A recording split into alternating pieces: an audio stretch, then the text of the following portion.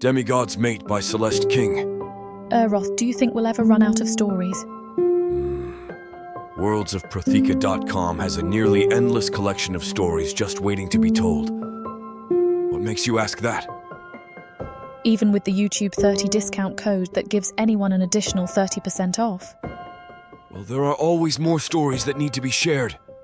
Stories are being made as we speak.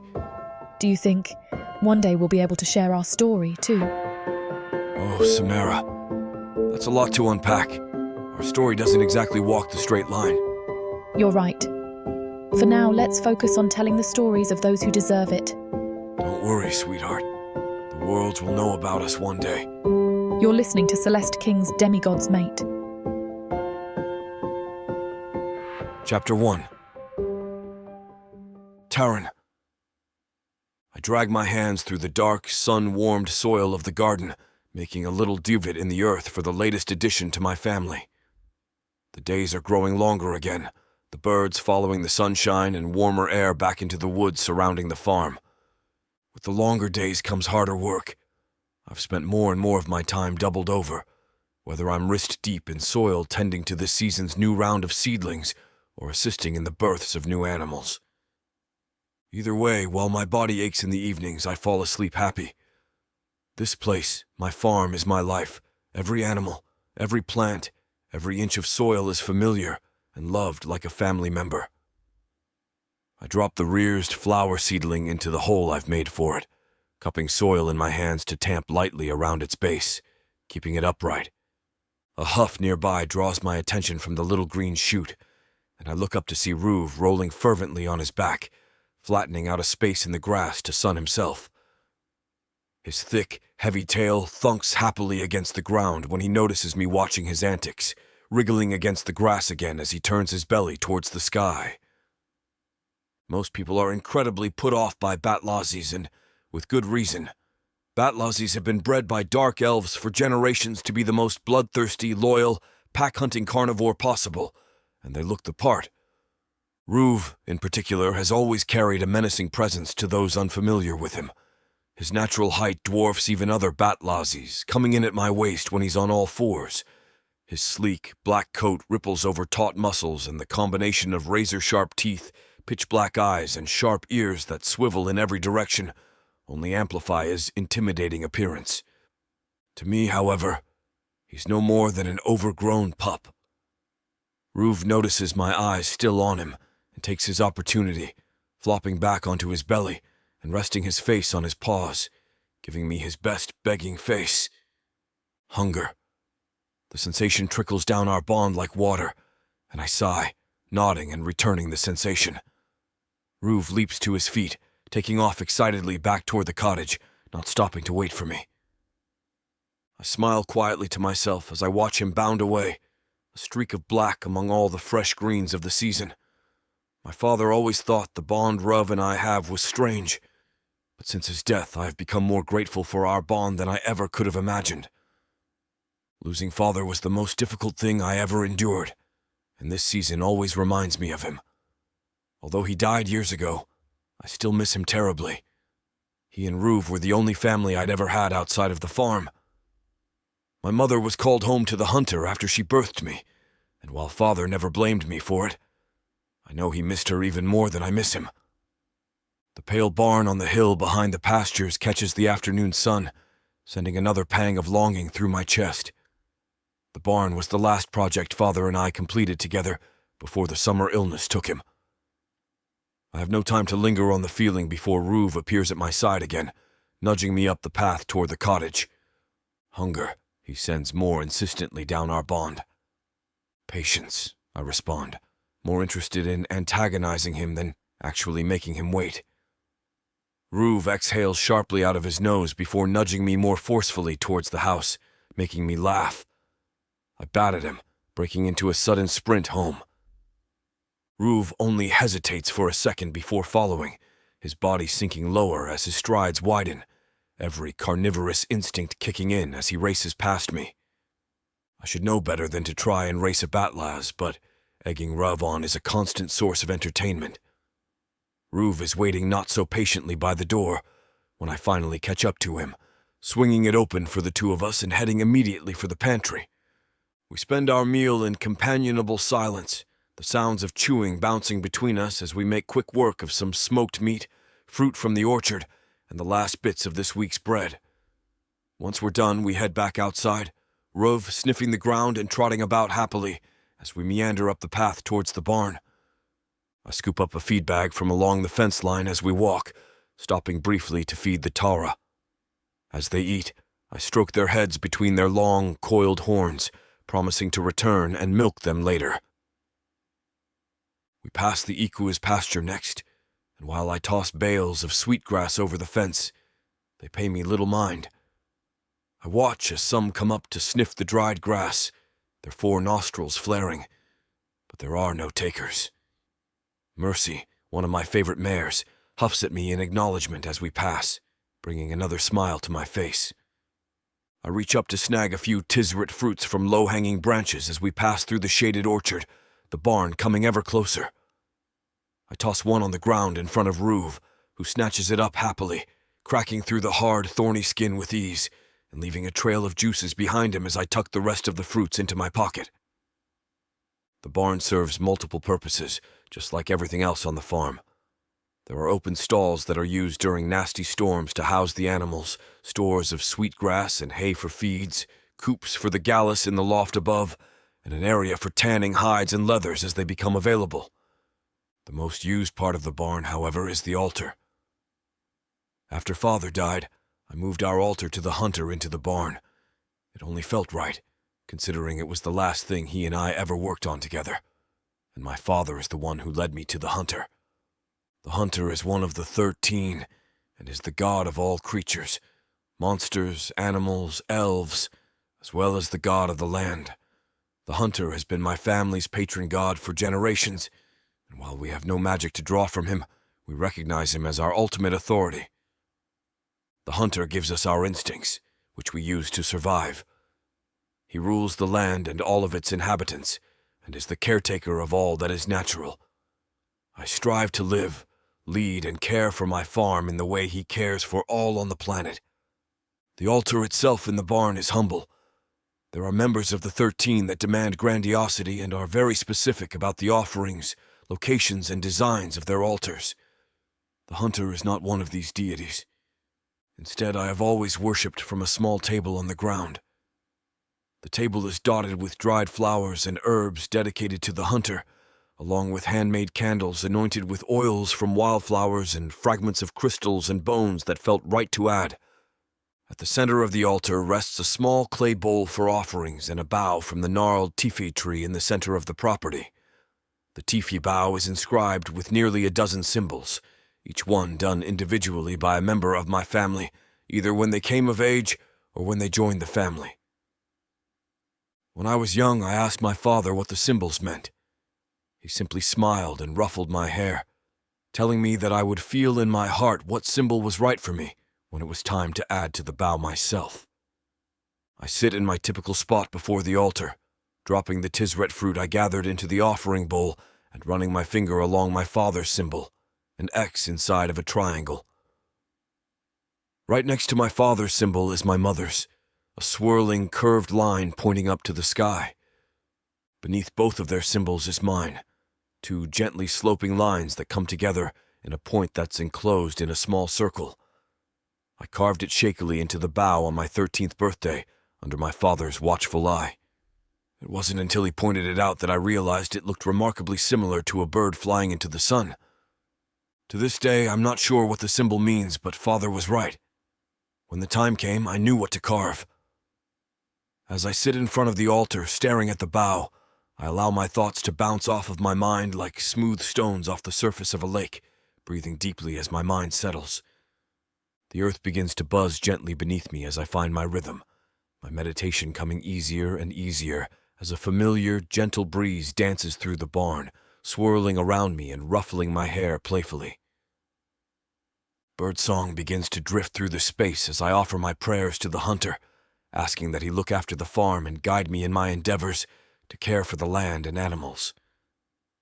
The earth rumbles softly as my meditation continues, rising in time with my requests and quieting as I do. I ask that the hunter look after my mother and father, and that one day I may join them in returning to the earth. Once my prayers are done, I offer my thanks to the hunter for his bounty, protection, and guidance. The birdsong trails off, the earth stills once more, and the breeze gives my face a parting caress as everything settles back to its normal state of being. I open my eyes to Ruv lying a few feet away, watching as he always does whenever I'm at the altar. I think that I sense something strange lingering at the edges of our bond, but Ruv makes no effort to make the feeling known to me, so I don't pry. Instead, I get up from the altar and head back toward the cottage to wrap up the day's chores. As always, finishing my meditation leaves me feeling as if I've just had a long conversation with my father. But as I travel back down the path through the orchard, I can't help tossing glances over my shoulder. Today, more than any other day, I can't shake the feeling that I'm not alone. Chapter 2. Brier.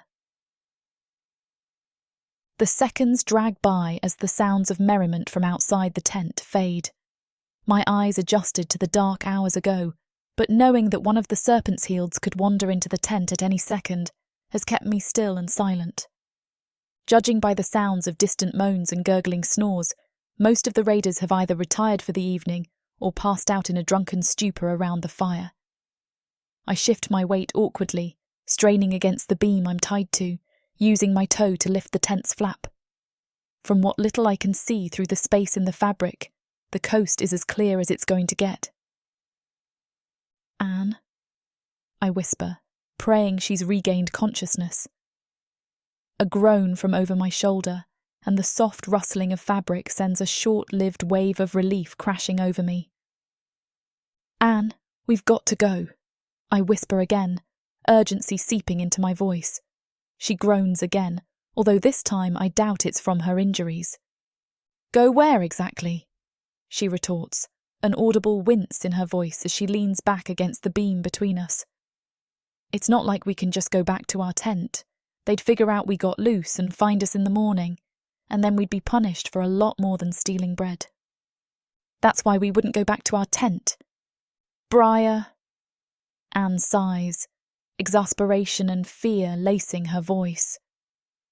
My talk of escaping the raider camp we belong to has always made her nervous, but I'm done waiting around for her to be ready. The Serpent Shields aren't the worst raider camp I've ever belonged to, but they aren't the best either.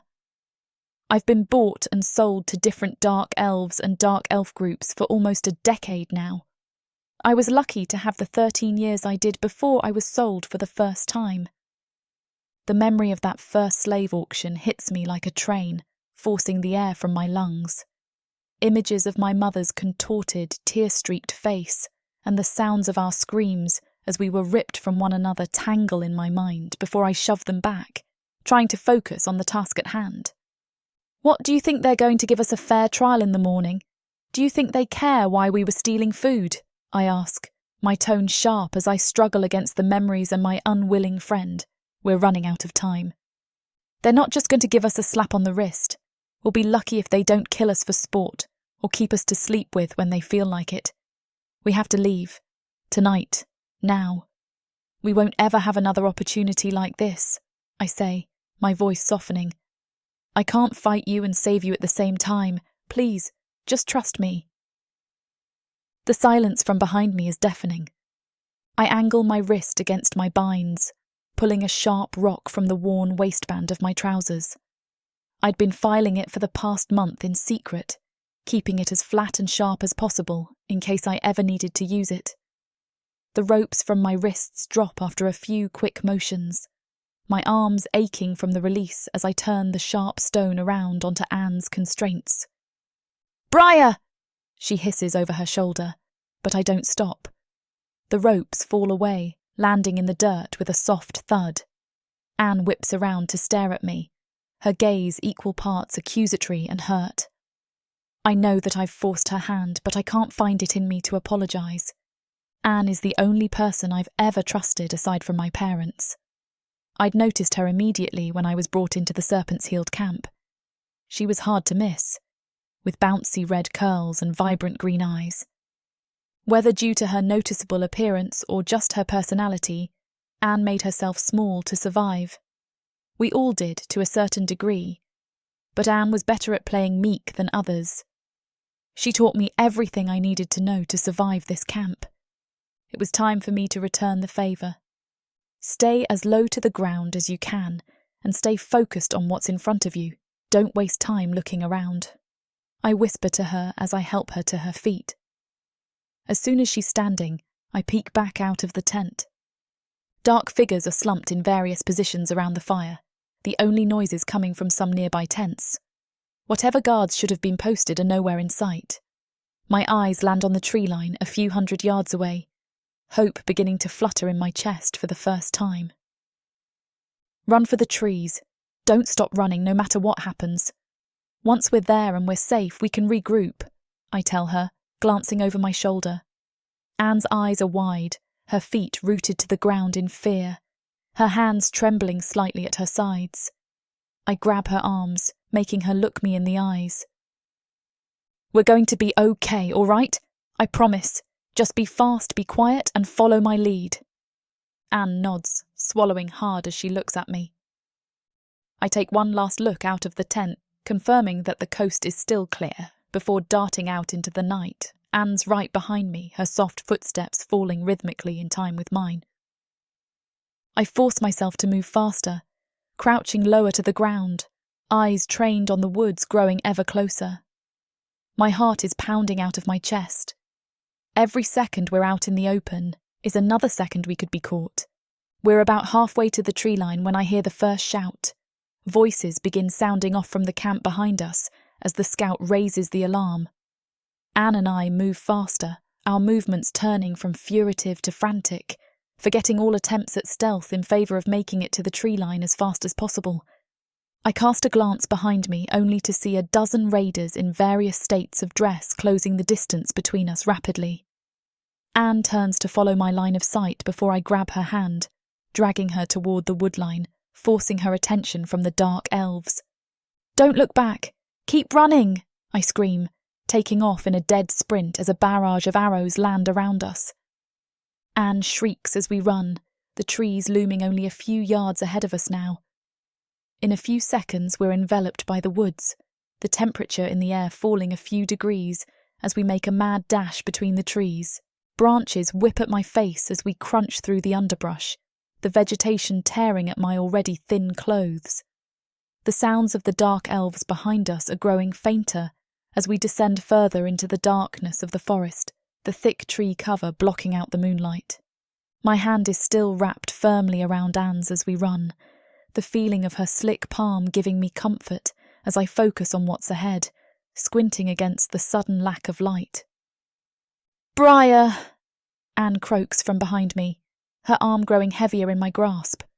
I turn, prepared to tell her we have to keep going, but the words die on my lips. Anne's typically ivory skin is nearly grey, her eyes taking on a distant look. "Brier, I don't feel very good," she says again, looking through me rather than at me. She collapses to the ground faster than I can catch her, and it's only then that I see the arrow sticking out of her back, blood soaking through her clothes and onto the forest floor.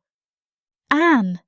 I cry out, falling to the ground with her as my hands hover frantically over the arrow.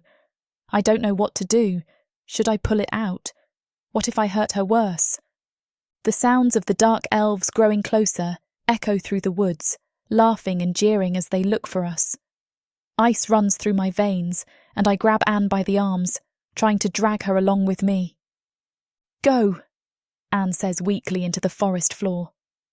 I shake my head, the tears streaming down my face, trying to stifle my sobs as I pull on her arms again. "Brier, you have to go," Anne repeats. I drop her hands, falling to my knees beside her. "I can't leave you," I cry, brushing the hair out of her face. "We have to go together." Anne shakes her head feebly as my tears come faster.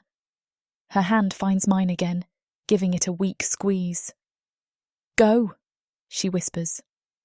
A branch snaps nearby and fear forces me to my feet. "I'm so sorry," I choke out as I back into the forest, my eyes still on Anne. "I'm so sorry." I turn my back on my only friend, forcing myself to continue into the woods. My eyes are bleary from exhaustion and tears, the adrenaline the only thing keeping my malnourished body upright. I stumble through the undergrowth, quiet sobs wrenching from my chest as I hear the excited voices of the raiders as they find Anne. "Well, look what we have here. At least we caught the pretty one, eh, boys? Go on, rip that tunic off of her. Let's see what the damage is. You don't mind if we play with you a little, do you, sweetheart?" I wrap my arms around a tree, vomiting into the underbrush as laughter and the wet sounds of flesh echo off of the trees. Somehow I keep my feet under me, moving forward in a trance-like state until I stumble out of the woods and into a pasture. All of the cuts and abrasions I've collected from stumbling through the woods sting in the cool night air, blood caked up my arms and across my threadbare clothes. I struggle up a hill, a rickety white structure sitting at the top. I don't think about what could be waiting for me in the barn, or the dangers of being out in the open as I half walk, half drag myself into the structure, noticing the strange altar against the wall.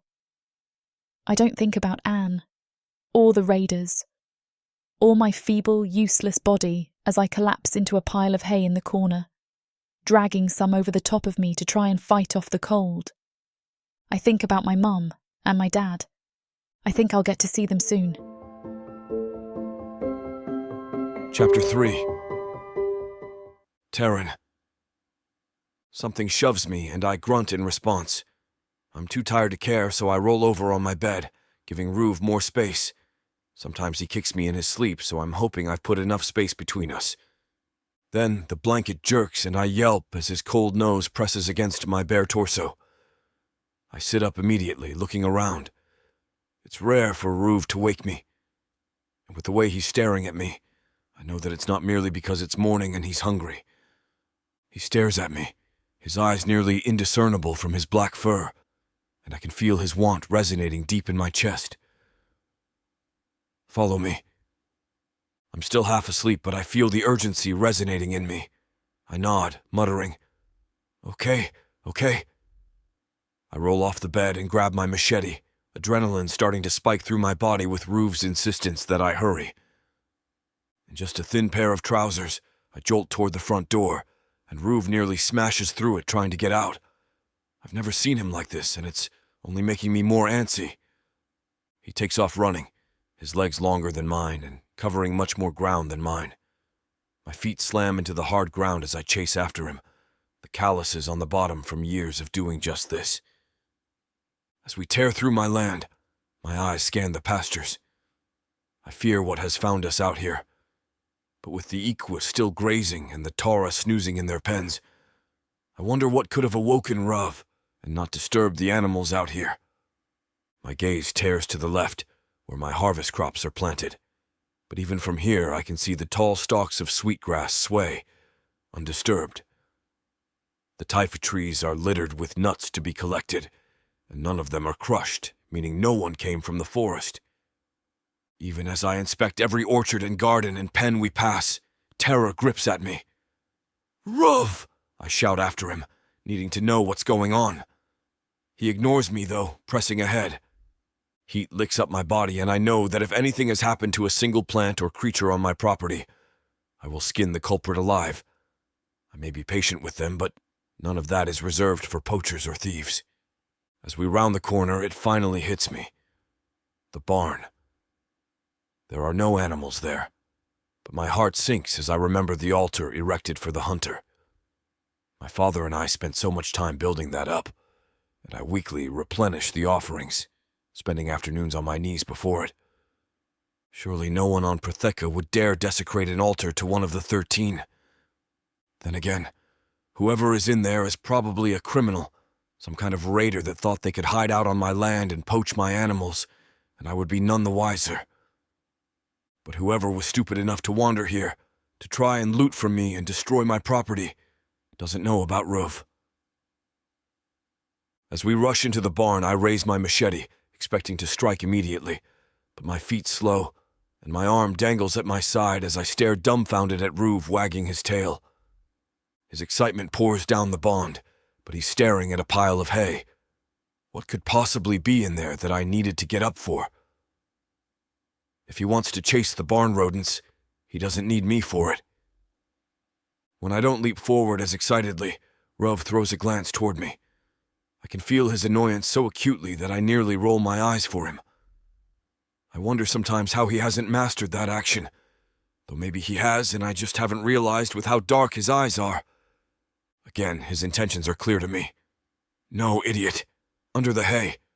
I grip my machete tighter, stepping closer to brush away the loose hay that I thought was just a messy bundle I had thrown in here. When I realize there are no bindings and I can dig through it easily, it takes me no time to reveal a body. Shock jolts through me, and I dig through to get a better look. Whoever it is in terrible shape. They don't wake as I brush against their skin, and when I finally roll them over, I see it's a human. Not only that, but a human woman with thick brown hair splayed out around her head. Beautiful. The words must echo down the bond because I feel Rov's response come back just as fast. Focus. I start to assess her, wondering how she's still unconscious, but there's noticeable bruises and cuts that linger across her skin, and even some of the hay is stained red. I let my hands move slowly down her body, keeping my touch careful as I feel for any open wounds or broken bones, and nothing else, I have to remind myself. Curiosity is running rampant through my body as I study her. Her skin is so pale and light, and she's so thin compared to me. How do these creatures survive when they seem so fragile? After I verify that there's nothing that requires immediate attention, I rock back on my heels to study her. She's the first human woman I have ever seen, and she's the second ever human. I almost couldn't even recall the word for what she is. The only other time I've encountered them is at the market as a child. One raider had acquired a human, and to my understanding they are kept as pets, much like Rov. Not a pet. Get out of my head, stop thinking so loud. Having Rov is like having a roommate in my mind, and I wonder if humans have the same abilities. They must not, because the human I saw, a male, I'm pretty sure, had on a collar and leash. He was being dragged behind the raider that was trying to intimidate my father at the market. I'd never put a collar or use a leash on Rov. I'd simply ask him to come back and he would. Maybe humans are just stupid. My father didn't seem to think so. After he had shooed the raider away, refusing to ever bend to anyone else and sell our product for less than their worth, he said little about the human. I had to ask him what it was to even know the name. Humans, my father told me, are very weak creatures. His eyes turned sad as they trailed after the raider and his pet. But no matter what a creature lacks, they are still a blessing from the hunter. And we honor all animals and plants in the name of the hunter, I recited, something my father taught me before I even learned my own name. That man was ugly, but this woman, even under all the dried blood and bruising and bones jutting out from starvation, is nothing like him. She is beautiful, no matter how Rov tells me to deny it. I frown as I take her in one more time, knowing what I must do. I sheathe my machete, going to the edge of the barn where tools hang from the wall. I pull down a dagger I use to shear the thistle when their coats are long. Crouching back down beside the human woman, I whisper the solemn prayer of the hunter. From whence you came, you will return. From the mountain's depths, your soul was created, and there it will rest. May you find the hunter with open arms, and he will guide you through the afterlife as he did this one. Sterlet. I whisper the last word, one of the few I know in the native elvish tongue to signal to the hunter that another soul will be coming to him soon by way of the guide. As I go to slit her throat, as I would with any wounded animal, though, Rov leaps in between the two of us. His body lowers and his lips curl up to reveal the rows of sharp teeth as he growls at me. I sink back, shock reverberating through me. Never in my life have I seen Rov act aggressively towards me. It makes no sense. Letting the confusion, hurt, and anger build in my core, I focus on sending it down the link so that it hits Rov fiercely. He stops his growling, but the protectiveness I feel over my lands and all that is on it floods me. It's coming from Ruve. Heal her. I sigh. I've never been blessed with such a skill as healing others, but I do know something most elves don't. First aid. She seems too far gone, and though my father did teach me to let nature take a life and never me, unless it is one of the Taura or Gallus, of course, I thought I'd be helping her. If he insists I must heal her, I will try. It still doesn't make sense to me why he is so adamant about me trying, and we will be talking about his behavior toward me later. I can't fathom any of the things Ruve has done since he woke me. I sink forward, going to touch the human to reassess her. I'm not sure if I should move her since all of my supplies are in the cottage, but I fear it will only worsen her condition. Maybe I can determine what I will need and bring it down here. But I never make that decision because as I lean forward to touch her, to take a more thorough search of her wounds, something stops me. Her eyes snap open. Chapter 4. Brier. My vision is blurred as I blink my eyes open, and the first thing that hits me is that acute pain in my head. The next is the sharp pain of dehydration and blood loss that starts in the desert that used to be my mouth and spreads down my throat and curls in my stomach. I feel as if I washed up on the beach. I can't even force out a groan, and I desperately want to just go back to sleep, but something is screaming at me to get up. The only problem is that I can't seem to grasp my senses enough to do such a thing. The world is foreign to me right now, and just trying to force my eyelids open is more than I can manage. I'm peering up into a hazy landscape that I can't make out through thin slits. As I manage to crack them open a little more, I realise that the scratchy feeling coating my body isn't internal. Something is prodding into my skin, and once the tall rafters above me come into view, I finally remember what. I'm on a bed of hay. That simple realisation makes all my memories come crashing back. I suck in a sharp breath as Anne's face flashes behind my eyes, and a fresh wave of pain rips through me. I lost her. I lost Anne, and I was forced to flee, hurt and injured. No wonder I feel like absolute crap. The next pieces filter in much easier. I recall riding into what I thought was an abandoned barn, collapsing to the ground before I could assess my surroundings. I pushed my body past its limits, and while I knew there may be danger lurking, I couldn't stay awake a second longer as I fell into this bundle of hay, having at least enough sense to cover myself. It seems I managed to pick out a good enough hiding space, though, if I am waking up to remember it all. I'm not sure how long I've been out, and though the rest has done me some good, I can still feel the lingering effects of what happened. My senses start to slowly come back to me as I wiggle my toes and fingers. I stir a little, and then it hits me even harder than my memories. I'm no longer covered. That can only mean one thing. I must have been discovered. I'm not alone in this barn. Panic surges through me, giving me enough adrenaline for my eyes to shoot wide open, and I'm about to turn to force my aching body into a defensive crouch as I assess my situation, when something comes at me.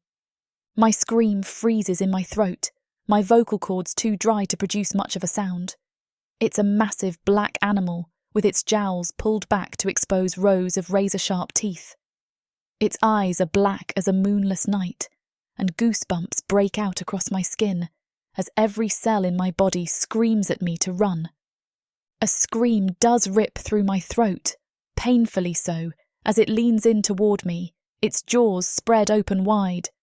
I try to scramble back, but I'm too stiff and injured to move too much, and I can't get away from the monster fast enough as it closes the distance between us. My voice dies out as suddenly as it cut through the air, my limbs going limp as I realise something warm and wet is tracking across my skin. The monster isn't using its sharp teeth on me. It's lunging for me or ripping me to shreds. Instead, it's licking me.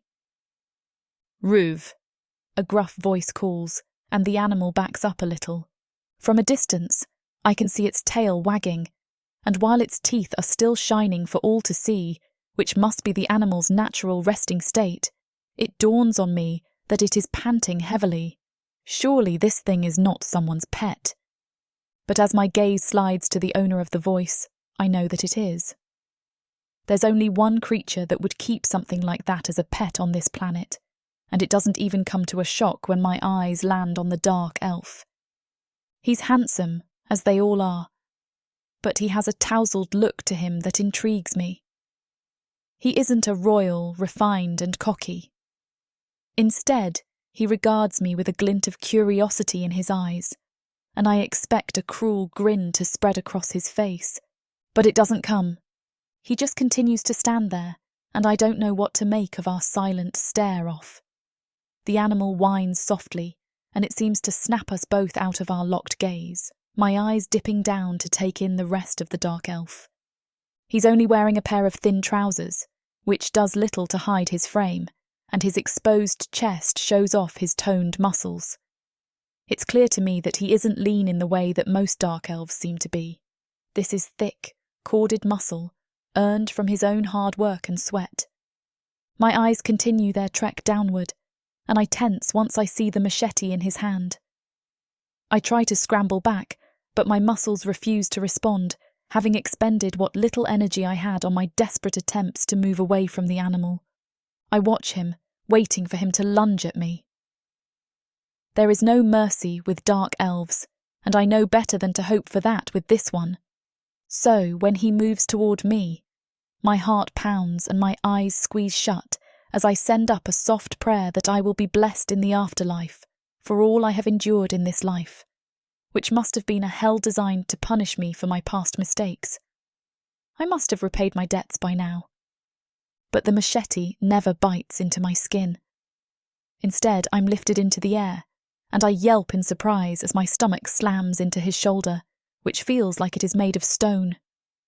I flail, drawing on the sudden burst of energy tingling in my limbs.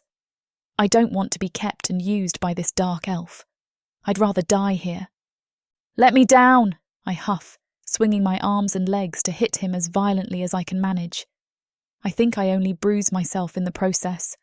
Where are you taking me? Tears prick at the back of my eyes, but I banish them. I've never been a crier or a beggar, more of a fighter willing to die a valiant death. I will not let my face crumple with sobs that will get me nowhere, and I'm surprised my body even summoned them. I'm truly exhausted indeed. I give up on hitting my captor when he doesn't respond. I don't have enough energy to waste on unanswered questions. Instead, I lift my head up and watch where we are going. The lands around us are large, covered in rolling hills and well-maintained pastures. I spot animals in different pens, farmlands spread out among the territory. I even spot smaller gardens of herbs and long strips of orchard trees. That explains his thick muscles.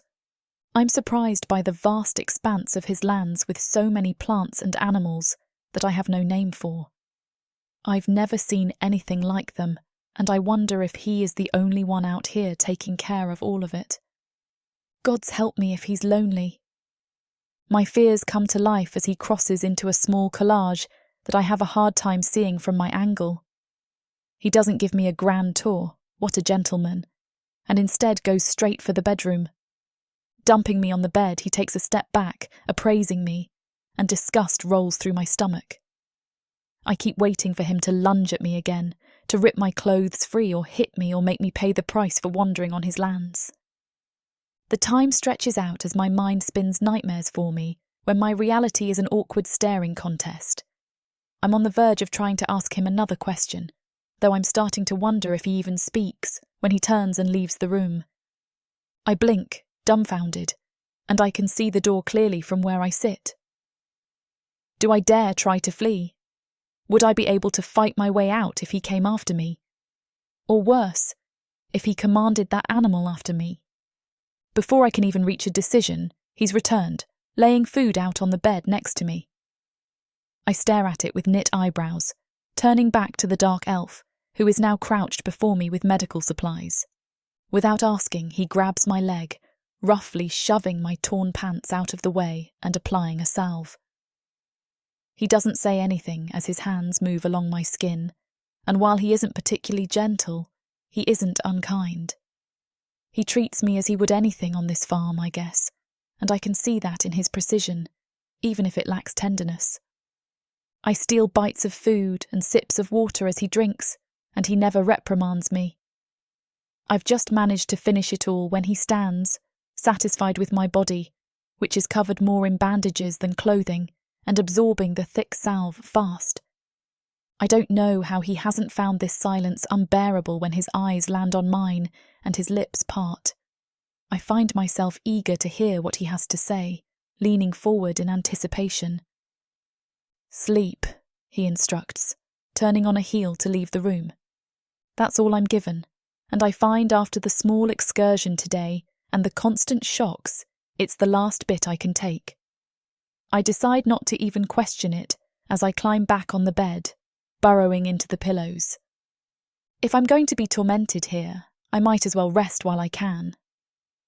But a small part of me wonders if that isn't the fate that awaits me. My mind goes back and forth as sleep sweeps in to claim me.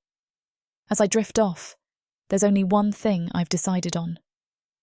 I don't know what the hell I've gotten myself into. Chapter 5. Tarron. I slide my fingers through my thick hair, tying it back from my face. I hate when it gets in my eyes as I cook, and with my thoughts so scattered, I already know that my hands are going to be moving on autopilot.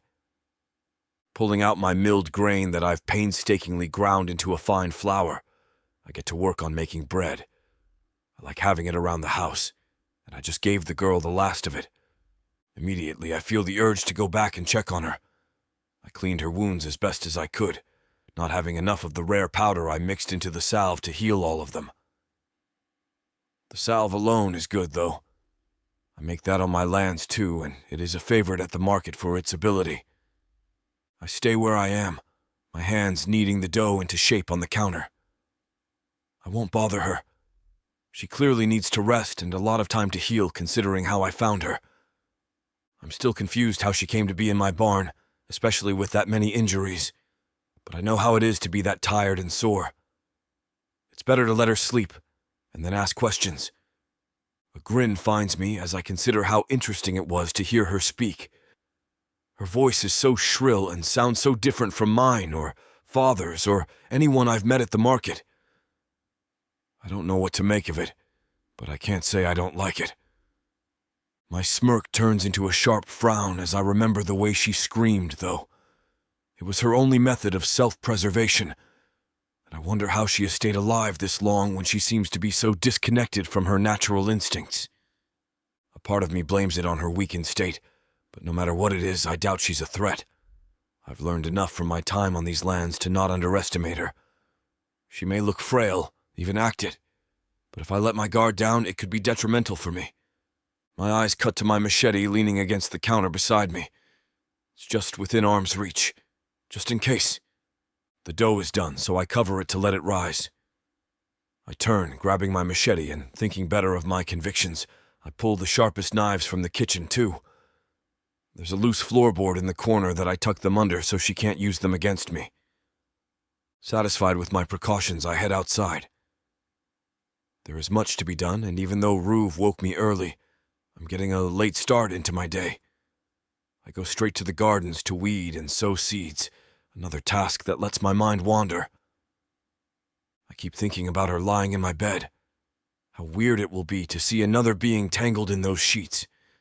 Even weirder to see someone else emerging from the bedroom or rummaging in the kitchen. It's been a decade since anyone else has been in my little cottage, and I can't help the peak of curiosity that rushes through me. I know I can't let it blindside me, but it will be nice to explore what it's like to have company, though it will be short-lived. My hands are buried deep in the dirt, plucking out the infective plants by the roots when I feel the first tremors. It pulls my mind out of its distant place, and I press my palms more firmly to the ground to feel the next one. Someone's coming. I pull myself up to my full height, letting Rav know through the bond. He trotted out here when I left the cottage, but I think he stayed near, showing an unusual attachment to the girl. I feel his response come rumbling back. As always, he'll fight to defend these lands with me. A slight smirk pulls at my lips as I rest a hand on the grip of my machete, ready to remind anyone who dares to come near just who cares for these lands. They aren't for the taking. I feel, more than see, the 5 equus as they emerge from the forest's edge. I know instantly they aren't mine, their spirit too flared and nervous to be of my herd. No, they weren't stolen from me, but they didn't come by their masters willingly like mine. My equus call out for me when they are needed, sharp cries that could rouse me from any sleep. They all found me, in need in some way or another, and I can feel that same spirit radiating off of these mounts. They're frightened, and that only heightens my evaluation as my eyes drag over their riders. I see the thick, black bridles and missing saddles, the hasty branding done so poorly it makes my stomach turn. The poor treatment could only be done by one group of people, and it's confirmed as I see the patches sewn into the tunic of the front rider. They are of the raider group that has been moving into the area, and while I've felt the effects they have had on my animals, they haven't bothered me. Not until now, anyway. I don't like having others near my home, especially when I do not know their intent, but I've made no intent to contact these raiders. As long as they respect my boundaries, I could turn a blind eye. Having them here, though, sends a thrill of adrenaline down my spine, and I know that Ruv must have sent the spike as the raiders trot toward me. He's suddenly at my side, though he paces between me and the cottage. I can feel his readiness vibrating between us, ready to attack as soon as I say. I ease my own eagerness, trying to let my calm rush through me and settle across the bond. I'm not vain enough to act without proper cause, and while I do not doubt Ruv, there's no need for improper bloodshed. Let's see what they want, I mutter beneath my breath to him, and while his annoyance is apparent, he stops his pacing. The equus pull up short just before me, and their leader, still a half a length ahead of the rest of his crew flanking around him, runs his eyes over my body. While he is clothed in thin armor, I am still bare, callous to the harshness of working the land and finding it cooler to operate without fabric clinging to my heated skin. "Good morning," he says after he finishes his scan. "We are Serpent Shields. I'm sure you are aware of our camp just past your lands." I nod. "I am," I answer gruffly, noting how much deeper and rougher my voice is than his. "We are on the hunt for a bit of lost property. We're not sure where it may have gone, but have you seen anything unusual on your lands?" At his words, Ruv begins to growl softly. It's nearly quiet enough for the elves not to hear if the equus weren't immediately spooked by him, stamping in place and jostling their riders. His reaction only confirms what I already knew. They are looking for the girl I found in the barn. I don't want to give them a reason to come back, knowing the kind of damage they can do, so I hedge my answer. "Unusual how?" "Any signs of trespassing?" He's getting closer to the truth. The leader huffs out a sigh that he tries to smother. "A human, perhaps?" Internally, I ask the hunter to forgive me for my trespasses. The truth is the only avenue, and while I know this to be true, I can't return the girl to this group. I hope my God will understand as I answer, "No one's visited this farm in months." Excitement floods me, coming from Ruv. He's thrilled I've lied to protect the girl, and an edge of excitement colors it. It's so potent I can feel his exact thoughts. Unusual to lie for someone you nearly killed hours before. I mentally hush him, not wanting him in my head right now. I need to think clearly or I won't be able to navigate this situation. One misstep and too many of my plants and animals will be hurt in the process. The leader eyes me, not convinced. He slides out of his saddle, his feet hitting the ground with a loud thud. I can tell he is tall for an elf, even at this distance, but as he pokes his chest out, I want to laugh. He's not nearly as intimidating as he thinks. He leers over me, brushing his tunic back to reveal a wicked dagger pinned to his side. I nearly roll my eyes as my hand rests on the grip of my machete, and I straighten my back so that we are nearly eye level. "Are you sure there is nothing on these grounds?" "Nothing but fierce animals." At my words, Ruv pushes to my side, snarling fiercely at the dark elf. He tries to hide it, but I see the spark of fear in his eyes. He knows that while he may be able to defeat my batlas, he will sacrifice much in that battle. Maybe we should stick around for a little while, he tells me, a thinly veiled threat lingering underneath, just in case something turns up. My lips curl into a grin. Only if you think you can handle it. Now? Ruve sends down the bond, picking up on my words. I offer a slight, barely noticeable nod. The batlas snaps forward, narrowly missing the dark elf's hand, and he jerks back with a grunt. I grab at Ruve as if he needs to be restrained, though we both know it's not true. Sorry, he and his pack are meant for herding. They have a hard time differentiating between different species. At the mention of Ruve's non-existent pack, the leader starts to back away. While he may have thought he could handle Ruve and I, he clearly isn't up for more batlazis under my command. He pushes up off the ground, swinging onto the mount's back as he grabs the reins and tells me, I'm afraid I don't have the time. Let me know if you do see something, though. He reaches behind him, grabbing a burlap sack and tossing it to the ground. As a show of good faith. He flashes a vicious smile. It should help ward off any unwanted visitors. Chapter 6. Brier. I don't think the elves see me, and I'm trying to keep it that way. I know the one who owns this cottage, the shirtless and muscular one, definitely doesn't know I'm awake. He thought I was asleep when he left, but while my body is eager to rest, my mind seems unable to succumb to it for too long. The low hum of extra voices reached me, even in here, and though my body protested profusely, I dragged myself from the bed, looking out of the window in fear that it was time for me to run again.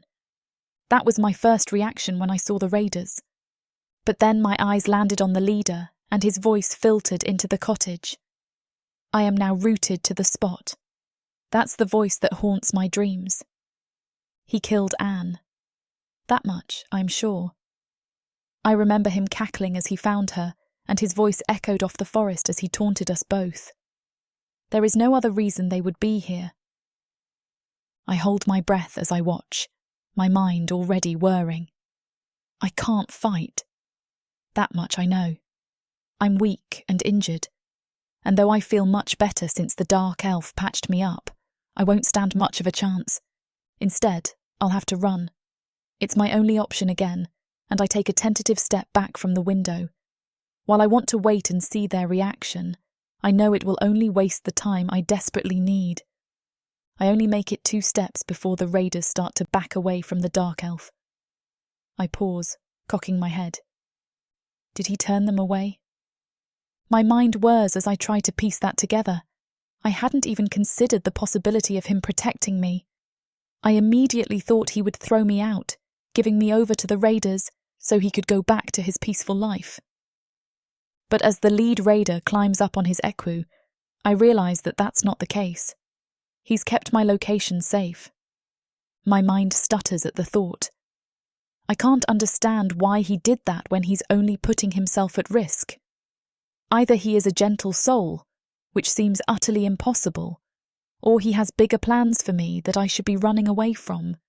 But as I think it, my feet don't move. It's like I'm drawn to him, and I don't know why.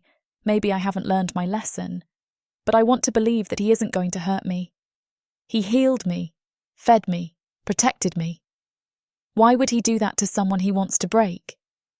Just as I expect them to turn away, the raider reaches behind him, grabbing a burlap sack.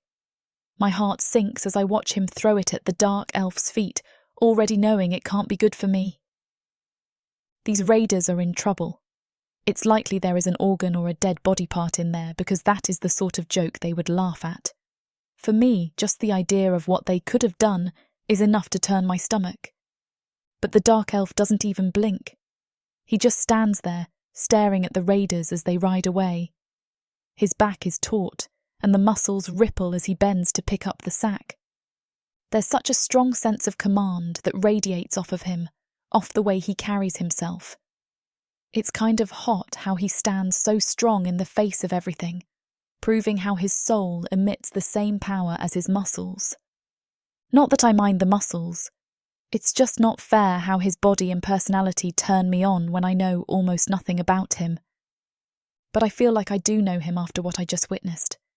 He's caring, strong, and, fine, I'll say it, hot.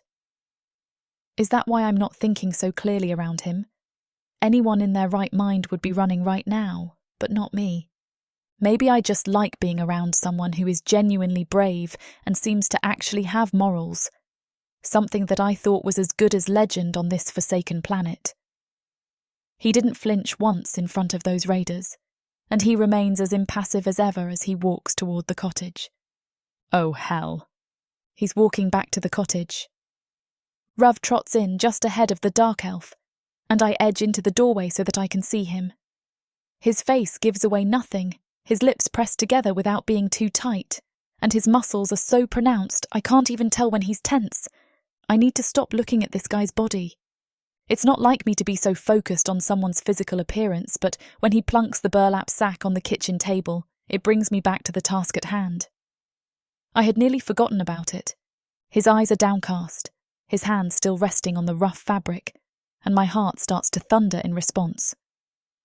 It's the first time I remember that those corded muscles can do more damage than good. I wait for him to yell. I'm surprised he didn't break the table or slap me as soon as he came in. My knees tremble as I wait for his response, and when his head slowly turns toward me, my breath catches in my throat as I see his eyes. They are soft. Every part of him seems so rough and harsh, but his gaze is almost tender. I don't understand it, and even more, I don't understand his voice. There's no harshness to it, no accusation when he speaks.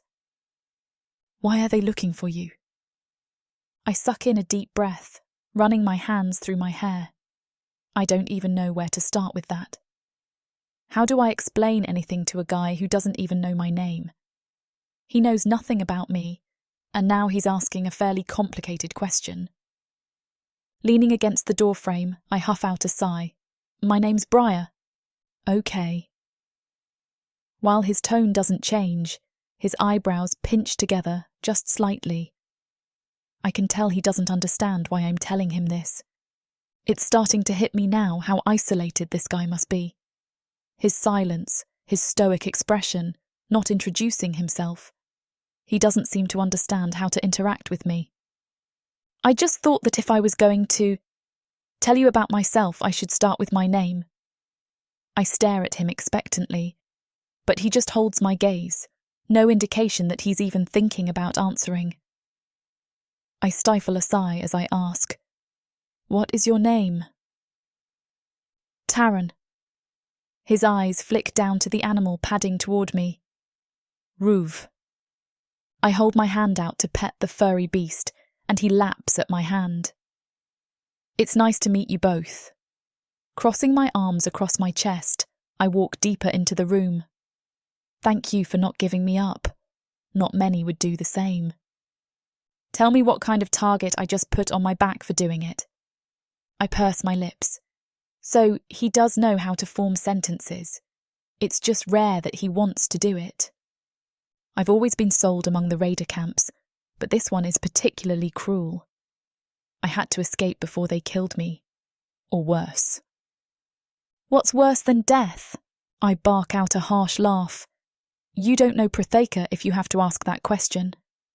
When he just stares at me, I continue. I managed to escape, but another with me wasn't so lucky. Now they're mad they couldn't catch me, so again I'm very grateful that you protected me. I don't even want to think what they would have done to me. His eyes cut down to the animal. Thank Ruv. I don't catch the words before they come out, and immediately I recoil back, knowing they were too sharp. Why would I thank an animal? Tarron stiffens a little. He's a batlaz. Ruv's tail thunks loudly against the table leg at the mention, and I reach out to pat his head. And he's the one that really saved you. I just stare at him, dumbfounded. Is he so lonely out here that he talks to this animal? Does he really think the beast can talk back to him? Not wanting to offend him again, I turn toward his pet. Thank you, Ruv, I murmur in a soft voice, petting him. His tongue lolls out, and he looks all too happy to have helped. Tarron turns away, and my stomach twists as I realise he's reaching for the burlap sack. It seems like Ruv can sense my unease, though that doesn't make much sense. Either way, he presses harder into my palm, licking at it gently. It does something to calm me as the dark elf reaches inside the sack. But there is nothing in this world that could slow my racing heart as I see what he pulls from it. Ruv whines softly, pushing harder into me, and it draws Tarron's eyes away from what rests in his palm. He regards it so nonchalantly, whereas seeing the contents makes my mouth turn dry. Because hanging between his fingers are long red strands, shining in the midday light. They are clumped together, torn at the roots, and I can tell that someone fisted her hair and ripped it straight out. Brier, why would someone think this would scare you? I can't even meet his eyes, but I know exactly why. It's Anne's. Chapter 7. Tarron. I watch her carefully. She doesn't even want to look at me. My eyes narrow. What's wrong with you? I take a step forward, which makes her take a step back. Why are you scared? Ruv makes a noise. He glares at me. His intentions rumble down the bond. Leave her be. I asked a simple question. I shoot back. Ruv still raises his snout, unimpressed. She shakes her head. She presses her lips into a thin line and covers the lower half of her face with a hand. What? I don't want to see that, she rasps out. Tears are flowing down her face. Her eyes are shut tight. Please, get it away from me, please. You're afraid of some hair? I'm holding the strands up to the light, observing them from all directions. This girl is odd. I don't think I've ever known someone who... It's so much more than that, Brier snaps. Her chest heaves as her breath quickens. Her jaw clenches as her eyes, wet with tears, finally meet mine. There's fear and anger intermixed in that look of hers. I can see flames dancing in her stare. Are you trying to make light of this situation? I'm still trying to understand what's happening, I say, holding my hands up in defeat. Her upper lip curls.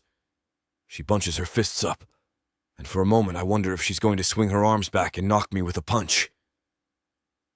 Ruv stands between us. He makes a small noise as if to appeal to Brier. She glances at him, then her body relaxes. She makes her way towards the sink, hunches over and retches. This goes on for a few seconds.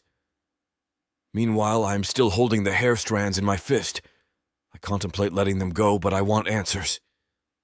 Brier? Give me a second, she gasps, covering her mouth and holding back another bout of vomit. I'm sorry. She sighs, wiping away her tears. She spits into the sink and cleans her mouth with the back of her hand. Her skin is pale and she is hesitant to look me in the eyes. Ruv whimpers. Her name was Anne. My eyebrows shoot upwards. Anne? I repeat. Who was she? She was my friend. Brier wets her lips. They're bleeding now. She was killed by the raiders when we escaped their camp. They defiled her body. She can't even bring herself to finish. She sucks in a shaky breath, turning away from me once more. I stare at the hair strands in my hand, and I try to envision the girl they once belonged to. Brier's friend. Brier is leaning against the countertop with her hand covering her mouth. She's staring at the sky through the window. They killed her, and I wasn't able to do anything about it. I'm sorry, I managed to say. My chest aches to see her upset. It's a shame that they did that to her. I don't even want to imagine what she went through in her final moments. Brier sniffled. They did horrible things to her body. I can't... Don't torment yourself with those thoughts. She falls to her knees in the kitchen, holding herself as her head falls. I hear soft sobs coming from her body. Ruv is looking at me, but I can't stop staring at her. A deep yearning emerges from within my chest. I recognize her grief. I still remember the way I cried when my father died, and I'm seeing Brier experience the same thing. I carefully place the hair strands in the bag. Then I approach her. She doesn't seem to know that I am next to her. Lowering myself down, I wrap my arms around her. She tenses up, but then relaxes into my touch. I can't help but inhale her. She smells like nature and her skin is soft. I trail my fingers against her arms absent-mindedly, mainly because I like the way she feels. There's a thought within me that I mull upon. What if I keep her here forever? Just she, Ruve, and I. I certainly wouldn't mind that, but I have some responsibilities to take care of. With a nudge, I beckon her to stand up with me. "What are you doing?" Brier asks. "We need to return her to the hunter." I grab the bag with her friend's hair and lead the way towards the barn, which isn't too far of a walk. Along the way, I stop and pick out the best flowers and twigs I see. I don't think Brier knows what I'm doing. She watches me with wide eyes, and she mainly keeps to herself, but soon enough, she joins me. She starts picking out small yellow flowers for her friend and adds them to the bag. Rove tags along happily. His tail wags and he occasionally trails his head along Brier's leg. She laughs softly when he does that. Thank you for comforting her, Rove. It makes me feel good to hear her laughter. When we arrive at the barn, I grab a handful of long candles that I keep in a crate near the front entrance. Before I walk through the threshold, I close my eyes. "Receive me today," I mumble, before bowing my head in reverence. Ruve stands behind Brier, coaxing her inside by gently ramming his head into the back of her knees to make her move forward. Her body is stiff, and she gawks at the altar once she steps inside. She stands underneath the doorway. "You don't have to come all the way inside if you don't want to," I say. I place the bag at the foot of the altar. "You can do whatever makes you feel the most comfortable." Brier nods. To my surprise, she makes her way towards me and sits right next to me in front of the altar. Ruve's tongue lolls out of his mouth happily as he flanks my other side. She's receptive to this. "I can see that," I reply. "I hope she enjoys this. I don't want to scare her." She doesn't look scared. She looks curious. I sneak a glance at her. Ruve is right. She is absorbing everything she is seeing. I smile slightly as I start lighting the candles. I press them down into the earth, twisting to make sure they stand and remain upright. I light 12 candles. As I finish and lean back on my hands to observe my work, I realize that my hand is grazing against Brier's. She doesn't flinch or pull away. Instead, she leans closer to me. I like what she's doing. I want her to do more of that. At the same time, I realize that I need to focus on the task at hand. The hunter needs my full attention. I cannot disrespect him by failing to pay proper reverence. I take the bag with Anne's hair and the flowers in my hands before carefully placing it between the candles. The flames dance brilliantly with the act. "Remember her eternally," I say 5 times. I close my eyes. Bring her back to the start. Rid her of any pain and distress. Grant her mercy, leniency, and compassion as she makes her journey back to you, the hunter. The ground responds to my prayer. Small green sprouts crack through the ground's surface, surrounding the bag.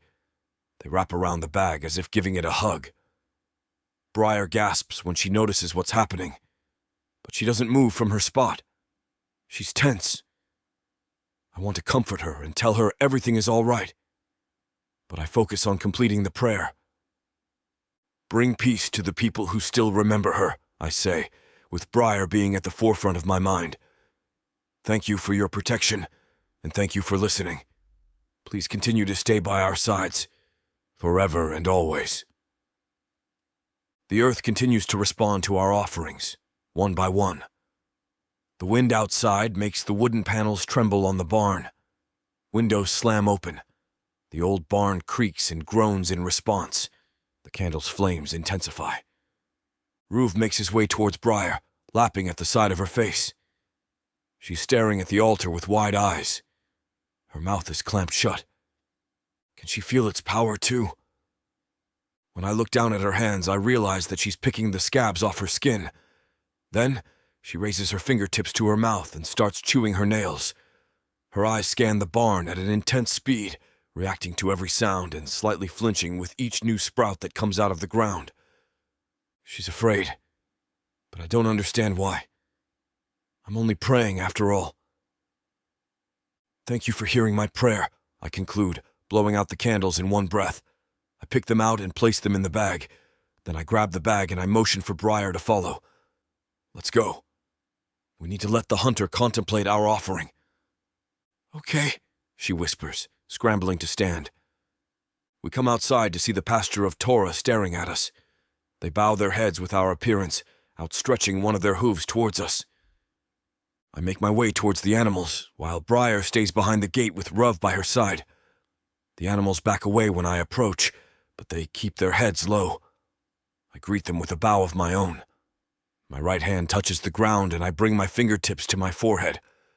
My other hand reaches for the bag with Anne's hair, the flowers, and the candles.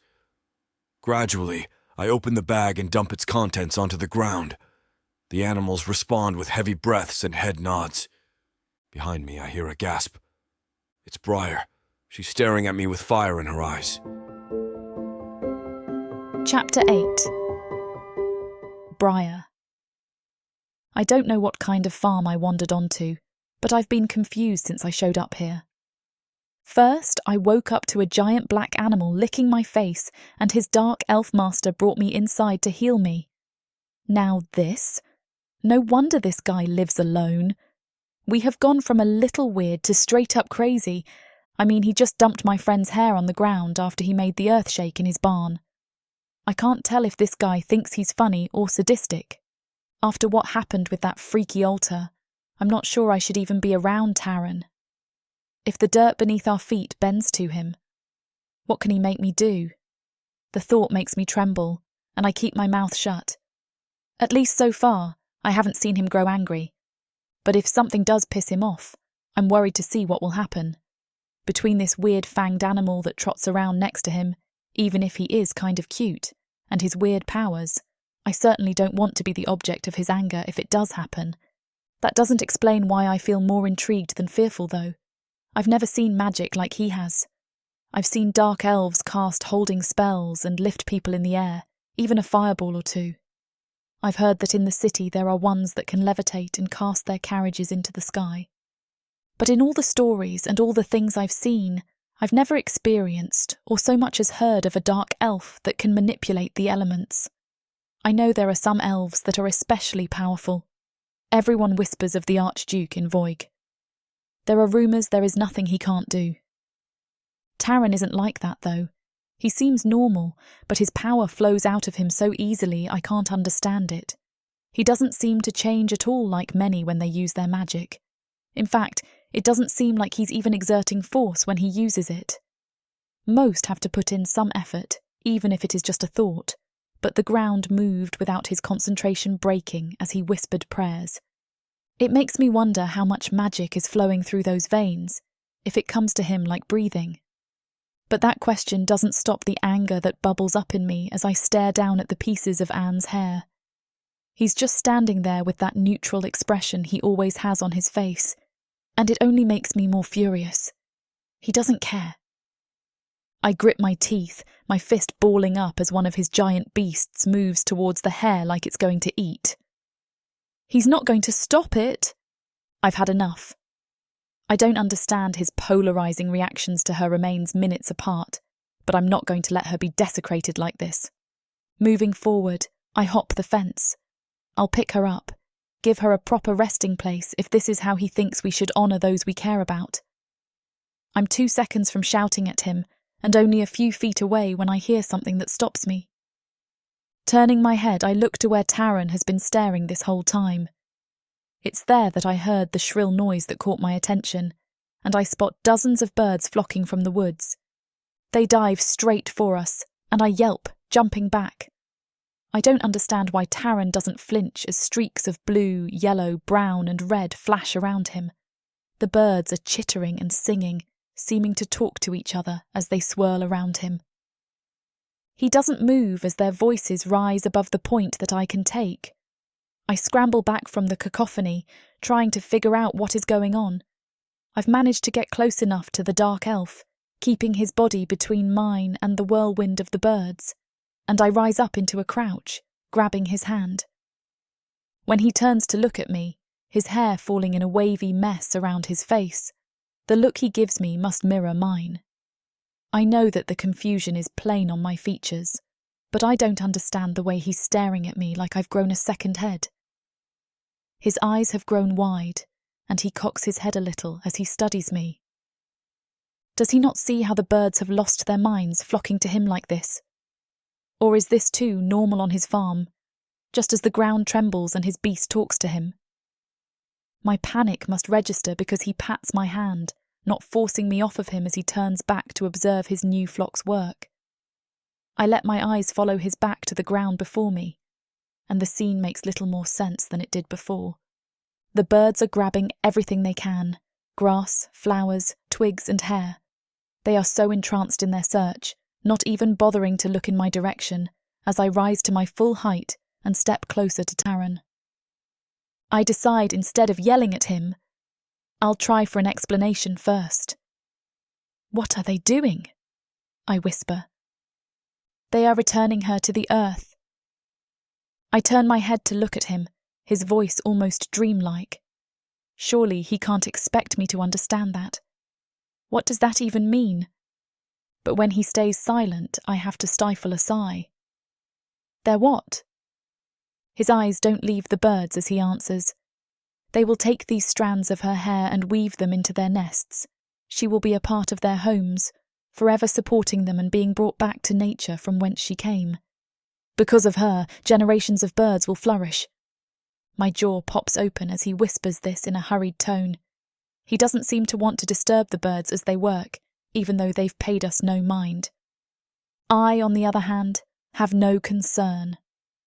My throat burns as I stare at Tarron, and in no time my eyes fill with tears.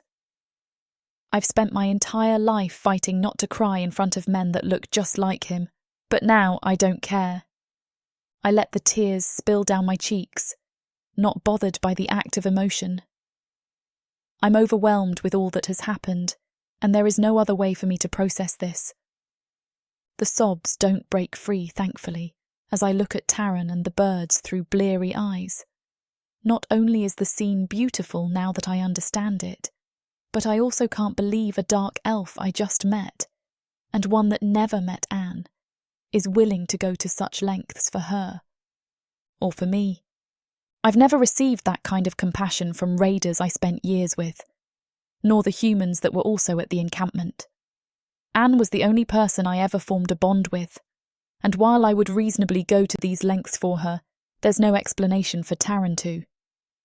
But here he is, wasting away his workday to bring peace to my friend and joy to my soul. He's healing me more than he knows, both inside and out, and I hate the way that my heart starts to thunder when he turns to look at me. I'm full-on trembling when he reaches up and wipes my tears away, like it's the most natural thing in the world to him.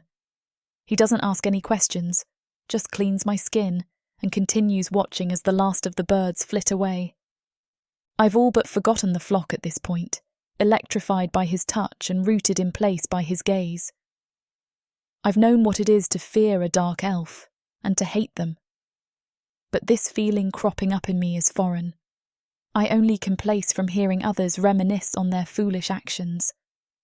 I'm falling for this elf, which might be one of the dumbest things I've ever done, and I can't even find it in me to care. I don't know much more about this elf than his name and his unbelievable power, and yet I feel I know him better than I have ever known anyone in my life. There is something that shines out from him, a kind soul that calls to me, and I find myself shuffling toward him. I'm starting to trust him, no longer believing I'll be turned over to a new master at the first chance he gets, especially after I saw his interaction with the raiders. Alarms go off in my mind, and I know I should turn and run.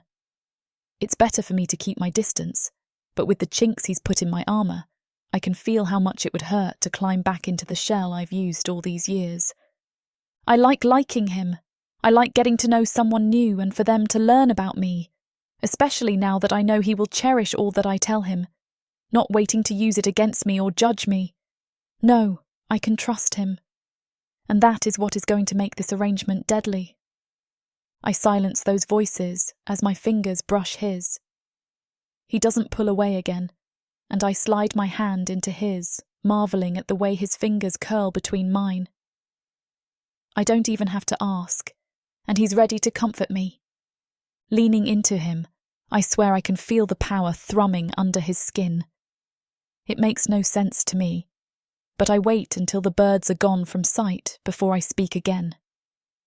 I've never seen an elf so in control over his magic like you. How were you able to call those birds here? Tarron only shrugs. I didn't call them. They came when they were needed, sent by the hunter himself to take and cherish his child as the guide takes her soul to where it belongs. I stare at him, not able to understand. They just came? He nods. They do when I need them to. I want to open my mouth to argue, not believing a bit of it, but as his thumb brushes the back of my hand and an electric jolt shoots through my body, I think it's best to leave it alone. There's nothing normal about Tarron, but he doesn't seem to know it. At first, I suspected he was withholding his talents from me. But now one question keeps circling my mind. Is it possible he doesn't know how powerful he is? Can I see more in him than he'll ever realize? Chapter 9. Tarron. It is starting to get dark by the time we return to the cottage. When we step inside, I turn to Brier to ask her a question when I hear her stomach growl. It's loud enough to make Ruv's ears perk up. Then I can feel hunger coming from him as well. I guess that answers the question of if you're hungry, I say. Before I can turn to walk towards the kitchen, I see her skin flush slightly pink. Are you too warm? I ask. She raises an eyebrow at me and her skin turns almost crimson. What's wrong? Do you need to sit down? I'm worried she might faint or something. Humans don't have the constitution of dark elves. She flinches slightly when I take her arm, but I guide her to a chair. After I sit her down, she looks up at me with an expression I can't quite understand. It's been so long since I've seen another person's face that I'm very much out of practice reading people. I could use some food, she says finally. I grab her some dried tisret fruit from the bin and press it into her palm. Eat. I'll start working on dinner. I turn my back and start throwing things into a pot for a simple stew. I keep looking back at her as I prepare the food. Aren't you afraid you're going to cut yourself? She asks. Huh? You're not watching what you're doing. I turn back to the cutting board. Brier's right. I wasn't keeping my hand anywhere close to the cutting edge of the blade, but I'm distracted by her. If I don't focus, I could end up injuring myself. Sorry, it's been so long since there was anyone to talk to. It's kind of exciting. Ruv cocks his head and groans at me. In words, I add. Brier laughs and I realize how much I've missed having another person around. I've learned to live with my isolation. I never thought it was great being all alone, but I'd grown accustomed to it. Now with her here, I don't think I'd really want to go back to solitude. I focus on my work so I don't lose a finger, but we do talk more once everything's in the pot, and it starts to simmer. Was the tisret enough to tide you over? I ask. It'll be a struggle, but I'll survive somehow, she says with a strange smile. I'd like you to do more than just survive. Do you need more? I can get you more, I say, standing. Relax. I'm just kidding. It was fine. I'll be fine. Are you sure? You don't have to take everything so seriously. It really has been a while since you had someone to talk to, hasn't it? I nod. What do you do with all your time? I work the land, I say. What do you grow here? She asks. All sorts of things. What I need to survive. I do a little bit of trading for the things I can't make myself. And you do all of it yourself? Yeah, ever since my father died. Brier's forehead crinkles and she bites her lip. Everything okay? I ask. Yeah, just... How long ago was that? 10 years ago. Brier goes silent, crossing her arms over her chest and staring at the floor. I take the opportunity to go stir the stew. When I sit back down next to her, she hasn't moved, and her facial expression is the same. I guess that means she's done talking. Ruv rests his head on her knee, and I can feel discomfort coming from him, but it feels different than anything I'd felt from him before. It's like he's trying too hard or something. It feels forced. Then it hits me. He's trying to tell me what he thinks she's feeling. Is everything okay? I ask. She glances up at me just as Ruv turns to stare at me as well. He can't seem to believe that I asked such a question. I hate feeling like I'm worse at understanding people than this hound, but apparently that's the case. What do you want from me? I don't want anything from you, I say, and I swear Ruv winces. I don't know what his deal is tonight. It was a strange question. What could I want from her? She's just a human. What use could I have for her? I've managed this farm for a decade without any help, and it's not like she's stronger than any of the animals that help me work the field. I somehow doubt she'd enjoy pulling a plow. What are you going to do with me? She asks. Nothing. You'll just stay here until you're fully healed and ready. My next harvest will be after the full moon. Then I'll travel into the city. I'm sure you can find your own way from there. Then a thought occurs to me. I could use some help getting ready for harvest, I guess. Many hands make light work. You can help me prepare for harvest and stay here until then. Her expression doesn't lighten. I get up and serve her some stew, which she eats without a word. Is it to your liking? I ask. Yes, she says in a short, clipped syllable that carries all the warmth of the dead of winter. I'm not sure what I've done to upset her, but apparently it was egregious enough that her ire has risen to the point even I'm able to detect it. I don't know what to do in a situation like this.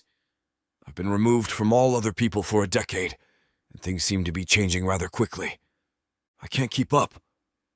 Even when my father was still alive, it was mostly just him and I. We didn't hire anyone to help us work the land, and he went into town just as sparingly as I did. He'd always been fairly straightforward, at least as far as I knew. I'm totally unprepared for how to deal with Brier and everything I'm supposed to be understanding from her silence. If she were a wild beast, I would know from the way she held her body if she was injured or getting ready to spring into attack. But she's not. She's human, and I can't read her body language well enough to figure out more than that she's not happy with something I said. If you don't want to stay, you don't have to. You aren't a prisoner here. I almost jump as much as she does upon hearing my voice breaking the silence. She pushes her bowl away from her, crossing her arms again. I'm suddenly not feeling very hungry, she says. I think I might have upset her even more, but I don't know how or why or what to do to fix it. Am I supposed to take her prisoner? Why would she be upset that she's free to leave? Do you want to stay or go? I ask, trying to keep the annoyance out of my voice, but I feel like I'm failing terribly. I want to stay. I'll work to earn my keep. She doesn't sound particularly happy about it, so I don't know if I should take that as a victory or not. I don't really have the energy to keep digging to find out either. It's getting late and you look tired. Why don't you go to bed? I'll clean up. Brier shoves away from the table and walks toward the bedroom. I put the bowl of leftover stew on the floor, and Ruv laps it up quickly while I finish clearing the table. I clean the dishes we used, but I have to keep going back because I see I missed something. I'm too distracted by thoughts of Brier. Traveling down our connection, I keep getting the feeling Ruv thinks I'm being an idiot or something, but even he's not talking to me. Does he feel what Brier feels like he does with me? Or is it something like the way her scent changes? Something far too subtle for my nose to pick up? It's just been him and me for so long that I can barely remember what it was like when I was talking with my father. Maybe because my father had always been straightforward with me. Ruv never had the need to point out I was missing something obvious. But was it obvious? If Brier was really upset by something I had said or done, shouldn't she have made that clear? Ruve noses me in the back of the knee, the bowl I set down for him clasped gently in his teeth. I almost forgot to wash it as well. Brier was and is very confusing. I need to focus. If I'm distracted like this while out in the field or in the woods, I could get myself in trouble. It's only after Ruve noses me again that I realize I finished washing the dishes and am now just standing there with my hands soaking in dirty water that had long ago gone cold. I finish up and start putting out the last of the lanterns. All the while, Ruve continues to corral me in the direction of my bedroom. He's annoyed with me for some reason. "You don't have to wait for me. Just go to sleep," I tell him. He huffs, and I can feel his annoyance with me coming off him in waves. He might be frustrated with me, but I'm getting equally frustrated with him. Everything has felt just a little bit off since he brought me out to the barn to show me Brier. But whatever his motivations may be, he's at least right that I do need to go to bed. It's been a weird day, and I'm tired. Maybe things will end up making more sense in the morning. Snuffing out the last candle, I turn and head to the bedroom for some much-needed sleep. Chapter 10. Brier. The bed creaks slightly as I sit on it. I sigh deeply, gripping onto the edge with enough force to make my knuckles turn white.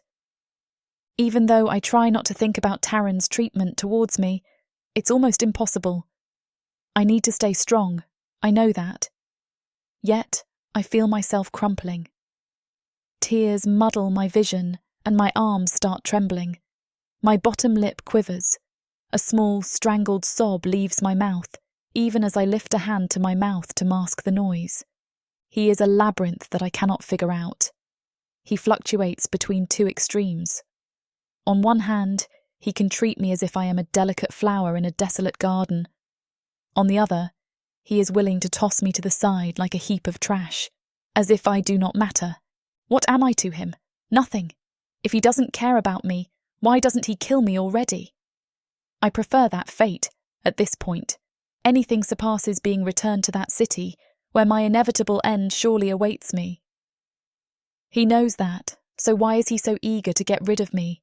He hates me. A migraine pierces into my temple. I pinch the bridge of my nose in a futile attempt to ease the pain. My cheeks and chin are damp with tears. I wipe my face furiously, scrubbing hard enough to cause the skin underneath my eyes to turn raw. I am useless to him. I can't really blame him for feeling that way. What good can I do for him? I am just a human who brings nothing but trouble into his life. That's all I have ever been. A nuisance. No wonder he wants to get rid of me. My body is racked by sobs. I wrap my arms around myself, digging my nails into my skin and leaving multiple crescent-shaped marks along my arms. I deserve the pain. Tarron seems to think so anyway. He adores his plants, his animals, and his farm. It's all he's ever known. I am silly to think that somehow, in some childish way, I could fit myself into his life. There is no room for me here. I am an outsider. I gasp for air. Inside me, there's a tumultuous storm. I want to destroy the room and yell loud enough for all the creatures in Oshta to hear my frustration. At the same time, I want to shrink into nothingness. I cause too many problems as is. "Shut up," I say to myself, shaking my head. I continue to dig my nails into my palms. Shut up. Stop crying. You're better than this. Am I, though? You're jealous of some animals and plants. How pathetic can you be? I run my fingers through my hair, ramming them into the knots and pulling out some strands in the process. I know that I am dishevelled. I have better things to worry about than my appearance. Why does it sting so badly? Why doesn't he want me? These questions swirl around in my mind and they make me want to claw my own eyes out. He is capable of loving, I know he is, so why doesn't he love me? Of course he doesn't want you, I spit. He's a stranger, a dark elf. What could I possibly do for him besides get him in trouble? I'm so stupid, Suddenly, I hear footsteps approaching the bedroom door. I freeze up, quickly realizing that my face is covered with tears. I don't want him to see me like this. I toss the blanket over my body, and I lie on my side, away from the door.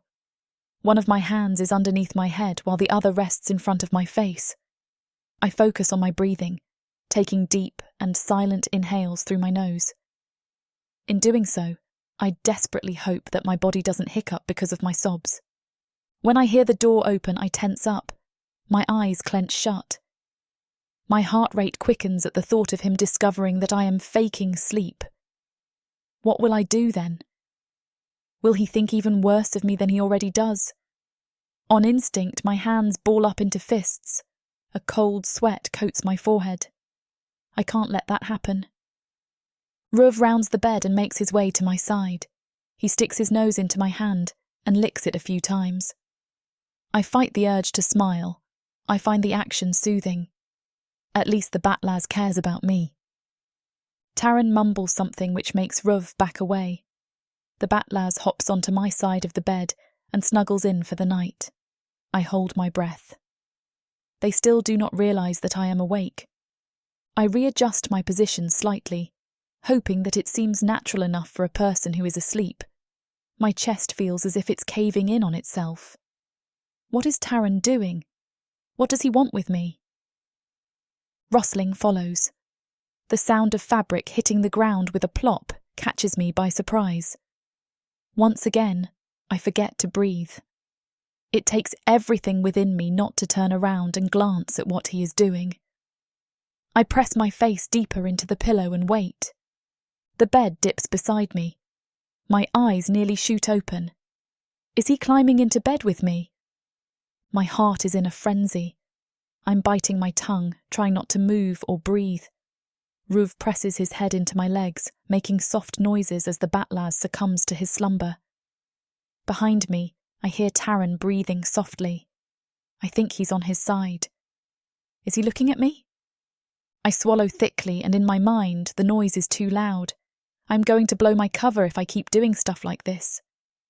My curiosity is poking incessantly at my brain, begging me to roll over and see what he's doing. Does he have any clothes on? Is he going to kill me? Do they know that my motionless body contains a myriad of restless thoughts swirling like a maelstrom in my mind? Maybe I can fall asleep if I focus on something else. I think about Annie and our fond memories together, as sparse as they are. I think about her smile and laughter, as well as her timid spirit. Then my thoughts betray me. I think about Tarron. My mind trails back to the moment I first set my eyes on him. His presence fills me with terror and longing. He can kill me any time he wants to, but he doesn't. That makes me wonder if he wants something more with me. It's exciting. A burst of adrenaline courses through my veins at the thought of getting close to him. Maybe that's why I feel a wave of confidence swarm my body. My jaw clenches and I sniff loudly. My eyes flutter open and I wipe away the small debris in the inner corners of my eyelids. Now or never. If I continue lying here like a lifeless sack, I will never get my answers. I turn around. He is already staring right at me. My breath hitches in my throat. What are you? My eyes trail along his body. He's naked. My mouth clamps shut. You're awake. Tarron's eyebrows pinch together slightly. I thought you were sleeping. I tried. I break away from his gaze first, feeling heat starting to rise to my face. I flip to my side again with my back facing him. I wipe away the remnants of tears that still cling to my face and bury my cheek into the pillow. Why are you naked? I ask. A lump forms in the back of my throat. I am chewing on my bottom lip, scraping off the dead skin until I feel the metallic taste of blood on my tongue. Is this how you usually sleep? It is. I don't plan on changing my habits simply because you're here now. I see. I clear my throat. Sleep well. I gasp quietly as I feel his arm slip underneath my body and pull me close into his chest. In this position, I feel everything. The way he breathes, the way his heart beats, the way he rests his chin atop my head. I freeze. I open my mouth to ask what he is doing, but nothing comes out. What do I do? Do I pull away from him? I grab his arm, seeing if that makes him release his hold on my body, but it only makes him pull me closer into his chest. Tarron? Go to sleep. It's late. I nod and lay on my hands again. My nerves are completely frayed. What is happening? Why is this dark elf the most confusing creature I have ever come across? No matter how I try to put myself in his shoes and understand his motivations, I can't. He's an enigma, and it's starting to piss me off. It's not attractive anymore. It makes me want to tear my hair out instead. Why doesn't he communicate what he wants? Does he want me dead? Does he want to keep me close? It seems like it. He is snuggling into me as if I'm his lover. But he certainly doesn't treat me like one. Our conversation from earlier proves that. I'm disposable to him. Soon enough, he's going to bring me back to the city and make me fend for myself again. I'm not going to last long when he does that. I'm as good as dead at this point. In that case, I can enjoy my last bits of time alive. Maybe I'll get to see Annie again once my final day comes. My eyes are drooping, and it is becoming more difficult to keep them open. I finally feel myself falling asleep. As I do, I forget that he's completely naked behind me. He is clinging onto me. Albeit my confusion, it does bring me a bit of comfort. Chapter 11. Tarron. Ruv keeps pouring concern down our bond, less words and more feelings, and while at first I kept peeking over at Brier, I now answer with irritation. I don't know what he expects from me. I gave the human a bed, food, and healed her. Yet, she's been quiet and stiff toward me all morning. It makes no sense when her body melded into mine last night. Just the reminder of how it felt to hold her makes my body thrum with excitement, and I quickly shift my thoughts to stem those reactions. Instead, I try to remember not to burn our meal as I heat up strips of the tower I slaughtered days before. And as those cook, I slather honey and jam on pieces of bread. Adding some of the berries and fruits from the field onto the plate, I feel a little pride. I'm a good provider. But that feeling deflates in my chest as I turn around to see Brier staring out of the window, her jaw clenched hard. Her hand is working, clenching and unclenching, and I realize she isn't taking in the view. Something is going on in her mind. Ask her. My eyes snap to Rove. Get out. Make me. I stifle a sigh and set the plate down before her. She blinks, leaning back and taking it in. Eat up, I tell her, and when her gaze meets mine, I expect a soft smile. Instead, she just drops her eyes back down to her plate, and it stings. Taking the seat across from her, I try to smile myself, thinking I might prompt her into giving me the reaction I want. But when that doesn't take, I turn to my plate. We have a big day ahead of us, I murmur. We eat in silence, Rove padding between the two of us. He keeps nudging at me, and I swat him away, wishing he'd let things go for once. Not that damn bat lass. He'd never. So as we clear the dishes away and she helps clean the kitchen, I try to clear my head. It's becoming too crowded with thoughts, and I find myself eager to get outside, where my soul feels at ease and my mind is quiet. I don't trust strangers with my animals, but if Brier is going to be here, she needs to help. I decide to lead her into the garden. Some of the crops are ready to harvest, and others need watering. I even spot some more weeds cropping up. This is my garden, I tell Brier. It is where I grow all my food. Her eyes narrow and she crosses her arms, staring at me with a stem expression. I don't know what to make of it, so I press on. I'll need your help out here today. These, I point to the sprouting vegetables with dry soil, need to be watered. I lift a watering can. You fill this with water and pour it over them. You don't want too much. Just enough to moisten the soil. She rolls her eyes at me. I know how to tend a garden. I probably know more than you. I take pride in my work, so I straighten up, puffing out my chest. I've worked these lands every day for all of my life. How dare you say you know more? Brier arches an eyebrow. If you know so much about working the land, then why is your cross-pollination system so poorly placed? At that, my jaw slackens a little. I gaze around the garden, the one I've painstakingly taken care of, and it hits me. She's right. There isn't enough to draw in the pollinators, which would increase my crop yield. Behind me, Ruve sends amusement down the bond, and I shut him out. They are both teasing me. Show me how you would tend to this garden, then. Immediately, she drops to her hands and knees, plucking at the sprouting weeds. She does so expertly, which stirs both pride and annoyance in my core. As she pulls one, it snaps off, leaving the roots in the ground, but she doesn't seem to notice. I don't leave weed roots to infest my crops. She pauses, throwing a glance back at me. Personally. Her fingers pluck the roots out without disturbing the soil, and she reaches for the watering can. At least I'm actually tending to them. I huff, taking the watering can from her and going to fill it. I keep watching her as she works, her body curved over the plants as she carefully works the land. She is good at it, and I can't help but admire her as she approaches. Brier sits back on her heels, wiping her hand across her face, and when I hand her the water, she finally flashes me the smile I've been missing. My heart flutters, and I try to calm it. I have no idea what could garner that reaction. I move further away from her, seeing as she can handle the garden and start on the orchard. But I find my eyes drifting back to her, and I don't understand the cloud that covers my mind. Where I usually find peace out here, I can't focus on my animals or the land. I just keep thinking of Brier. As she stands up, I realize that we both finished our tasks at the same time. She looks to me, seemingly awaiting my next instructions, but I don't know what to tell her. I can't be near her and I can't be away. I'm going to feed the animals, I tell her, deciding on putting space between us. But she jogs to my side.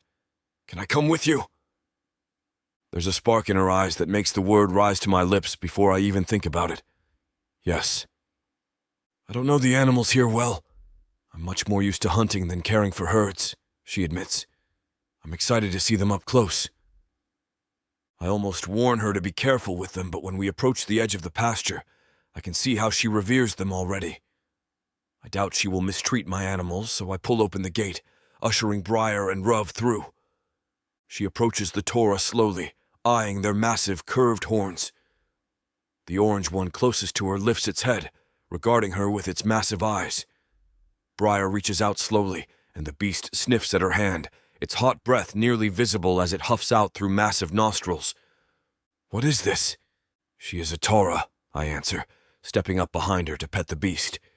She gives me milk, and when her time comes, her meat supplies me for weeks, and her hide is tanned into thick leather.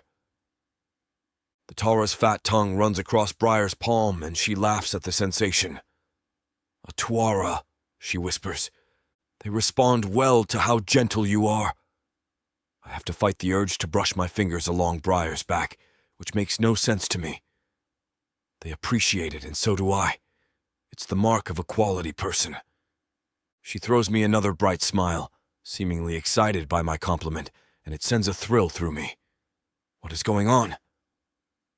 You like her, Ruve rumbles down the bond.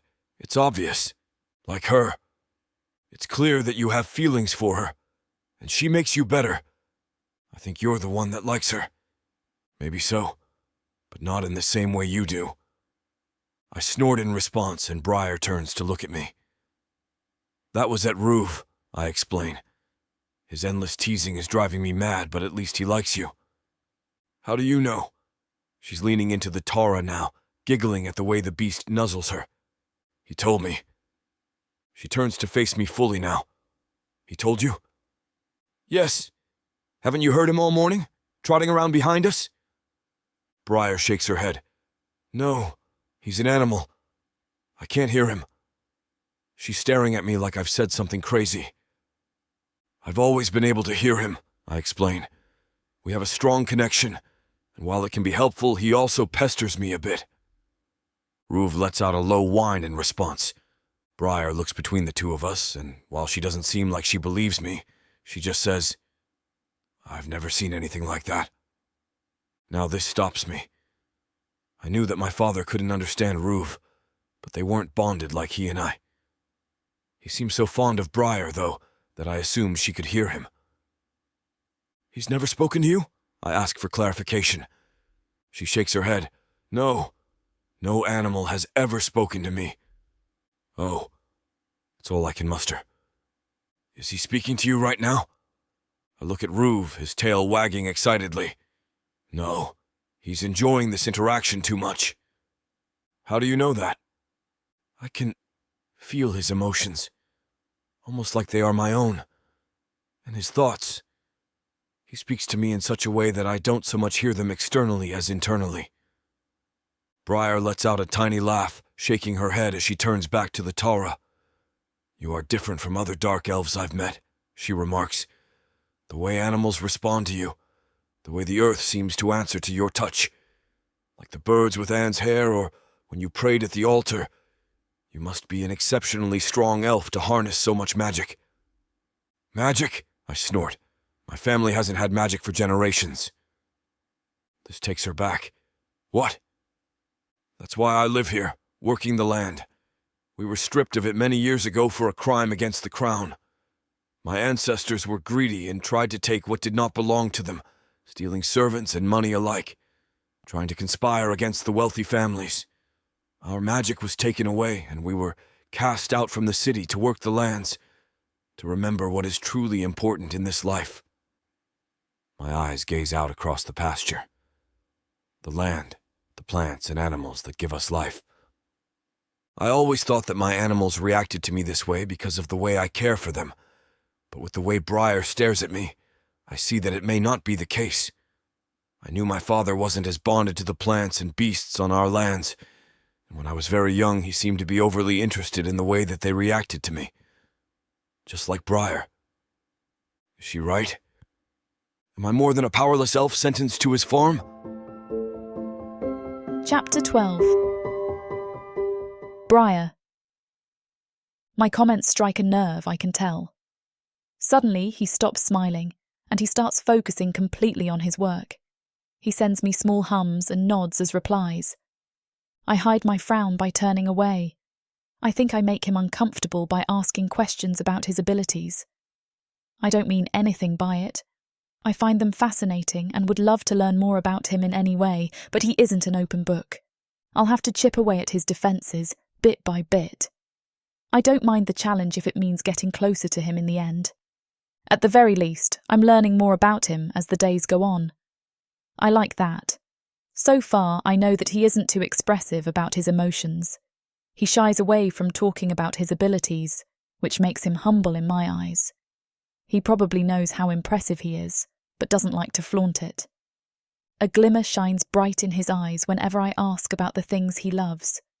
More specifically, his animals, his plants, and his farm, his pride and joy. "I think I should help around the farm more," I say, wiping the sweat from my forehead with the back of my hand. "It's a lot of work to maintain this place, isn't it?" "It is, but I enjoy it very much." Tarron stares at the Tara in the distance, grazing on the sweet grass. "We're going to need some more milk and butter soon. You can take that job if you're up for it." "I'd love to." I sneak a glance at him, doing my best not to smile like an idiot. "What other animals do you have on the farm?"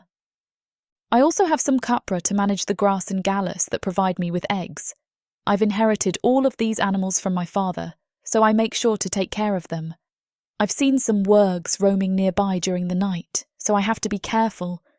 I don't want them hurting my animals." As he continues explaining the ins and outs of his farm, I smile wide.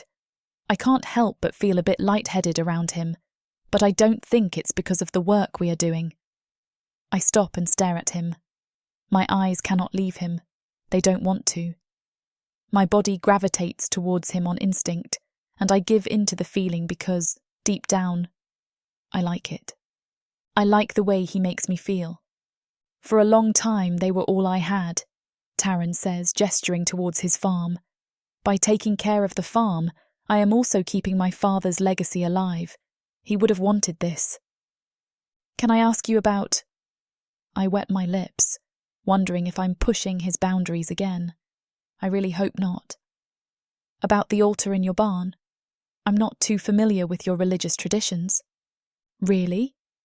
Tarron leans down and tugs a fistful of dead sweetgrass out of the ground. He tosses it to the side. What would you like to know? What exactly do you worship? Because I know that it's not the serpent. For a while, I thought all dark elves worshipped him. No. Tarron scowls at my comment, wrinkling his nose in disgust. That's wrong. I would never worship a god as cruel as he is. So what do you worship? The hunter. He's my patron deity and the one I'm most loyal to. Everything I have is because of him. Okay. This is more complicated. I chew on my bottom lip as I think about more questions to ask him. Does that mean there are multiple gods the dark elves can worship? Of course. But the serpent is the worst out of them all. He's the most powerful of the 13, but he's also the most cruel and unforgiving. He thrives off of suffering, hardship, and violence. Whenever there's chaos, the serpent is somewhere cackling his disgusting face off about it. I only know about the serpent because of my experience at the raider camp I was at. They worshipped him and threatened to rip the tongues out of anyone who spoke ill about their god. He's the antithesis of more noble gods, such as the mother and the hunter. The mother. She's another one of the 13. She's the goddess of beauty, fertility, and just about all things feminine. Is she popular among most dark elves? Not amongst the men. They have a difficult time understanding that women can be just as powerful as men, perhaps even stronger depending on the circumstances. Damn right, I whisper. I clear my throat before continuing. Do you like the mother? I do. I revere her because she's exceptionally powerful and she deserves respect. At the same time, I am fiercely loyal to the hunter. He's more relevant to my life than the mother is. But he isn't the most powerful. Tarron sends me an odd look. You said that the serpent is the most powerful of the 13. I still do not know much about the other gods that the dark elves worship.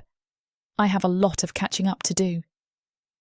That means he's more powerful than the hunter. Tarron spits on the ground and rubs it into the dirt. I flinch slightly and take a step backward. He hates the serpent. I feel the same way. I also hate most of the things that I associate with the raider elves who still torment me in my dreams. How does the hunter stand a chance against the serpent if you were to put them head to head against one another? I'm trying my best to understand this. You're silly, Tarron replies. Only the truly ignorant can ask questions like this. I'm doing my best to learn. I already told you that I don't have much experience with this. Those raiders used to talk about the serpent as if he is the most powerful being in the universe, and you just confirmed that they are right. So how does your god stand any chance with... My eyes widen. Suddenly Tarron flings himself at me, and I genuinely think that he is about to maim me for saying that. I scream on instinct and hold my arms up to defend my face. I hear my blood pounding in my ears. Memories of the raider camp swarm to the forefront of my mind. I know how to fight for my own survival, and I am willing to do so again. Somehow my feet manage to tangle themselves up in a loose branch.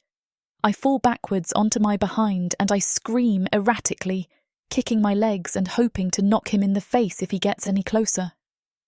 He doesn't, though. Instead, he places his hands on his knees and starts bellowing out laughter. My eyes are watering at this point. I grip my teeth, and my nails are clawing into the dirt beneath me. What the hell are you doing? What was that for? He is still laughing. I want to drive my right foot into his groin and give him a reason to cry. But he holds his hand out and helps me to stand before I can get the chance. I dust myself off and swat his hand away as he tries to pick some twigs from my shoulder. There's something seriously wrong with you, I retort, glaring at him with enough venom in my eyes to poison the nearby Tora. I didn't do anything to deserve that. I was asking a genuine question. And I was trying to prove a point, he replies. Tarron rests his hands on his hips. Natural instincts are the most powerful abilities of all. They're what help us survive. Our instincts are embedded within us, and we wouldn't survive a day without them. Okay, and? Just think about what happened just now. You backed away, shielded your face, and started attacking me because you knew that your survival was at stake. Those were your instincts kicking in. Yes, I know, I shoot back. How else did you want me to respond? I thought you were about to kill me. The hunter is the one that rules all that is natural, including the instincts that just saved your life. He's the one who gave us this gift in the first place. We're all capable of it. Now, it's up to us to hone our craft.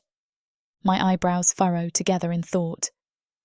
Is it because of the hunter I've survived all these years? Is it because of a god I didn't even know about? I contemplate that. I don't worship him, though. That doesn't matter. He protects and bestows his gifts upon the ones who are naive, like yourself. Tarron nudges my arm, and I smack his hand in return. With his gifts, we're capable of anything. How do I hone my craft? I stare at my hands. They are covered in scars and calluses. I don't know how to do that. You've been using them all this time. No, I haven't, I admit. My eyes are fixed to the ground. In order to survive, I didn't act on my instincts.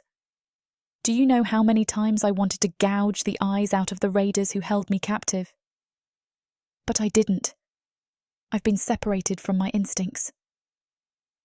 Well, it sounds like you have a new job to take upon your shoulders, Tarron says.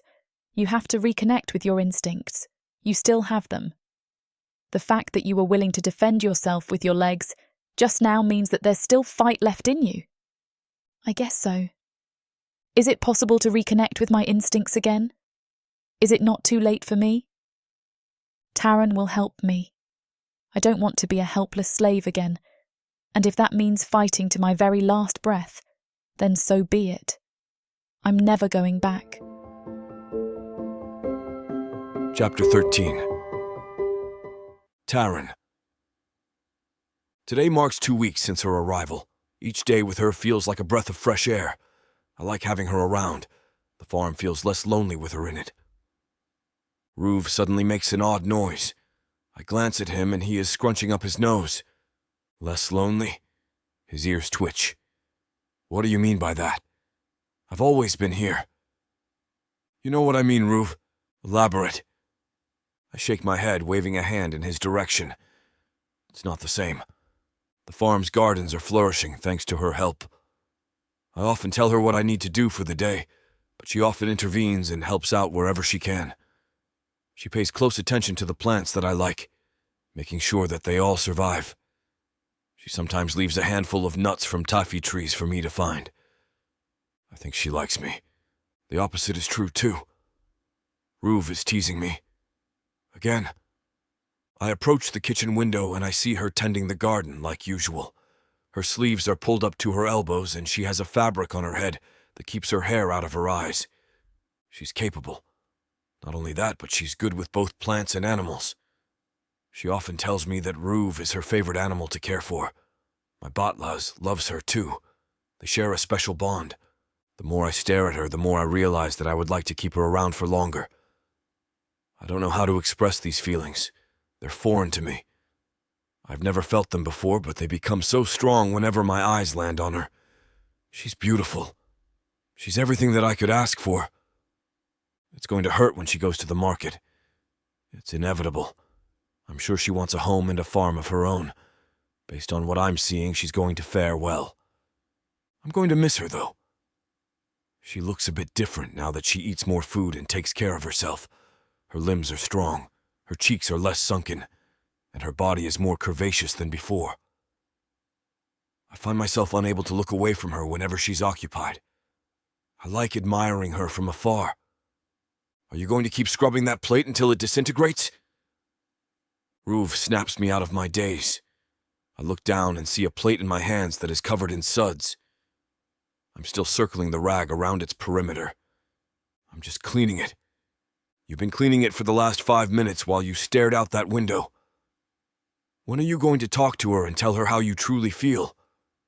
My eyebrows furrow together in confusion. I'm confused by Ruv's suggestion. What do I tell her? I know what's going to come next. I'm going to take her to the city, to the market, and we're going to part ways.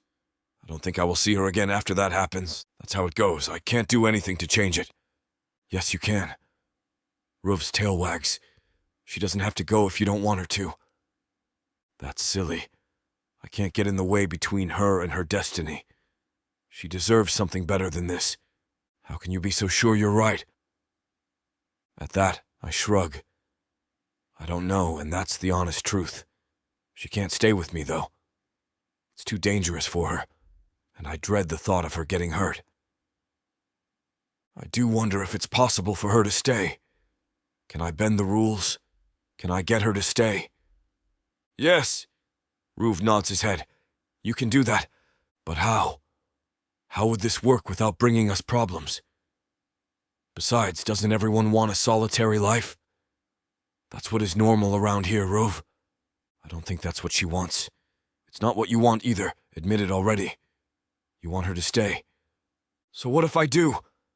Then get her to stay. Ruv stomps one of his paws into the ground. You act as if the situation is entirely out of your control. It's not. I sigh. I turn away from Ruv and glance at Brier again. Only this time I realize multiple figures emerging from the trees in the distance, and they're heading our way. They're staring right at her. It's too late to call out to her and get her inside. My heart nearly bursts out of my chest. Ruv! The plate slips from my hands, crashing into the sink. Go outside. Now. He pounces into action, slamming his way through the door and sprinting into the garden. His behavior alerts Brier, and she drops the plants she's holding. Meanwhile, I grab the nearest machete to match the weapons that the raiders are holding. They quicken their pace once Ruv emerges outside, with one of the raiders leading the way. Brier, stand behind me, I say, once I come out into the garden, taking her by the shoulder and gently nudging her behind Ruv and I. She scowls at me. Quickly, she locates the nearest axe and holds her tightly in her hands. My eyes widen once I realize what she's doing, but I say nothing to stop her. I smile slightly, knowing that she's willing to fight in order to protect herself and the farm. She even decides to stand beside Ruv, and I instead of behind us. She is learning quickly. She knows how to defend herself. One of the raiders makes a grotesque sound and swings his weapon erratically. It misses all of us by a long shot, but I step forward and I swing my arm back, ready to strike back. However, a larger member of the pack grabs the assaulting raider by the scruff and yanks him backward. He falls on his behind with a thud. 2 other members in their group rush to help him back up to his feet. Brier's upper lip curls to see them. My grip is tight on my machete. What are you doing on my property? I ask. My eyes glaze over each one of them. You should know better than that. We have concluded our business. Your property? One of the raiders barks out a laugh. How interesting that you say that. You're keeping one of our belongings on your farm? You're bold. He sticks his machete out so that there is only a few inches of distance between us. I watch his movements carefully. Brier is in my peripheral vision, and she looks ready to strike the closest raider. You have to pay us for that. For what? I challenge. She's a living being with free will. She made the decision to leave your camp. You have no control over her. Is that so? Another raider unsheathes his axe from the holster attached to his back. You're willing to die for this stupid little creature? I want you all to leave. Things won't end well for any of you. We're not leaving until our debt is repaid. To my shock, Brier attacks first. She swings her axe with enough might to completely slash through one of the raiders' faces. A horrifying scream erupts across the clearing. A raider tries to intervene and grab Brier by the hair, but Ruv leaps onto him. He latches onto his arm, biting down to the bone and refusing to release. I push my way through and uppercut the nearest raider in front of me. Blood spouts out of his mouth and I drive my machete into his skull, right between his eyes. He stares up at me with a lifeless gaze. I jam my foot against his skull and kick him off to dislodge my machete from his head. Then, I move on to the next one. I notice 2 raiders trying to attack Ruv, who fights them off valiantly. I jump into the scuffle, taking one of them by the neck and driving my machete into his sides until his intestines drool out upon the ground. I toss his body aside like a dirty rag. In the midst of the fight, I search for Brier in the chaos. There's a look in her eyes that I can't describe as she drives her axe into the skulls and necks of the raiders coming her way. It takes my breath away. Even in battle, she manages to distract me. A raider catches me by surprise and his dagger scrapes me along the arm. In return, I snatch his head. I collide my knee with his nose, knocking out various teeth and watching them fall pitifully from his bloodied mouth. Then I slash my machete smoothly across his neck and he falls backwards upon another raider's body. When I hear Brier cry out, I hurry to her side. My machete nearly falls from my grasp as I take the raider that is trying to hurt her and slam him into the ground. He fights like a flailing fish underneath my hands, and I drive my machete into him numerous times. It's as if I'm gutting an animal. His blood spurts onto my arms and chest. He makes small noises with each plunge of my weapon until he dies with his eyes wide open. Even though I know he's no longer a threat, I continue to attack his body until his corpse is a mashed pile of organs.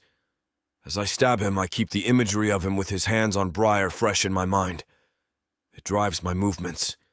Somewhere behind me, I hear Ruv tearing into the flesh of another raider. The Batlaz rips into the raider's abdomen and mauls him easily.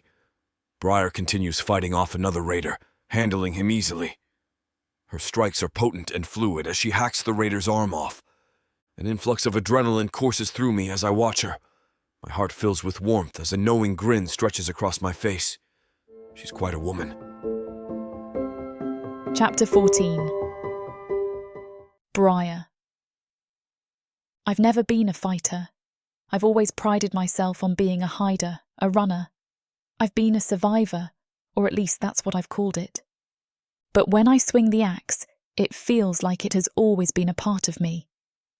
The handle feels like an extension of my arms, and when the dark elf's arm hits the ground, I grin. My whole life I've forced myself to be quiet and submissive, to stay out from under the watchful eyes of my masters. But that's now who I am. I've always fought my instincts, and with Tarron I've let myself out of my shell. I like who I am when I'm unleashed, completely at peace with the way I dodge the attack coming at me.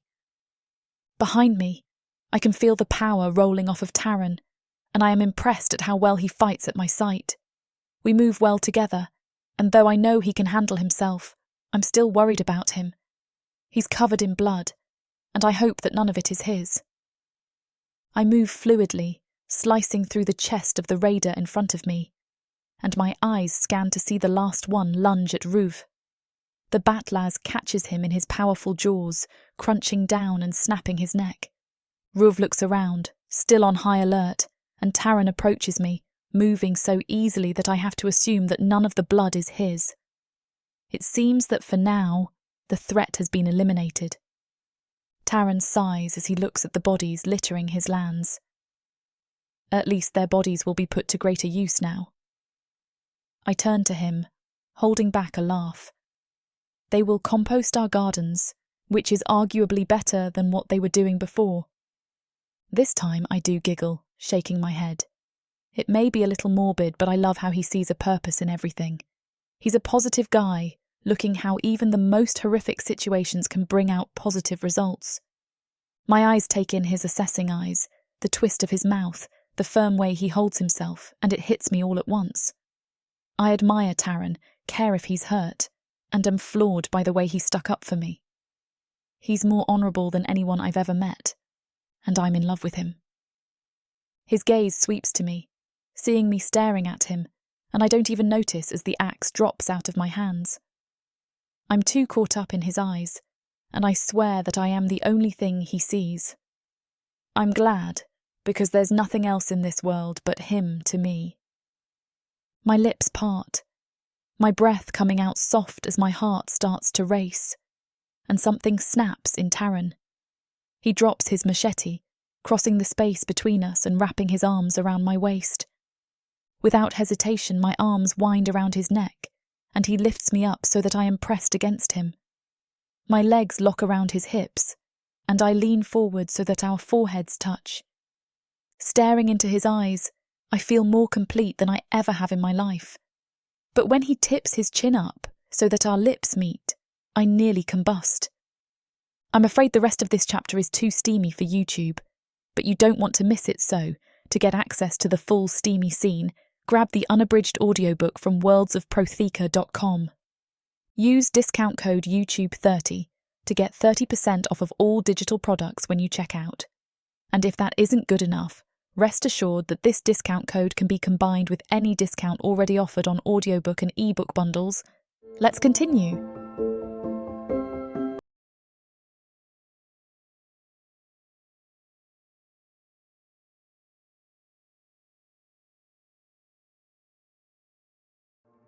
There isn't much left of the world after the orcs came. Savage. Brutal. Merciless. If you're a woman, you're property. Even to other humans. What happens when an orc stakes his claim on a human woman? Who would dare to stop him? Me.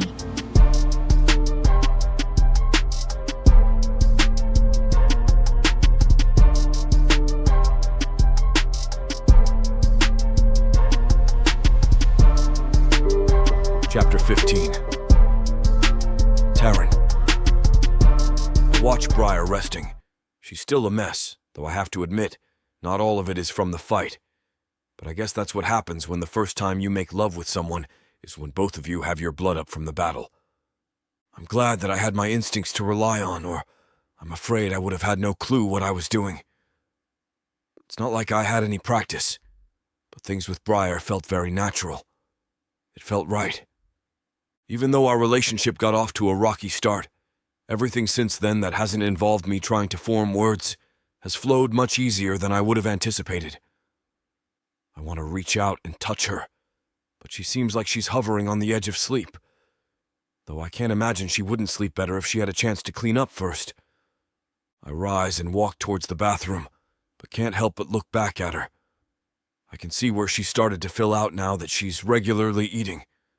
It makes me just want to run my hands over her body all over again. It's not like that isn't something I couldn't do while also getting her cleaned up, though. I look around the room and see the damage our passions had wrought. Cleaning up that mess would be less enjoyable. But that could wait. I didn't have to let my responsibilities intrude too deeply into our moment. I start preparing a hot bath for us. I add some dried rearsed petals to the water, releasing their sweet scent into the air. It's usually something I do after a hard day attending to the far less glamorous chores around the farm. It's a pleasant change after mucking out the stables, but I figure here it could just be nice. As the smell permeates the water in the tub and the whole bathroom, I slip out to the kitchen to cut up some fruit for us. We've been doing a lot of strenuous activity lately, and it's time we recharge a little. And I want her to know that I can and will provide for her. As I slice up the various fruits I have on hand, I can't help but think about how much Brier has changed my life for the better. I'd been alone for so long that I can't shake the feeling that any contact would be this intense. But I also can't deny how profound our connection is. It isn't just because she's new. She's special. I arrange the fruit somewhat haphazardly on a plate, and then wash the knife and cutting board. I look around the kitchen for a second, trying to think if there's anything else I can add before I have to worry about the tub overflowing and flooding the bathroom. I figure I better not push my luck. It wouldn't go far towards proving my worth and maybe convincing her to stay if I did something so foolish. The thought stops me dead in my tracks. I don't want to chase her away, but I also don't think I can ask her to stay. I told her she wasn't a prisoner here. She could come and go as she pleases. I told her I'd give her the opportunity to leave when I went into town to sell my next harvest, and she's made no indication she has plans to not leave then. I shake the thought away. If she's going to leave me, I'd be better served by enjoying the time we have together rather than worrying about it being over soon. Brier laughs when I walk back into the room. "Oh, you're awake," I say. "And you're naked," she giggles as she props herself up on her elbows. I look at her bare ass sticking up in the air. "As are you," I add. "Yes, but I'm not walking around the house and apparently wielding sharp objects," she says, looking at the plate of fruit. I jerk my head towards the bathroom. "I got us a bath going and thought you might be hungry." I set the plate beside the tub and step in, extending my hand to her. "The scene is too hot for YouTube. Head over to worldsofprotheka.com. I know you're disappointed and I sympathize, so use discount code YouTube30 to get 30% off of all digital products when you check out. And if that isn't good enough, rest assured that this discount code can be combined with any discount already offered on audiobook and ebook bundles. Let's continue." Chapter 16. Brier. I blink my eyes open slowly, and a small smile forms on my face. Tarron's arms are wrapped tightly around me, and as I stir, they pull me closer to him. I love the way my form fits against his, and waking up like this reminds me just how perfect my life has become. Rolling over, I trace my fingers along his sharp features. He looks so wild, even as he sleeps, with his messy hair and tight jaw. But he also looks peaceful. There are no lines around his eyes as he thinks, or tensed muscles as he works. No, when he sleeps he's completely relaxed, which I've learned is rare for him out here, where he bears every burden on his own. I could stay here all day just staring at his beautiful face, but Ruv stirs next to me. Based on his nudges, he's not too happy with us. I give Tarron the softest kiss before slipping free of his arms. Ruv follows after me, padding out of the room softly, and I pull out some dried strips of meat. I think the batlaz is going to bite my hand off as he inhales it. And I pull out a few more pieces, and some fruit I know he likes. I feed him, petting him in between bites to make up for the lack of attention. I know he's been pouting over it as he whined and nudged me throughout the night. The stare he gives me makes me feel extra guilty, and I hold one finger up to my lips. "Don't tell Tarron," I whisper, and at the soft whimper he gives me, I pull out a block of cheese. Ruv's tail goes into overdrive, and I pinch off a chunk for him, hoping that it's enough to get in his good graces. He laps at my fingers, and I think that I've won him back over. That, or I must taste like cheese. As I giggle, I peek into the room to see that Tarron hasn't stirred. My heart swells as I look at him, and my emotions come crashing down over me. There is no denying it. I have fallen in love with him. Biting down on my bottom lip, I know I need to tell him. I want to spend my life with him, and though I am sure he feels the same way about me, my heart pounds painfully in my chest. There's always that whisper of doubt in the back of my mind, calling to me. I can't know his reaction. But why would he treat me this way if he doesn't love me? He must. Anxious energy floods my body, and I turn away. I don't want to wake him, but I won't be able to crawl back into bed and enjoy snuggling with him. Instead, I turn around in the kitchen, starting on breakfast. Tarron has always provided for me, and it will be nice to do this for him. I work quickly, thinly slicing fruits and drizzling honey over the pieces. Combining that with bread slathered in jam and a few more pieces of dried meat, and I have a good meal. I'm about to turn to bring it to the bedroom, hoping to wake Tarron with a sweet surprise, when he grips my hips, pulling me back against the front of him. His body fits around mine so perfectly that I can't help but melt back into him, and I tilt my head back so that our lips meet. The kiss is slow and soft, and when he pulls away I'm smiling so wide my jaw hurts. I don't care though. Nothing can ruin this moment. "Good morning," he whispers, and my heart squeezes so hard it might shatter. His lips brush against my cheek, as he reaches around me to grab the plates, and I gasp out, "Good morning to you." Tarron carries the breakfast to the table, and instantly I miss his heat. I'd rather curl up in his lap than worry about anything else today, but I doubt he's ever taken a day off. I'll have to settle for working by his side instead. I watch the way he tears into the bread, pride filling me. I helped make everything on that plate, and the fact that he's enjoying it so much makes me happy. Already feeling like I'm soaring, I decide it's time to take the chance. I open my mouth, but before I say anything, Tarron speaks up without looking up for the plate. "Thank you for breakfast," he says enthusiastically. "We'll need the energy today since we're going to market tomorrow. There's a lot to prepare." Of course I knew we'd still go to market. It's how he makes his living. Though the way he says it starts up a swirl of apprehension in me. Just as I go to clarify, he looks up at me with a soft smile that brightens his eyes. But his words don't match his tone. "You should gather your things today too. You can take whatever you like, but I want to leave early tomorrow morning." It hits me like a blow, and I crumble forward, ducking my head. My hair swings forward to make a curtain around my face, and that keeps Tarron from seeing my bright smile sink into a frown. He doesn't even seem to notice. His chair scrapes back, and my eyes flick up to see him getting up from the table. His face hasn't changed. In fact, he still looks happy. He hums a little under his breath as he washes the plate, turning back to see that I haven't touched my plate. "Eat up," he says, pressing a kiss on top of my head. "I need a lot of help today." I grunt in response, and that's all that he needs to walk off in the opposite direction. My eyes follow after him, watching as he peels away the thin trousers he put on for breakfast.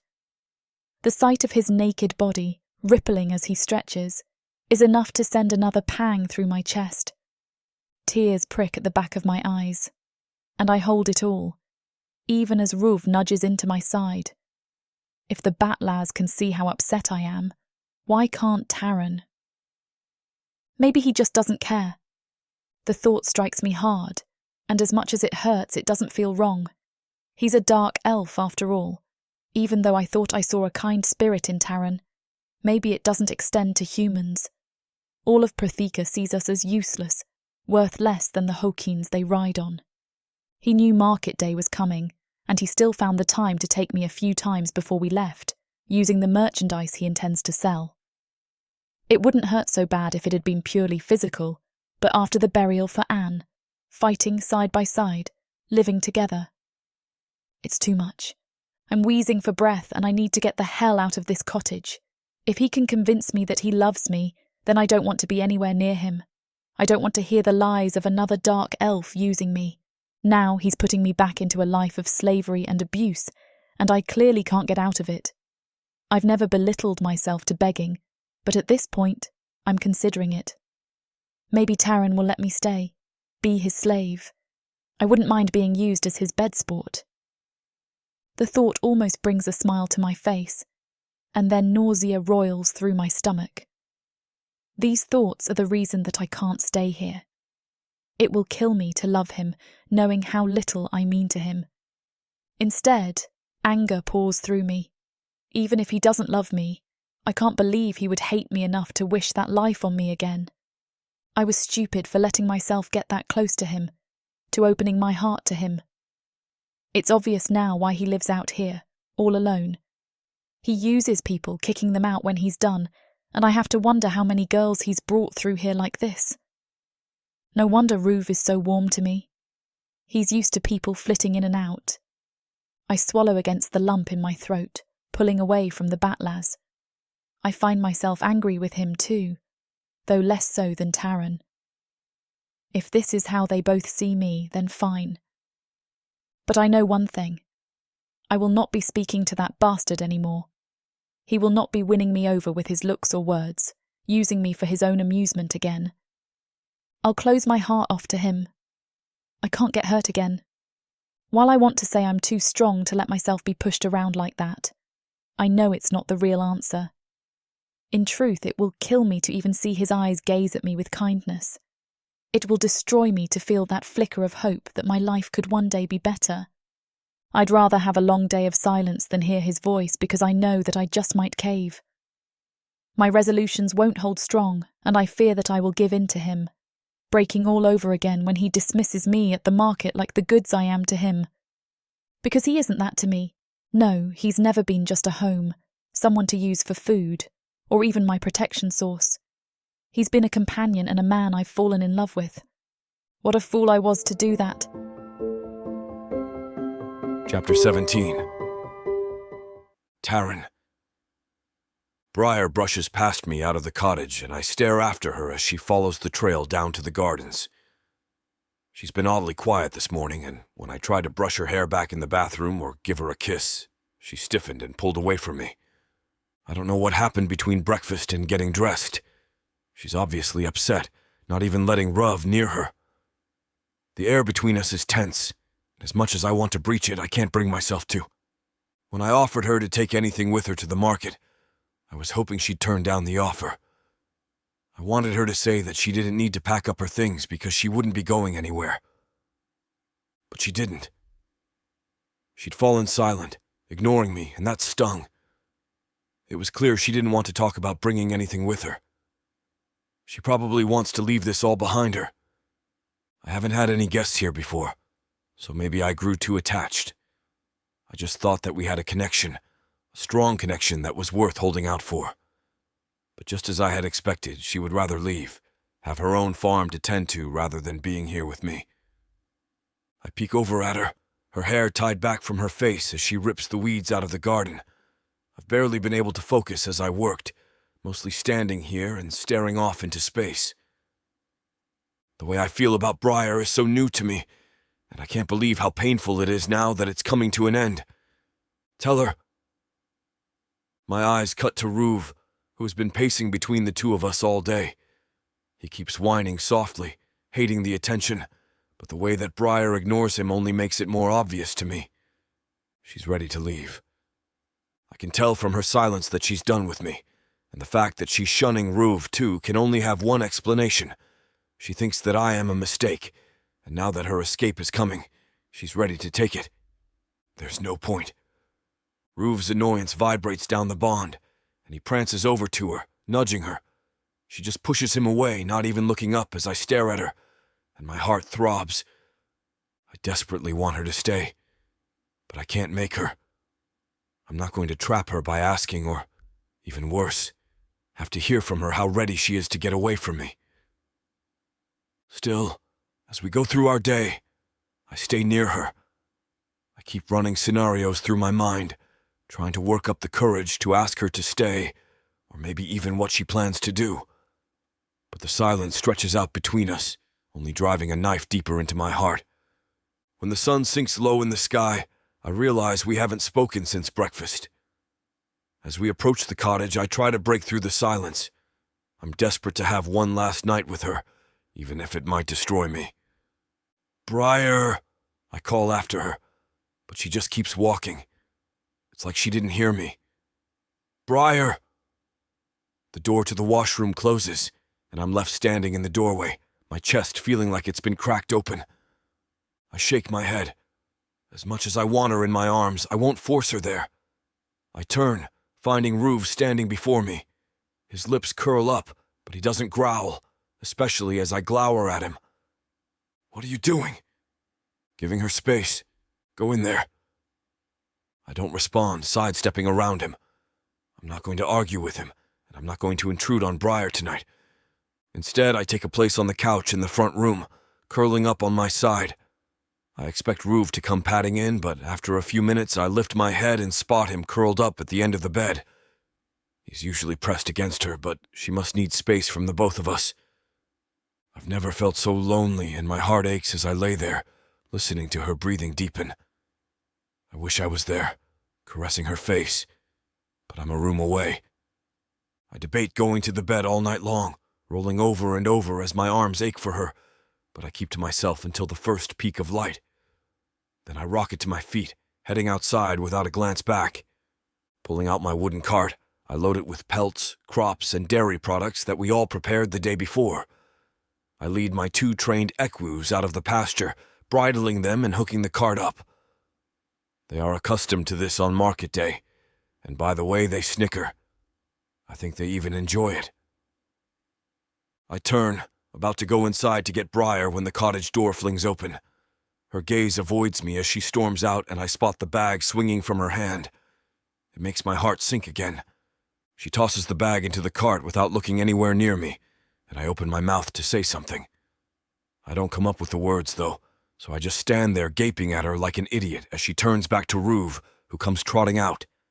It seems that at least the 2 of them have made up because she drops down to hug the damn animal, and I can't believe I'm that jealous of the 2 of them. I watch as she holds his face, talking to him, and it stirs so many emotions in my chest that I am nearly overwhelmed. She seems so emotional about leaving him, but when it comes to me, she can't even answer. When she finally stands, she brushes past me and heads toward the equus. "Are you ready?" Brier doesn't answer as she slips onto the front of the cart, crossing her arms and staring off. I turn back around to look at Ruve, but even the batlas won't look at me. "I'm leaving," I tell him, but he doesn't look at me. I don't get a goodbye. Pure anger floods my body as Ruv pours it down the bond, and I'm taken back a little. "She's leaving," he tells me, "because you." It stings so bad, and I sink down before him. "You think I don't know that? You think I want her to go?" "Then stop her." "She doesn't want to be here." I throw a glance back to make sure that Brier didn't hear me, but she isn't looking at us. Of course not. I can't force her to stay. My voice sounds broken as I say it. I wish there was something that I could do, but I can't. "Yes, you can." I shake my head, feeling more confused and hurt than before. Now, Ruve is turning against me too, and for what? I want Brier here, but she made no effort to stay. She shut me out, not telling me that she doesn't want to leave, and as much as I care for her, I can't keep her here any longer than she wants to be. The last day has shown me how ready she is to go off on her own again, and I have to let her. If Ruve wants to treat me like this, fine, but it doesn't change how Brier feels about me. What am I supposed to do? Talk to her. His irritation is making my blood thrum and pound. I try to calm it, but the emotion is so violent and intense, more so than I knew he could muster. I did. I feel like I'm on the verge of tears, trapped in an impossible situation. I'm not asking Brier to leave. What more can I do? And why does he have to torment me like this? You're a bigger idiot than I ever knew. I watch as Ruve turns, his tail flicking with annoyance as he trots back up to curl up in front of the cottage. He protects it while I'm gone, but I feel like he would let anyone in today. I can't believe he said something like that to me. I don't know what else to do. The desperate feeling just continues to build until I'm considering coming up with a reason not to go to market. But I can't skip it. It's my livelihood, and it would be wrong of me to block Brier's path forward. Even if it feels like I am wrenching a hole in my own heart, I'll do whatever it takes for her. Rising from my crouch, I throw one last look at Ruve. I let my pain ripple down the bond, hoping he understands. But the anger flashes back through me. I only sigh, not sure what else there is I can do. Turning around, I spot Brier still staring off into the distance. She is so beautiful it feels like it will kill me. And again, I think that I may be unable to let her go. But my feet move in front of each other, and somehow I arrive at the cart. She doesn't even look at me as I climb up onto the bench beside her, and it only solidifies my resolve. I have to get her out of here. It is killing me to see her so unhappy. Chittering to the equus, they start their journey, and we settle into a thick silence all the way to Orthani. A part of me hopes it will suffocate me just so I don't have to live through Brier leaving me, but when we see the sharp spires piercing the sky, I know that I will have no luck. So I pray to the hunter. I beg him for peace and for healing, but even that doesn't feel like enough. I doubt anything will be able to piece back together my shattered heart after today. Chapter 18. Brier. I refuse to look at Tarron the whole ride there. My stomach fills with dread every step the Equus take, and even catching a glimpse of him makes it worse. He didn't even sleep next to me last night. He was so ready to be rid of me, done with his use of me, that he didn't bother to speak to me at all. He slept in the living room, leaving an entire house of space between us. And I silently cried myself to sleep, somehow breaking my heart further when I had tried so hard to close it off. The cracks feel jagged now as I sway with the cart. Every movement sends stabbing pains through my chest, and I feel like I'm on the edge of hyperventilating as we approach the edge of the city. Orthani. I haven't been here since I was a child. I don't have any memories of it, but my parents told me this was where I was born. I can't say I've ever wanted to see it. As I see the tall spires approaching, my stomach twists. I feel nauseous, memories pouring in from all the slaves I met as we were traded around. It seemed that a large majority of them had come from Orthani. It's the worst place for humans. The raiders are kind compared to the dark elves there. Do you see this eye? The girl laughed grimly as she pointed to an empty socket. My master plucked it out of place and told me I should be grateful. I was his favourite because I had another hole to use. The message had been clear to me from every person I met that had made out of money. Don't go there. Yet here I was, accompanying a dark elf who never maliciously touched me into the city. Was it too late? Was I still too prideful to beg in the face of my impending doom? I turned toward Tarron, my lips parting as the words paused on the tip of my tongue. At just the sight of him, the sharp edges of my heart seemed to throb, and I froze, unable to say anything. Could anything be worse than this? I can withstand physical torture, but to be tormented and play with my mind, it would drive me insane. Maybe I am lying to myself, but I'd rather have a broken body and a fit mind instead of the inverse. I whip away from him before he sees me, letting the war continue inside of me. I'm not blind to what every human knows. The big cities are the deadliest places to be. The wealthier the dark elf, the more money they had to replace their slaves. Without the concern of replacing the humans in their homes, the nobles have grown notorious for tearing through the people they get their hands on. They have the least regard for human life and the most magic to torment us. My breath is coming hard, and I try to steady it when I notice Tarron peek over at me. Just the sight of his eyes on makes me feel like I'm going to vomit. How can he do this to me? It makes no sense. After all I've done, after the way he's treated me, I can't understand why he would dump me into this life. I thought his resolution to dump me onto someone else was brutal, but the way he just ignored me yesterday, seemingly apathetic to how quiet I had fallen. Sometimes I caught him staring at me, and even today I have some too, but he has made no effort to breach the silence. When is it going to stop hurting? I hate the way I can feel his eyes on me now, halfway considering throwing myself from the cart here in the woods. At least then I'd have a chance, but he'd probably just come after me. He used me, as dark elves do, and just like everyone else, he has no intentions of letting me live in peace. He's selling me at the market, letting me go back to my life of misery.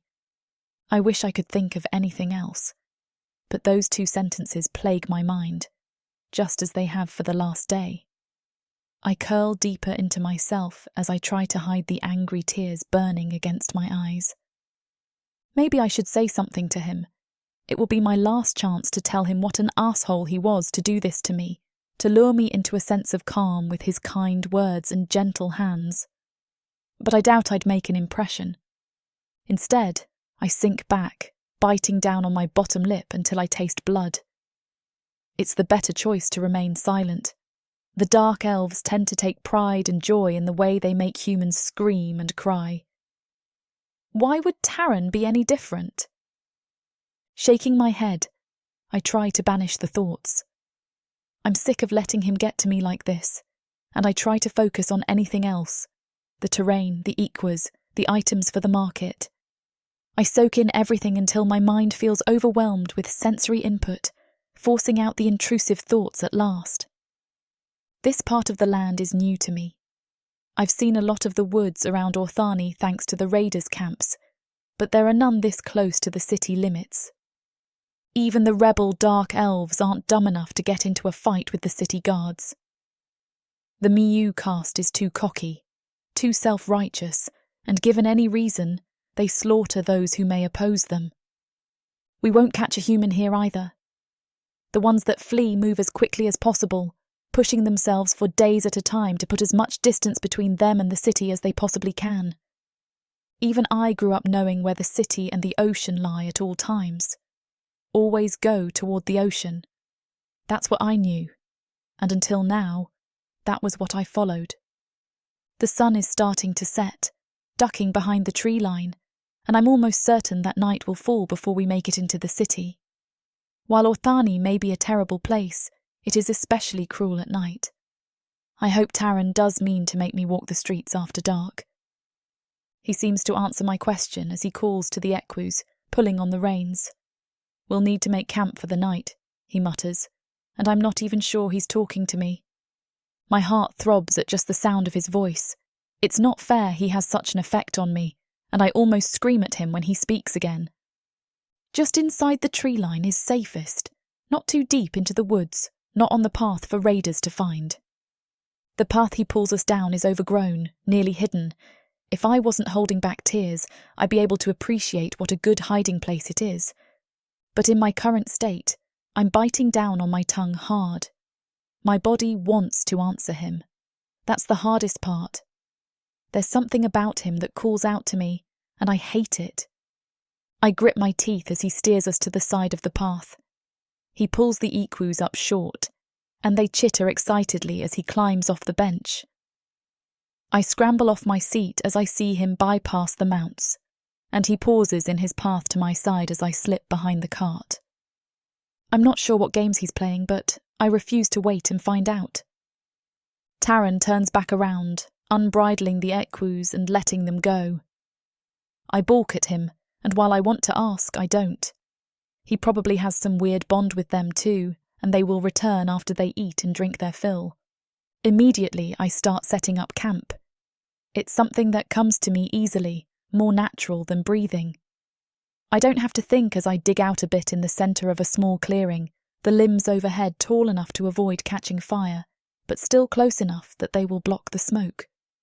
My hands rake over the limbs on the ground of their own violation, picking up the driest wood possible. Behind me, Tarron is covering the cart, blending it in with tree limbs until it is indistinguishable. I hate how I admire his skill. And when my eyes linger on his muscles, on his rough hands that I know are so gentle, and his massive arms that fit around me perfectly, I nearly hit my knees. I swear he'll be the death of me. But not tonight, I assure myself as I dump the wood and kindling into the pit. It will light easily, and the fire should be small enough to stay contained and not produce too much smoke. As I lift my head, Tarron's gaze meets mine from across the pit. Behind him there is a tent pressed back away from the fire. I want to drop my eyes, but I feel trapped as we stare at each other. One of my feet nudges forward, and I feel like I'm losing my grip on my own body. Can he control me too? His lips part, and I crave the feel of them on mine. "Brier," he whispers, and I take another step toward him. My toe hits the firewood, and my gaze drops down to the ground. It breaks whatever spell had fallen over me, and I shake my head, feeling stupid for letting myself get caught up in him again. He clears his throat, and I lift my head, looking away from him. The moment is broken, and I hope he can tell that too. He was unsuccessful in trapping me again. "You should get some rest," he says, and his voice sounds strained. I try to keep my mind from reading too much into it. "I'll take first watch." His shoes scuff, and out of reflex I look up. Tarron's eyes are staring out toward the path though, and he's moved away from the tent, so I don't have to walk past him. His jaw is clenched, and I wonder if he did it not for me but for him. It strikes me hard as I nod numbly, and he turns so that his back is toward me, only solidifying my assumptions. I scuffle toward the tent, crawling in and curling in on myself. He had the forethought of laying out a bedroll, and I crawl beneath the blankets, missing our cottage. Not ours, I remember. His. I won't see it again. Away from his eyes, I let the pain wash over me, and tears fill my eyes. I'm tired of holding them back, though, and I let them chase down my cheeks. I press my fist to my mouth to muffle the sobs, praying he can't hear me. I'd hate for Tarron to have the satisfaction of hearing me cry myself to sleep. But that does nothing to stem the tears, and they fall until my body has heaved out all its energy and sleep mercifully comes for me. Chapter 19. Tarron. The night is still and quiet as I watch the road. It is so quiet that I can hear the slightest rustle of leaves in the wind, and even the sound of Brier's gentle, rhythmic breathing as she sleeps in the tent. I've grown used to the sound, and I know I'm going to miss it when she's gone. When the moon reaches its peak, I open the tent flap and see Brier lying there on the bedroll. She looks almost peaceful, which is an improvement from how she looked as we rode toward the city. I'm still not sure why she was so upset. If I could figure that out, I might feel better about asking her to stay, or I might not. I can't really tell anymore with her. Brier stirs up so many emotions in me. It's hard to sort through them all. I want her to be with me, but not at the expense of her freedom. She has her own life to live, and I can't try to dictate that for her. I close the tent and turn away, looking back at the road, scanning up and down its length until it disappears over a hill in one direction to a bend in the road in the other. It's supposed to be her turn to take watch, but I don't want to rouse her. Or I do. But what I'd like to do with her is wake her up, and we can spend our last night together making love. Considering what her mood has been for the entire day, that seems like a remote possibility. She's mad at me. I can at least tell that much, but I'm not sure why. It's probably best to just let her sleep and enjoy the comfort her presence brings. I know I'll be sleep-deprived and less sharp tomorrow because of it, but I don't care. I just want to be conscious as much as I can while Brier is still with me. Instead of waking her, I continue to watch the road and the surrounding area. While I've traveled mostly unharassed on these roads before, it's not like I haven't had to defend myself before. It's another reason I'm reluctant to have Brier take watch. What if I'm sleeping and a raiding party spots her? I've accepted that we must part ways, but I'll be damned if she's getting taken by raiders. But what's more, I feel like I owe it to her because I must have done something wrong. I can't figure out what it is, but I must have done something to get her this pissed off at me. Being alone for so long, I'm sure I've committed some social faux pas, but I have no idea what I could have done to upset her. I don't even know how to begin the conversation to ask her. Why are you angry with me seems like a good place to start, but can you just ask someone that question? I don't know. But I can certainly imagine it would make the situation worse if I didn't already know because it's something I'm supposed to know, right? I never really gave a lot of thought to how my father could have done things differently after my mother died. I didn't know anything else. I didn't know what I was missing. But now I do know. I missed out on how to talk to people. I can work with animals and work the land, but other people are a mystery. There are so many ways people communicate in more than just words that are hard to understand without a lot of practice. Sure, I can speak to people in a strictly business sense because that was something I saw my father do, and it wasn't like we existed in stony silence the whole time. But my father and I had utilitarian conversations about the farm mostly, and when he was angry because I did something wrong, he told me what it was so I could try to fix it. Or so I thought, at least. Now I'm not so sure. Could he have been angry with me, but I just didn't pick up on it? We never talked much about my mother. Did he resent me because she died giving birth to me? Was that why our conversations were short and to the point?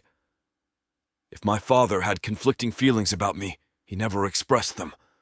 So how was I to learn how to express my conflicting desires, to give Brier the freedom she deserved, and to keep her with me forever? I could have made her stay with me. I could have said I'd protect her and keep her close in exchange for food and shelter. She'd warm my bed. But I'm not that man. I don't know much, but I know that I'd never want to smother the spark that makes Brier unique by holding her prisoner. Brier isn't some beast that I can control with crook or flail. She's a person. Humans have their shortcomings, but they're still people with free will.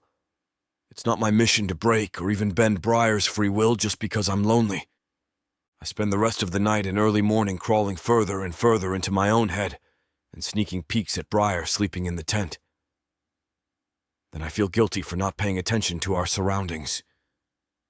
Luckily, when dawn arrives, we are both still safe. I wake her, and we continue our journey to Orthani in silence. All my time thinking last night was a waste. I'm no closer to figuring out how to tell Brier I want her to stay without overriding her free will. I keep looking over at her as we ride, but her face is impenetrable. At least until she has an awed expression when she finally sees the city rising before us. Massive buildings surround us and the hundreds of other people that mill about the streets. She looks so overwhelmed. I felt the same the first time my father took me here. It's a lot to take in all at once.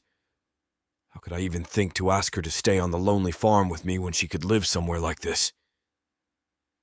The only words Brier and I exchange are the minor instructions I give her as we set up shop. She avoids my gaze as much as possible and doesn't even look at anyone else. She's still mad at me, probably because she sees what I could have given her sooner if I'd been willing to come to town on an off day. I put the farm and my needs above her. I can see that now. I should have brought her here as soon as she was well enough to work. Brier sits in the back corner of the stall, avoiding being close to me in the front where I deal with customers. Then Durlik Krudro walks up to the counter. He's tall, even for a dark elf with sharp features. "Tarron, do you have my usual order prepared?" he asks. "Yes. One moment, sir," I say, walking to the back of the stall to grab some sacks of produce. "Can you grab that last one for me?" I ask Brier.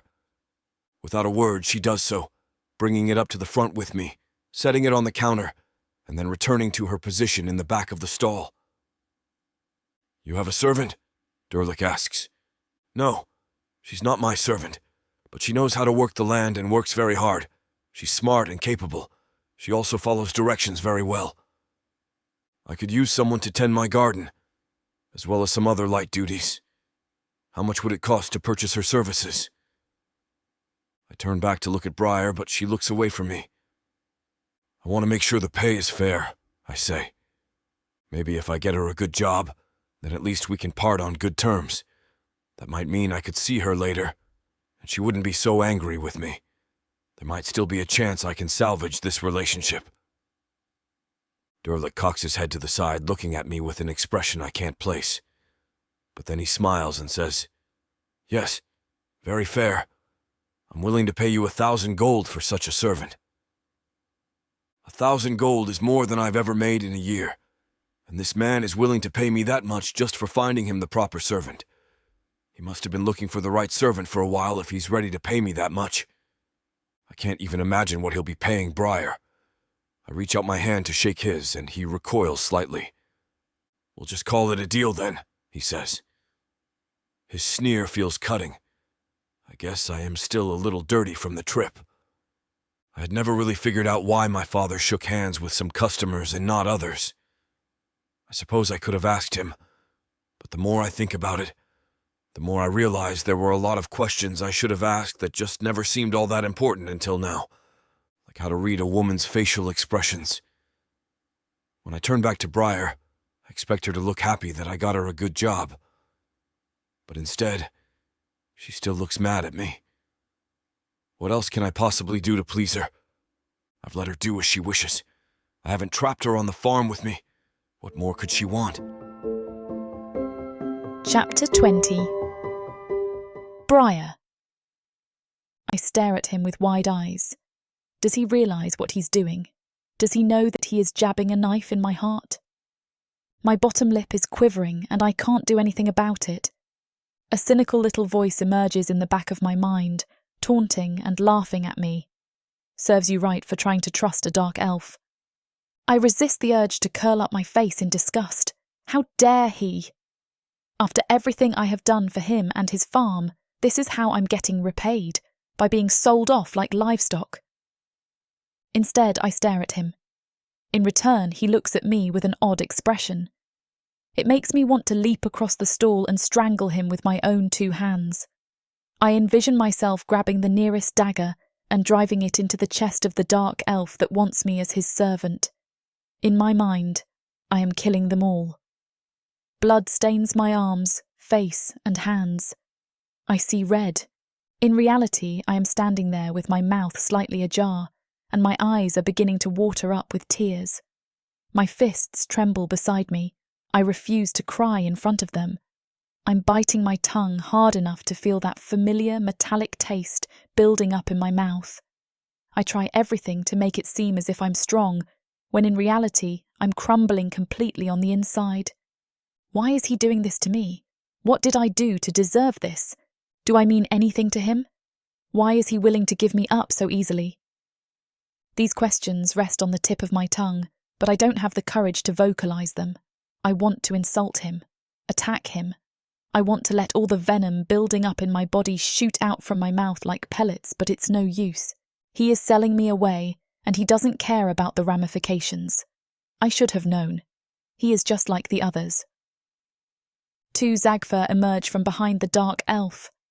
I tense up, quickly searching for an escape route, but as I try to lunge out of their grasp, they take me by the arms. I'm thrashing against their hands instinctively, but they have me pinned. "No!" I yell, digging my heels into the ground. "Let go of me! Stop!" I kick and scream. They're dragging me to a nearby carriage. I muster enough strength to elbow one of them in the face, which makes the one flanking me on the right grab my head and slap me. My ears are ringing and I taste my own blood. I turn my head towards Tarron. Is he happy with what's going on? Does he like seeing me suffer? His eyebrows are furrowed together and a deep frown etches his face. I think he wants to come towards me. I hold my breath. I see him step forward in my direction. Is he going to save me? Please, I beg in my mind, hoping that he can hear me somehow. I'm about to fall to my knees. Please don't let them take me. Yet the dark elf from before steps forward and places himself between Tarron and I. He places a hand on his shoulder and pats. Are they old friends? Bile rises in my throat. He's smiling and laughing at Tarron, leaning an arm on his shoulder and gesturing towards me. I want to know what he's saying, but the Zagfer are dragging me farther away. I claw against their hands and nearly bite one of them, but they are stronger than I am. Tarron stares at him. He remains silent while the dark elf chats him up. Why doesn't he step up? Why isn't he fighting for me? "Let go of me!" I exclaim. Rage swarms through my body. The instant one of the Zagfer loosens his grip on my arm, I turn around and swing a closed fist into one of their faces. They react violently. Suddenly my head is smashed against the side of the carriage, and they're kicking my legs. Small groans and cries leave my mouth as they drive punches into my body. None of them hurt as much as Tarron's betrayal. None. I open my eyes and catch a final glimpse of Tarron before I am shoved into the carriage. I fall onto my knees. "Wait!" I yell, clambering back to my feet. "Don't close the door! Wait!" It's too late for my pleas.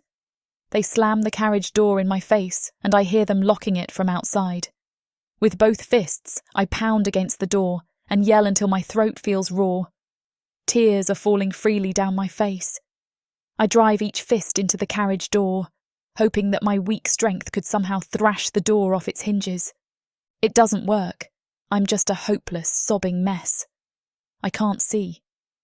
My vision is muddled by the tears and the darkness within the carriage.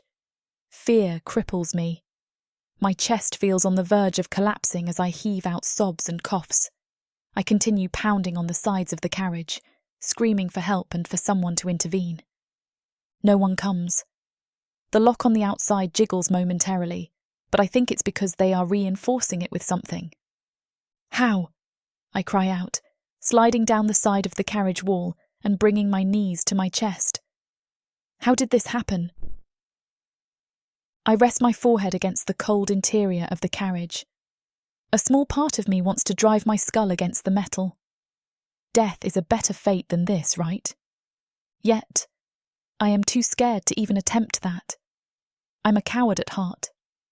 I can't defend myself. I am being enslaved yet again, and I am unable to do anything about it. I think about Tarron, and my heart is in a whirlwind. He is a traitor, but despite the circumstances, I can't bring myself to hate him. There's a small part of my heart that wants to believe that this is all a misunderstanding, that he truly didn't mean to do that. Then the rational side of me stomps on those thoughts and spits on them. He doesn't love me. He never has, and I am an idiot for thinking I could ever make a dark elf fall in love with me. They're all the same. They use me and treat me like garbage. They toss me around, from one to another. To survive, I have to endure this. I don't want to, but I am too afraid to end my life, so I'm stuck in this position whether I like it or not. It doesn't feel real. I curl up into a ball on the floor. I hug myself and I'm rocking slightly. The events keep replaying in my mind. The dark elf comes up to our stall. He asks Tarron about me. Tarron sells me to him. I am disposable. Those are the words that I keep repeating in my head. Disposable. Worthless. Replaceable. Tarron, I whisper. I close my eyes. Why did you have to do this? I'm silly. When I think back on the memories we have together, I cherish them. In my thoughts, he's smiling at me. He's talking to me about his farm, his animals, and the hunter. He's caressing my face and body. He's kissing me and making me feel like no other has done before. He's making me feel safe. He leads me to believe that we have a future together. All of that crumbles within seconds. Reality hits again. There I remember how Tarron doesn't actually care about me and is willing to give me up within seconds to the first dark elf that approaches him. My stomach turns. What do I do now? I don't know what to expect. I'm chewing the nails off of all of my fingertips. My face is still wet from my tears. I am going to miss his farm. I'm going to miss Ruv, as well as all of the animals and plants. When I think about them, I feel strong, because they are the ones that taught me why life is worth living. I am lost without them. I know I am. Suddenly, the carriage lurches forward and I fall to my side. I gasp out, realizing that we're moving. Again, I am up on my feet. I smash my fists against the walls until I feel my bones ready to jut out from my hands. Dark, ugly splotches emerge along my knuckles and palms, but I continue hitting my fist against the wall. It doesn't take long until I am completely exhausted. I give up. The carriage is moving, taking me away from the city, from Tarron. I try not to think about the past because it breaks my heart each time. I only have the future to ponder about now. Will it be any worse than what I have already dealt with? What more will life toss at me? Haven't I been through enough? The same cynical voice in my head from before rears its ugly head. Only this time I give in to it. I stare up at the ceiling of this carriage. I move slightly with each bump the carriage drives over. I laugh. The gods allow many horrible things to happen to innocent people. Why should we worship any of them? I rub at my broken lips. They're all as bad as the serpent. Somewhere I bet the serpent is tossing his head back and cackling. He loves this. He thrives off the chaos that I am currently living in. I can't do anything but accept that he's won. No one can help. Not Tarron, not Ruv, not even the hunter. I am truly alone. Chapter 21. Tarron. I feel like I'm going to be sick. I fought so hard to bite my tongue all this time, thinking that Brier wanted to have her own farm, her own place. I thought she wanted more than just Ruv and I, but the way she reacted to the job she was offered, I'm not sure what is right. Brier has never acted like that before. Not when we first met, Not when I pulled her friend's hair out of a bag as a threat, and not when the raiders showed up on my lands. So what was it about this dark elf and his job that she feared so much? I don't think I will ever get her screams out of my head. And it is all my fault. I'm not even sure what I did. But for her to behave that way, there must be something terribly wrong. I stand, staring after her carriage, and bile burns at the back of my throat. Did she know the elf? Did he trick me? Does she not want to work in gardens? Does she hate the city after all? Dozens of questions circle my mind as I try to pinpoint what it is that freaked her out so much. I didn't see anything wrong with our interaction, though Durlick blocked my view from her quickly, which now makes me uneasy. It was odd that they felt the need to grab her instead of show her to the carriage, but that was the only thing I couldn't understand. I honestly thought Brier would be happy to be in the city with so many possibilities, away from the raiders. They are terrible people who have tormented her whole life. She should feel relieved to be far away from them.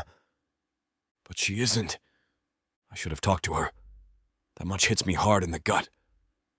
There's something I'm missing here, and I don't have Ruv to lean on. I'm out of my element, and even he said that I was being an idiot when I let her go.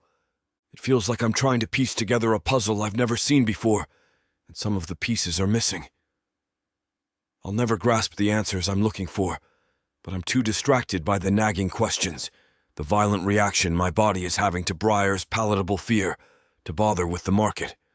My mind is numb as other elves approach me, and I scan the market, my eyes searching out other humans. Is that behavior here in Orthene? Is she fitting in? I won't know because there is nothing but dark elves here.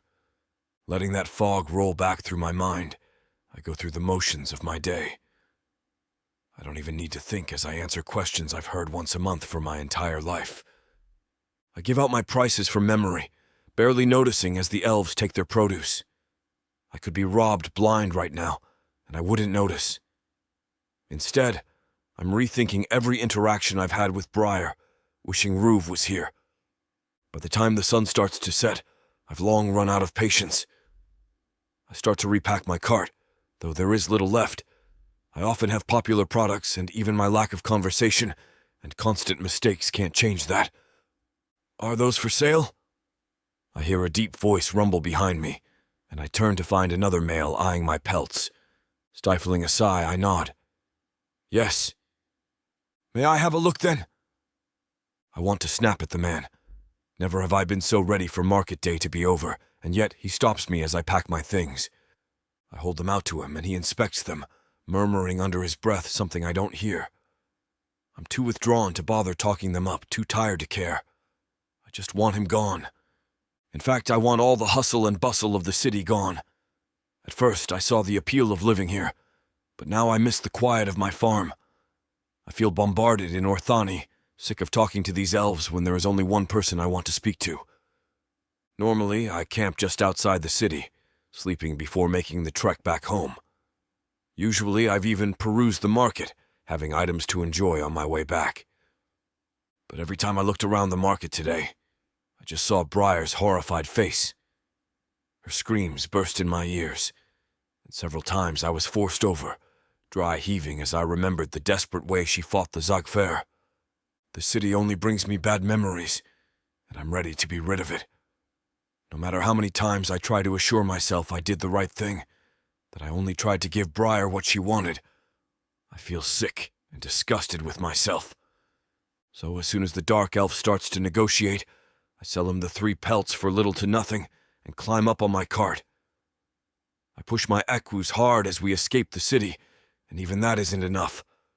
While I ease their pace, I keep them going until I can't see the spires anymore.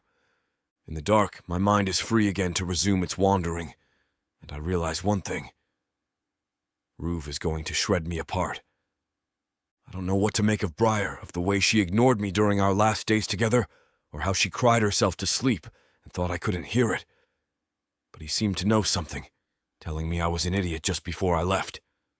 How could a Batlaz have a better understanding of people than me? Brier took to Ruv so fondly, overcoming her anger with him easily. He must know what all this means, but I I fear for what he will do when he learns that I did not protect as he has pushed me to do since we found her. I try to do my best to give her a job and make her happy, but I'm still so lost in her reactions that I can't justify my actions. All I can wonder is what would I have done with Ruve at my side. He's guided me my entire life, and I regret not bringing him along. I always leave him at home to protect the pastures, but this time, I wish I'd have had him near to tell me what to do.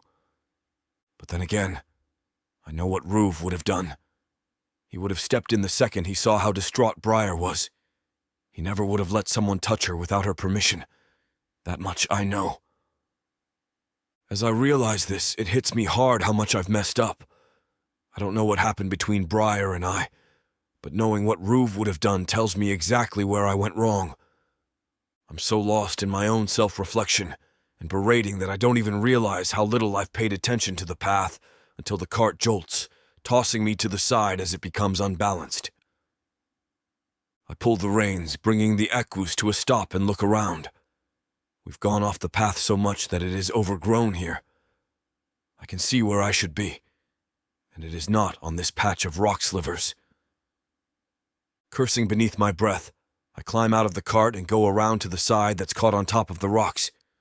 The moon is barely a sliver and hidden behind the clouds, so it is nearly pitch black.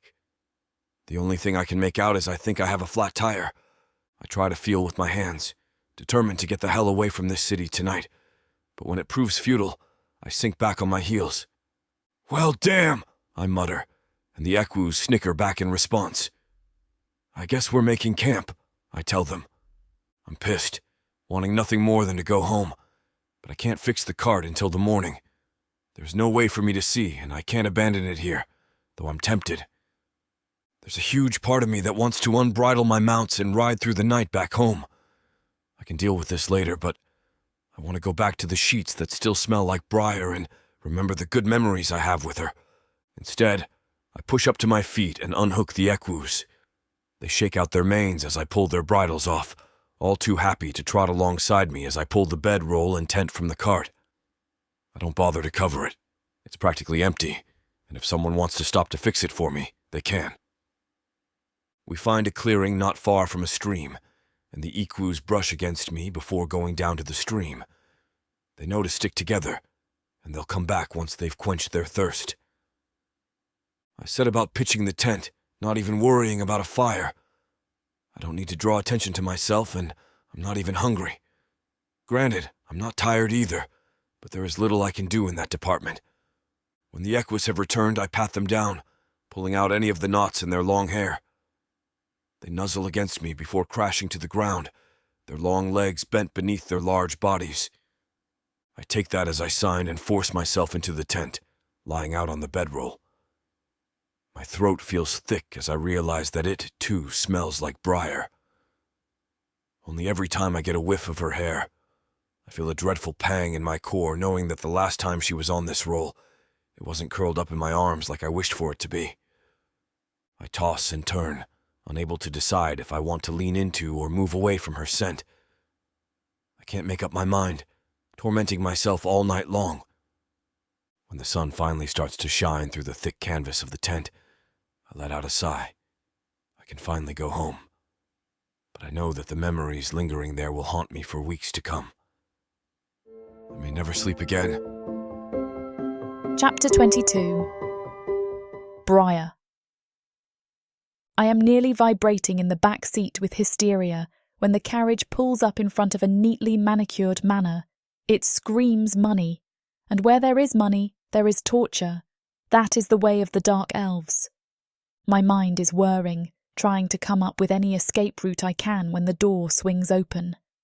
I've been stuffed into the back with all the other goods from the market, and I tremble as I see the Zag fur climb out of the carriage in front of me, opening the door for the dark elf who purchased me. We're still inside the city, and the manor has very little land. It's a sign that tells me he's not royalty, but based on his clothes and the way he holds himself, he believes he's as good as a noble. He's probably a Kasheng if the contents of this carriage are any clue. I've heard about the merchants. Many make their money from the selling of slaves, and some say they are worse than the royals. At least the royals have an image to uphold, but the Qisheng dig their claws into anything they can, trying to boost themselves higher. They'll have no problem ripping me to shreds. They won't even think twice about it. When the door pops open, I scramble back, leveraging myself up for one last fight. I kick out, my feet connect solidly against the Zagfur's chest, and he stumbles back, his hand latches around my ankle. I've made a terrible mistake, I realise much too late. He drags me out, and my head slams into the edge of the carriage. I narrowly catch myself on my elbows before I crack open my skull on the ground. I grit my teeth, the warmth of blood already trickling down my arms. Pain radiates up through my shoulders from the impact, and as the Zagfur leers over me, another one approaches from behind. If you damage her, the boss will be pissed. He pauses, tossing a look back as his companion and letting my ankle drop. The impact burns up my legs, and I don't have enough time to recover before I'm yanked to my feet, pinned between the two Zagfur and dragged inside like a useless piece of furniture. As we approach the home, it hits me how few windows there are. It's not something that I feel others notice that much, but I am so used to living outside that the lack of light is stifling. Even more, I keep thinking of Tarron's cottage. I know I should hate him, but I had grown fond of his home, feeling more comfortable there than I had ever felt anywhere else. Where Tarron's home had been surrounded by rolling hills and plentiful flowers, the cottage letting in tons of natural light, this house feels like a prison. As they drag me inside, I note how thick the walls are, wondering if they are trying to keep something out or in. I hate the hallways they drag me down, the rugs that coat the floors. Everything feels so dark and cold, not a splash of colour in sight. Even the rugs are muted, and the sparse decoration is of a neutral palette. It makes me realise how freely Tarron let everything grow, inviting in the most natural setting he could.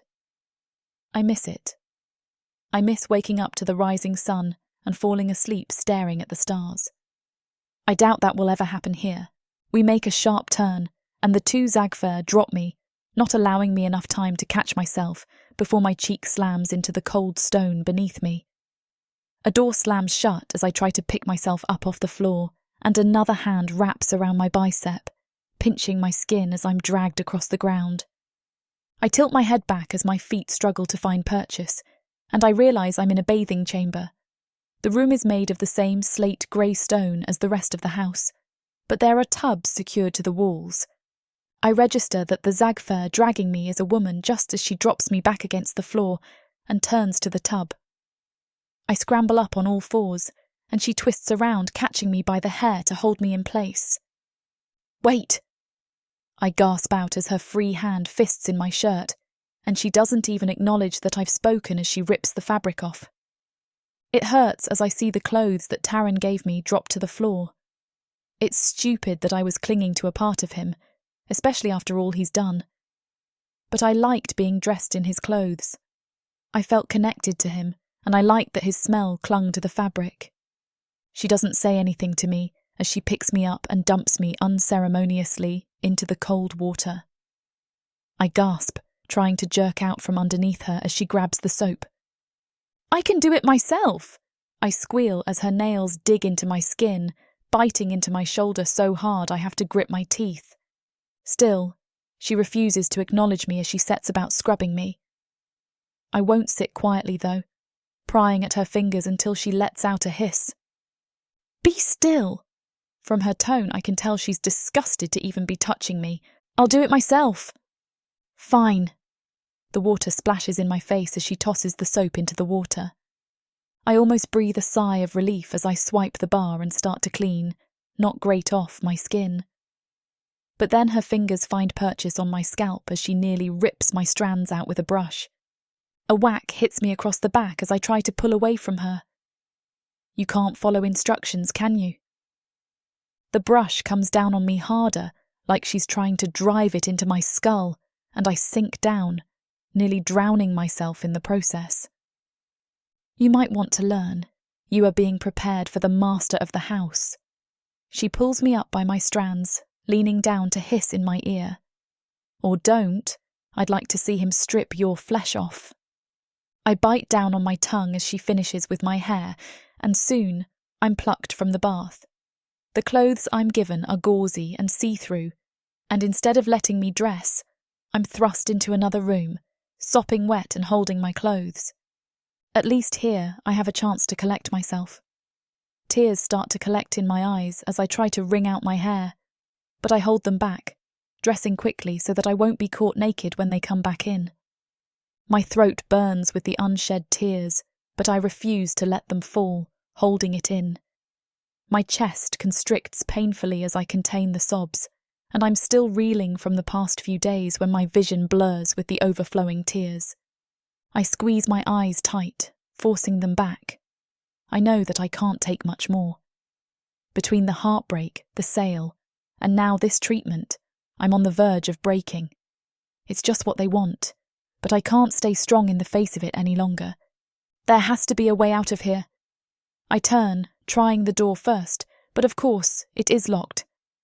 I go to the window next, but it was never designed to open. There's nothing in the room for me to fashion into a tool or weapon, and I definitely won't be able to run or sneak or fight my way out. Even as I touch the walls, I can feel the magic thrumming in it. There must be an extra protection to keep us in. The door swings open and I step back into the centre of the room. It's a new Zagfer standing in the doorway, and my skin crawls with the way his eyes skate down my body. I hate that he can see every inch of it, and I cross my legs at the ankles to give myself some sense of modesty. But it's useless. There is no hope for me here. "Come with me," he says with a malicious grin that makes me want to disappear into the ground. I'd rather one of the 13 Moors break open the floor and swallow me than listen. But I have no other choice. He leads me down the hallway, hovering far too close. I can feel his hands pinch at my skin, and he chuckles, not even trying to hide his attempts to swipe at me. Finally, he opens a door at the end of one of these twisting hallways and dips his head toward the entrance. "Go in." I'm relieved when he doesn't follow after me, but dread sinks in my stomach when I see the dark elf master waiting for me, leaning against his desk and appraising me with his eyes. My, he says, clucking his tongue. A huge grin spreads across his face, and I feel sick. Your previous owner clearly underestimated your value. My knees start to tremble as he crosses the room to me, circling me as his hands skate lightly over my body. It's somehow worse than the pinches and groping I'm used to. "You should have heard the things he told me. He really bragged about your usefulness, though I can't imagine why he'd want to give you up." His arm wraps around me, forcing me back against his body, and I nearly gag when I feel his mouth next to my ear. "He was practically begging me to take you. I just can't wait to see how hard you truly do work to earn your keep, if you live up to his praise." My stomach turns, mixing with the humiliation that I feel as he continues to whisper lies in my ear. It all swirls inside of me until it feels like my bones are melting, and the sadness is weighing me down too much to bear. I don't mean for it to happen, but the tears start to stream down my cheeks, and I bite down on my bottom lip to stifle the broken sob. Derlick. At least I think that's what I heard Tarron call him. Hears it anyway, and comes around in front of me, catching the tears with a finger as he laughs and shakes his head. "Don't waste your tears on me. Save them. Use them later." I think I'm going to be sick. "You'll need to be more resilient to earn your keep here." His hand grabs my hip, digging in so hard that I hear the fabric start to rip. He leans in close, and his words are a very thinly veiled threat. "Tonight will be your only free night here at the estate. Don't take it for granted." My breath catches in my throat as he jerks me closer, but then he shoves me backward. "Go!" he chuckles. When I hesitate, his mouth twists into a scowl. "Out!" As if on cue, the door behind me swings open, and I race out, finding the same Zagfer as before. His eyes brighten at the sight of my tear-stained cheeks, and he grabs my reddened skin, pinching it. With a deep chuckle, he pushes me down the corridor, and I keep my eyes on every twist and turn as we descend through the house. I try to make a mental note of the exits, but the doubt and sadness is too overwhelming. My brain starts to shut down, and I drop my eyes to the ground, obliging as I'm pushed into a cage in the basement. It's cold and mostly metal down here, even colder than the rest of the house, and I collapse in a heap, not even waiting for the Zagfir to leave before I dissolve into tears. Chapter 23. Tarron. By the time the sun has fully risen, the tent and bedroll have been packed, and the equus are rousing. I chitter to them, waking them gently, and they climb to their fleet, flicking their enormous heads. Despite not having slept a wink last night, I couldn't lay in the tent any longer than I had to. My thoughts kept drifting to Brier, her scent plaguing me until my body was on fire with desperation. I've never missed someone like this, but my thoughts are consumed with Brier. My arms crave her, and my body is crying out for her. It's almost crippling me not to be with her anymore.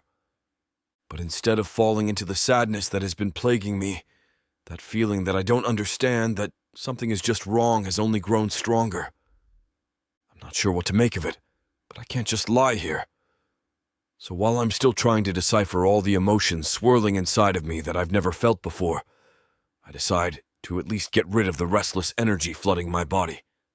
Climbing back up the short distance to the cart, I launch the tent and bedroll into the cart. I squat down next to the wheel, examining it now that it's light out. "Oh, hell," I mutter. Somehow it looks worse in the light. The tire has been ripped open, but I know that these happen. Reaching into the cart, my hands loot around for my tools, but they brush against a canvas bag instead. I'm not sure what it is, so I lift up, peeking into the cart. I recognize it the second my eyes land on it. It's Brier's bag. She must have forgotten her things as they ushered her into the carriage. I'm sure she would have stopped them to grab it if she had remembered. But then again, did she have much choice to go with them? I shake my head, trying to clear it. While I still can't make sense of her reaction, or the way they fought her, I know that she wanted to leave. I procured her a great place to make a garden with a great recommendation. Surely the rest of it was a misunderstanding. Either way, she needs her things. I hate that she left them behind and only has the clothes on her. Besides, it will be nice to see what she plans to do in her new garden. With that resolution, I pick up my pace, repairing the tire at rapid speed. I know that I will need to put a new tire on, but it will make it back to the cottage after this detour. An easy smile spreads across my face as I work, thinking about seeing Brier again. I don't think she'll be mad that I want to return her items, and I hope she doesn't see it as me intruding. Once the cart has been patched up, I push it off the path, covering and blending it so that no one will see it. The equus come running when I whistle, and with Brier's bag clutched tightly in my palm, I climb on top of my mount. I leave the bridle on the unridden equus, letting him race alongside my mare and me as we rush back toward the city. Where I felt the need to rush away from the city last night, I'm tearing through the forest faster than I thought possible today. My heart flutters as I think of Brier, and I can't believe how much I've missed her already. A small part of me, one I know I should squash, hopes that she's missed me too, and I understand her wanting to take on her own garden and lands. It doesn't stop the fantasies pouring into my mind of begging her to come back to me. But I can't ask her to give up her life for me. She has a new position, and I am just returning her belongings. Fears start to creep into my mind. I worry that when I arrive, it will disappoint her. I don't want her to feel like I'm the past she can't forget, and that I will bother her as she settles into her new life. I have to vow to myself that I will not indulge this need to see her at every market. At least this way I will get to see her one last time. I'll get to banish the last memory I have of her once I see her working happily in her new job, forgetting it all as a big misunderstanding. I keep repeating that to myself as I push into the city, and it is only then that I realize I have no idea where I'm going. I slow my mare to a trot, pausing on the edge of the market as I let my eyes trail over the remaining stalls. Most of us only bring wares for one day, but There are some elves still here, trying to push unwanted items on those lingering. I don't recognize these elves from before, and the crowds are much thinner than yesterday. There is a lot more haggling, too, and I start to wonder if these customers wait until after their richer counterparts have picked over everything first. It's clear that the elf Brier now works for won't be here. I doubt anyone here could even tell me where to find him. I've met the elf a handful of times before. His personality stands out in my mind, though I'm not sure why. But when he approached me, I recalled him from a time before. He's always been one to look through my products, chattering excitedly to me. Since I'm not one for small talk, I tune him out a lot. I realize now that he may have given me information I could have used to locate Brier. The only thing I know about the merchant is his name, and I'm hoping it's enough to send me in the right direction if I ask the right elf. As I hover on the edge of the market, though, 2 guards come running toward me. "Hey!" one of them shouts, and the EQ beside me rears up at his aggressive hand. I throw a hand out, catching the reins and pulling him in close. The mare beneath me is still calm, feeding off of my relaxed energy, and she nuzzles into her counterpart, calming him as well. "Off the mount!" The guard's hand goes to the hilt of his sword. "Now!" I offer them a grin, and I realize that out of reflex, I've learned it from Brier. She always smiled when she needed to calm a spooked animal, and that's how I'm treating the 2 of them. I apologize for coming so close to the market on my mount. They both seem taken back by even words. I'm only seeking out a merchant from yesterday. The silent guard steps forward, squinting at me. "I recognize you," he says under his breath. "You were here yesterday." I nod enthusiastically. "Yes, I come to the market every cycle to sell my products. One of the elves, a man named Durlik Krodro, made a deal with me, and I must speak with him now." I flash another smile, and although I know it doesn't feel natural, I hear Brier's voice in the back of my head, telling me I have a beautiful smile. "Do either of you know where I could find him?" They exchange a glance, and the loud guard laughs. "Durlik? That's a prominent Kishung merchant. What kind of business would you have with someone like that?" My mouth curves down into a frown. That is business between him and I. The guard appraises me with raised eyebrows, his eyes skating down me and my mare until the calm one steps forward. He lives just outside the city center. His manor is hard to miss. It's 4 stories tall, all gray stone, and the roof is a deep green. I nod. "Which path would be the fastest to take there?" He points ahead. "Turn right there. It'll take you through the streets to the center. Once you see Star's pub, it will be on the left." The next smile I give him is genuine, and I nod as I chitter to the equus. "Thank you both for your help. Kindness is always repaid." With that, I steer my mounts away, taking off down the streets. The roads are congested with carriages, but I dive through them with ease. People stop and stare at the way my 2 beasts leap through small spaces, driving me closer to Brier with every step. My heart pounds frantically as we draw nearer, and I feel breathless at just the thought of seeing her again. Adrenaline courses through me, and for the first time in a long time, I feel genuinely excited and nervous. My hands shake with the jittery emotions, and I try to soothe the energy flooding my body before it affects my equus. We're going so fast that I nearly miss the sign on the front awning of the building. Stars. Pulling on the bridle of my mare, she jerks to the side, cutting through a busy intersection in order to fulfill my command. My other mount isn't as deft as she is, and he calls out to us. She slows to a trot, tossing her head in irritation as he catches back up, and we go barreling down the roads again, elves in the carriages shouting at us for nearly crashing into them. I don't care, though, because just up ahead, I see a tall gray building with a deep green roof. My smile grows wider as I guide the equus to the side of the street, pulling them up short at the edge of the property. Just inside, Brier awaits, and I am eager to see her. The only question is, will she want to see me? Chapter 24. Tarron. I've always been a light sleeper. At the raider camp, the dark elves would get drunk and then prowl the tents, snatching women for their late-night amusement. I'm in tune to the sound of footsteps, and I'd always slip out of my tent and hide a few feet back in the trees so I wasn't dragged away by them. That's why when I hear the distinct sound of someone coming down the stairs, my body jolts awake immediately. I'm up on my feet, skittering back into the corner, my head throbbing from dehydration. I'm not even sure when I fell asleep. All I remember is crying until my body gave out, my throat scratchy from the sobs and my eyes turning swollen. I spot the Zagfer as soon as he hits the bottom of the stairs. I gulp as I see another emerge behind him.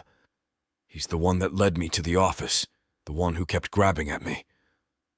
And the grin on his friend's face makes me wrap my arms around myself out of fear. They both leer at me, and I press myself further back in the corner, trembling. I'm hoping to avoid being dragged out of here. I have no interest in learning what horrors await me upstairs, and I definitely don't want to be touched by either of them. Oh, the Zagfer I have come to know teases. She stopped crying. Pity. I was getting myself off to the sound. The other laughs, his eyes a shimmering gray that gain a red tint when the light catches them. I did love to listen to it. Better than when she was moaning that fool's name. Tarron. Oh, Tarron. He scoffs. Better forget him. The only sounds coming from your mouth will be what we allow soon. That's right. They both creep closer. The boss tires of his toys fast, and when he's done, we'll get our chance with you. His fingers cascade down the bars. You'll find I like to hold on tight. The red-eyed one hisses, and I love to hear you beg. His lips curl up in a malicious smile. For your life. You might get to keep it if you please us right. I'm almost certain I'm going to be sick, and when the door pops open, bile burns at the back of my throat. No, I gasp out, burying myself into a little ball on the floor. Please. They both laugh, and my side burns as one of them roughly grabs me, digging his fingers in. When I try to shy away, the other catches my hair, jerking my head back and leaning in close. As much joy as it would bring me to punish you right here. His voice creeps into a disturbing whisper. And trust me, I'd love to see you broken on the floor, crying out because of me. The Zagfer exchanges a glance. It will just have to wait until the boss is finished with you. I'm yanked to my feet and they shove me, sending me stumbling forward. To the showers, they bark, laughing at how unsteady I am. I move as fast as I can, trying to remember the way. And to my surprise, they don't touch me as we move through the corridors. They follow me into the bathroom, though, and their gaze stays on me as I turn on the water. There's no female Zagfer here this time. Well, the red-eyed one prompts me when I hesitate. Get on with it. I gulp, feeling humiliated all over again. But I know that I'm better off following directions. I grab the edge of my dress, if it can even be called that, and pull up above my head. It's not like they couldn't see right through it anyway. What a waste, huh? One murmurs to the other as she steps under the cold water. Her skin would bruise easily. I'd revel in leaving marks on her. Soon, the other promises as I rush through my bathing. Soon she'll wear bracelets and necklaces of my fingerprints. When I step out from under the water, a piece of fabric is tossed at me, and I squat down to pick it up. It's another thin dress, and I slip it on, wringing my hair out with one hand. Fighting the tremble in my voice, I finally speak up. I have to use the bathroom, I whimper out, though I already relieved myself in the shower. I didn't know what my chances of being able to go would be, and I knew that this would be a good opportunity to see more of the house. Even though a small voice keeps telling me it's hopeless, I'm trying to plot and escape. Perhaps I could even find a window that opens. The slap across my face shakes me free of my thoughts. I collapse to the ground from the force of it, and the red-eyed one leans over me, sneering. Who told you to speak out of turn? The other chuckles, spitting at me before grabbing my arm and dragging me from the bathroom. I scramble to get my feet under me, trying to alleviate the burning of my shoulders as they drag me. The Zagfer pauses outside the office door, yanking me up to my feet before pushing the door open and shoving me forward. I gulp as I find myself standing before Durlik again. His eyes drag down me, and somehow it is more disgusting than the day before. Very good, he coos. His eyes don't leave me as he instructs, "Bring in my guests." And with that, the door slams shut behind me. I tremble under his watchful eyes, and he creeps closer. With every step, my lungs constrict, and I'm on the verge of dissolving into tears all over again. Durlik tisks, "Hold those in, pretty girl. My patrons will feed off of them gladly." He circles me like I am his prey, and I hate this moment as I jolt at his lightest touch. You see, I am a wealthy merchant, but here in Orthani, there is no greater trade than that of humans. I swallow back the bile that rises as he leans against me. My body revolts against his form, and it makes me miss Tarron terribly. It is a very lucrative business, and with someone as beautiful as you, I can fetch a very good price. That is, if you are actually useful. My knees start to tremble, and his arm tightens around my waist, pressing me firmly against him as they threaten to buckle. I have to test my merchandise first, of course. I have to see how well you do first, and there isn't a man in Orthani that didn't jump at the chance to pass you through our quality control check. On cue, the door swings open behind us, and he loosens his grip, stepping back to face the door. I don't move, my eyes downcast, but I can see out of my peripheral vision as dark elf men file in.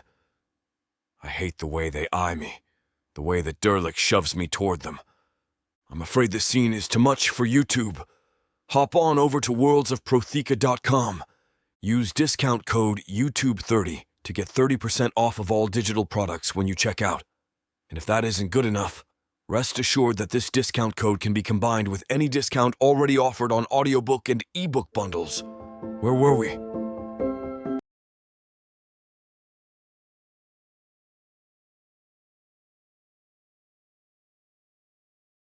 In a world of elves, demons, and liches. What would you choose? Power? Or passion? Would you stab the monster in the back?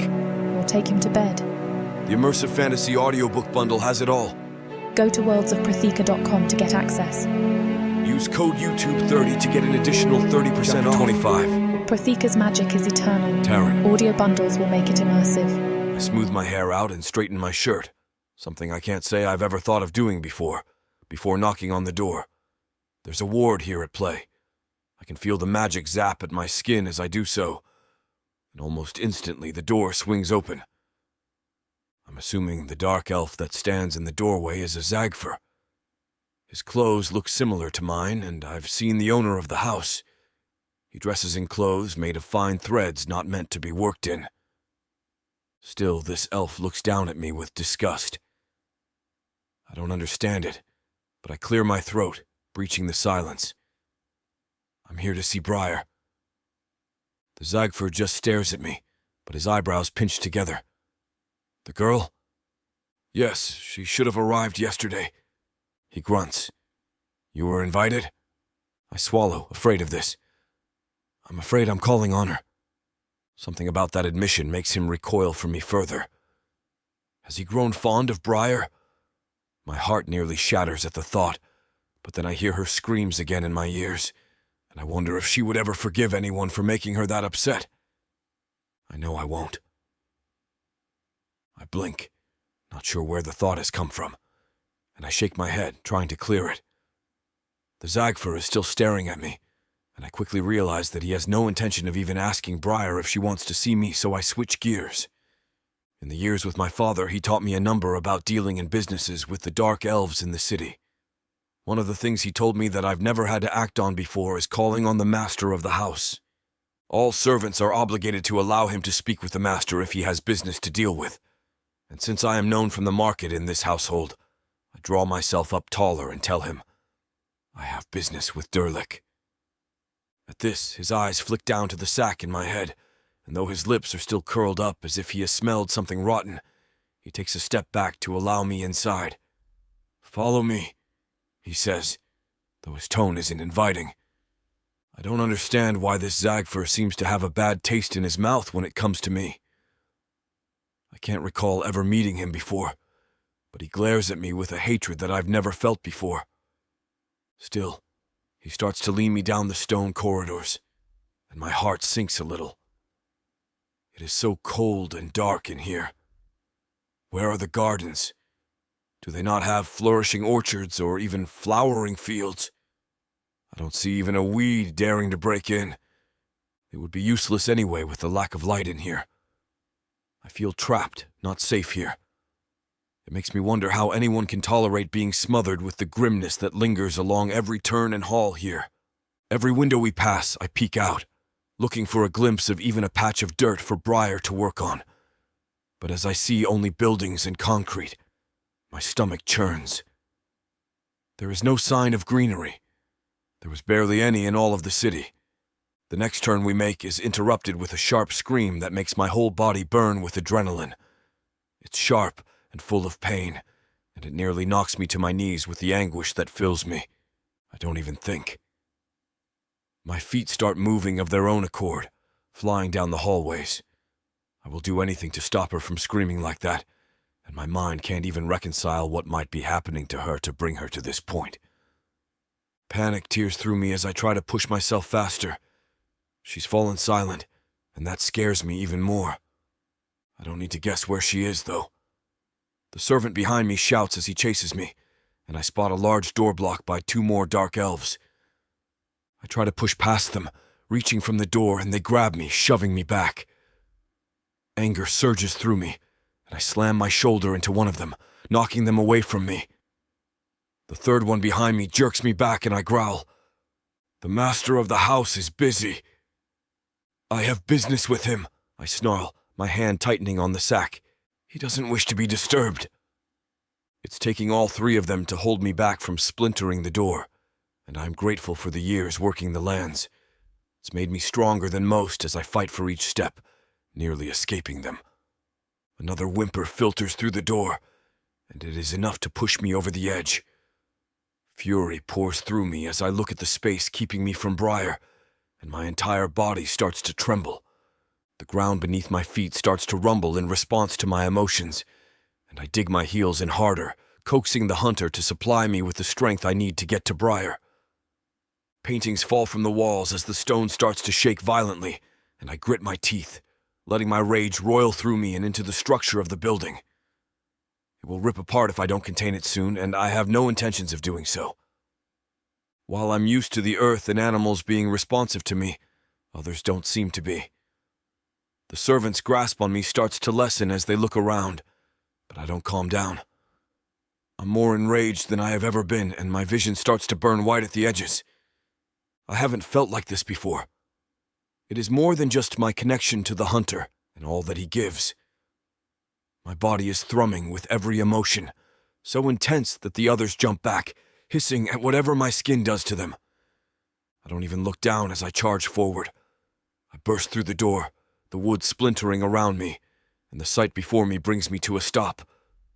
My mind can't comprehend the scene. My mouth runs dry, my vision throbbing as I take in Brier, a broken heap on the ground. There's blood running down her face, staining her skin that is barely covered. The clothes she was given barely cover her, and they are torn into complete tatters, not protecting her from the hands gripping her. Her skin is a collage of bruises slowly forming, and half the men don't even look up as I enter the room, still groping at Brier. My Brier. Her eyes are rolled back in her head as she coughs, spitting out the blood in her mouth, and even as her head lolls to the side, her leg jerks and attempts to kick one of the elves. He grabs her ankle, jerking her so hard she cries out, and he grins. I can't believe that this is what is happening to her here. She's been here one day, and it is finally clear why I felt so wrong all night. I hate to know what she endured in just one night when I was thinking I had given her exactly what she wanted. Ruve was right. I am a complete idiot for ever letting anyone else near her. No one else treats her as she deserves, even me. I sent her here even if I thought it was just for gardening, and while guilt floods my body, rage battles it for my attention. I may have put her in this manner, but these men are the ones who beat and groped her, and I will make sure that each one will suffer tenfold what she did for this. They will all die slowly and painfully, for thinking this was okay. As the feelings swirl inside of me, the white of my vision grows until I am almost blinded. My whole body throbs with the effects of my emotions, and the stone starts to tremble under me again. I can barely see at this point, but I am somehow more aware of what is going on around me. The men have all turned to see me now, especially as I let out a roar that rips books and shelves from the wall. I don't know what is happening, but it only brings a grin to my face as I take a step forward, my eyes focused on Durlik as the dark elves start to scramble up, zipping and buttoning up their clothes. Magic crackles in the air and I laugh, though it doesn't sound normal to my ears. These fools are going to fight me. Let them. I will enjoy breaking them down one by one. Brier lifts her head slowly when she realizes no one is touching her anymore, all eyes now on me, and I want to run to her. But I do have some business with the master of the house that needs to be taken care of first. My eyes land on Durlik, who for once doesn't have that smug smile on his face as he takes me in, and in a deep rumble I tell him, "You will die for this." Chapter 26. Brier. The pain in my body is, at once, all-consuming and turning me numb. I'm not sure what it feels like not to be bruised, bloody, cut up and throbbing anymore, but I manage to feel a hand creeping too high on my thigh, and I pull back, trying to squirm out from under his touch. Blood and sweat creep into my eyes, swirling with the tears, and I blink, swiping at them so I can see what is going on. It's hard to fight attackers I can't even see, and I'm starting to wonder if I was wrong. Should I have just stayed silent? Was Tarron wrong that giving in to my natural instincts was the right thing to do? I whimper as another wave of pain ripples across my chest, and it only makes them snicker. My body is shuddering from the pain, and I swear that I'm so dizzy it feels like the ground is starting to vibrate. But then I hear murmurs and some of the hands disappear. I wipe harder at my eyes and damn, I think the ground is moving. Some of the men don't notice as they pull at the fabric that is somehow still clinging to my form in tatters. Their pants are undone, and those over me are in various states of undress. But I'm not looking at any of them. I'm staring at the splintered doorframe where a familiar, wild, dark elf stands, his eyes glowing a bright light as he heaves. Tarron's eyes are on me, and his chest shudders. At first, I think I'm hallucinating. He's the last one I would want to see before I die after all. But then some of them turn to see him, a few even shouting at him, and the Zagfa in the hallway are staring at him with a touch of panic, and I realise that he's really there.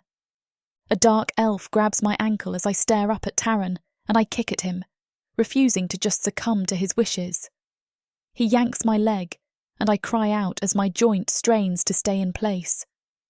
Tarron's eyes narrow at the sight, and he seems to grow taller as his lips curve into a deep frown. I'm relieved to see him, but I also feel sadness wash over me.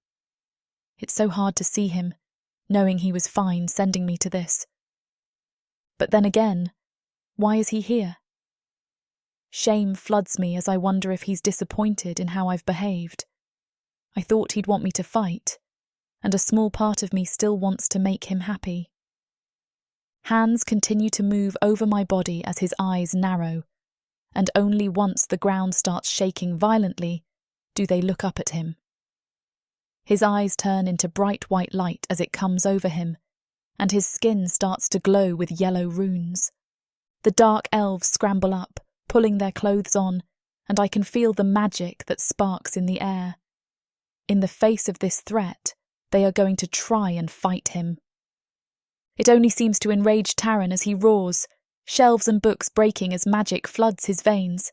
His arms are a map of golden light, his shirt ripping as his body grows, and horns start to sprout from his head. His eyes land on Durlik, and he growls out in a voice that doesn't even sound like his, "You'll die for this." Magic zaps across the room, but nothing lands. No spell, no holding charm, nothing even affects him. Another scream breaks over him as he grows impossibly larger, and it sounds more animalistic than anything.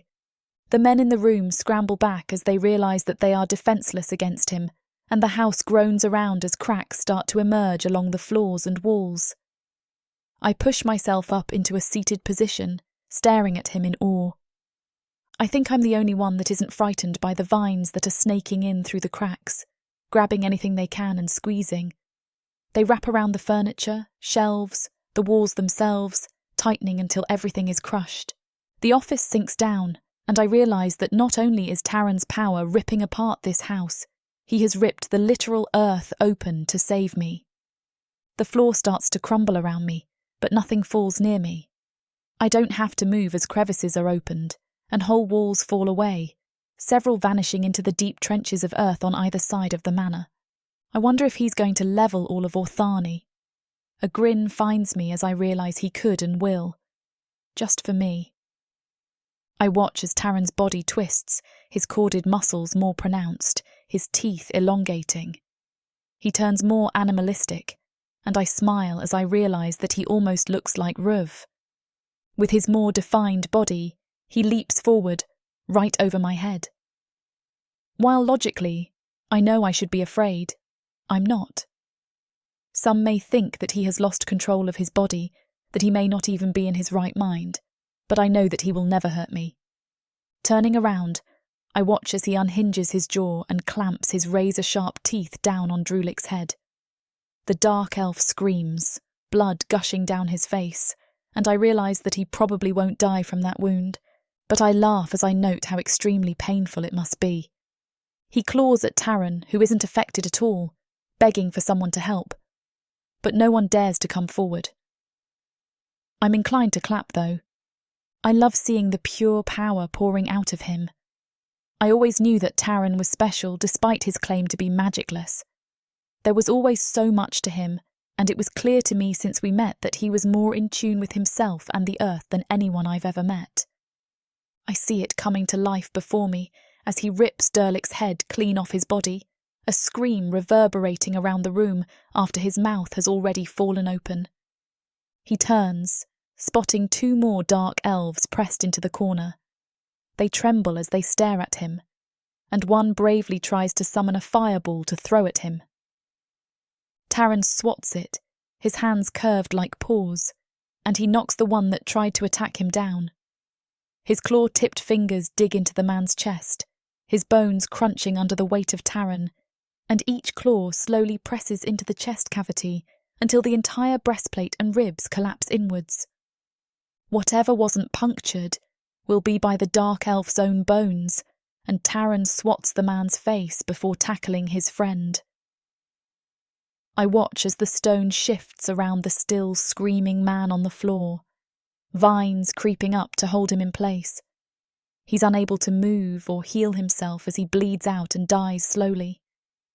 Across the room, 2 more dark elves are trying to escape, and as they approach the door, stone falls down, raining down to block them. My jaw drops open as I realise that the earth is responding to him so naturally, helping him as he destroys each dark elf in turn. My eyes sweep back to where Tarron is mauling one of the elves, the one with the broken nose. His teeth dig into the exposed throat of the male fighting to get away, and he rips back with a deep growl.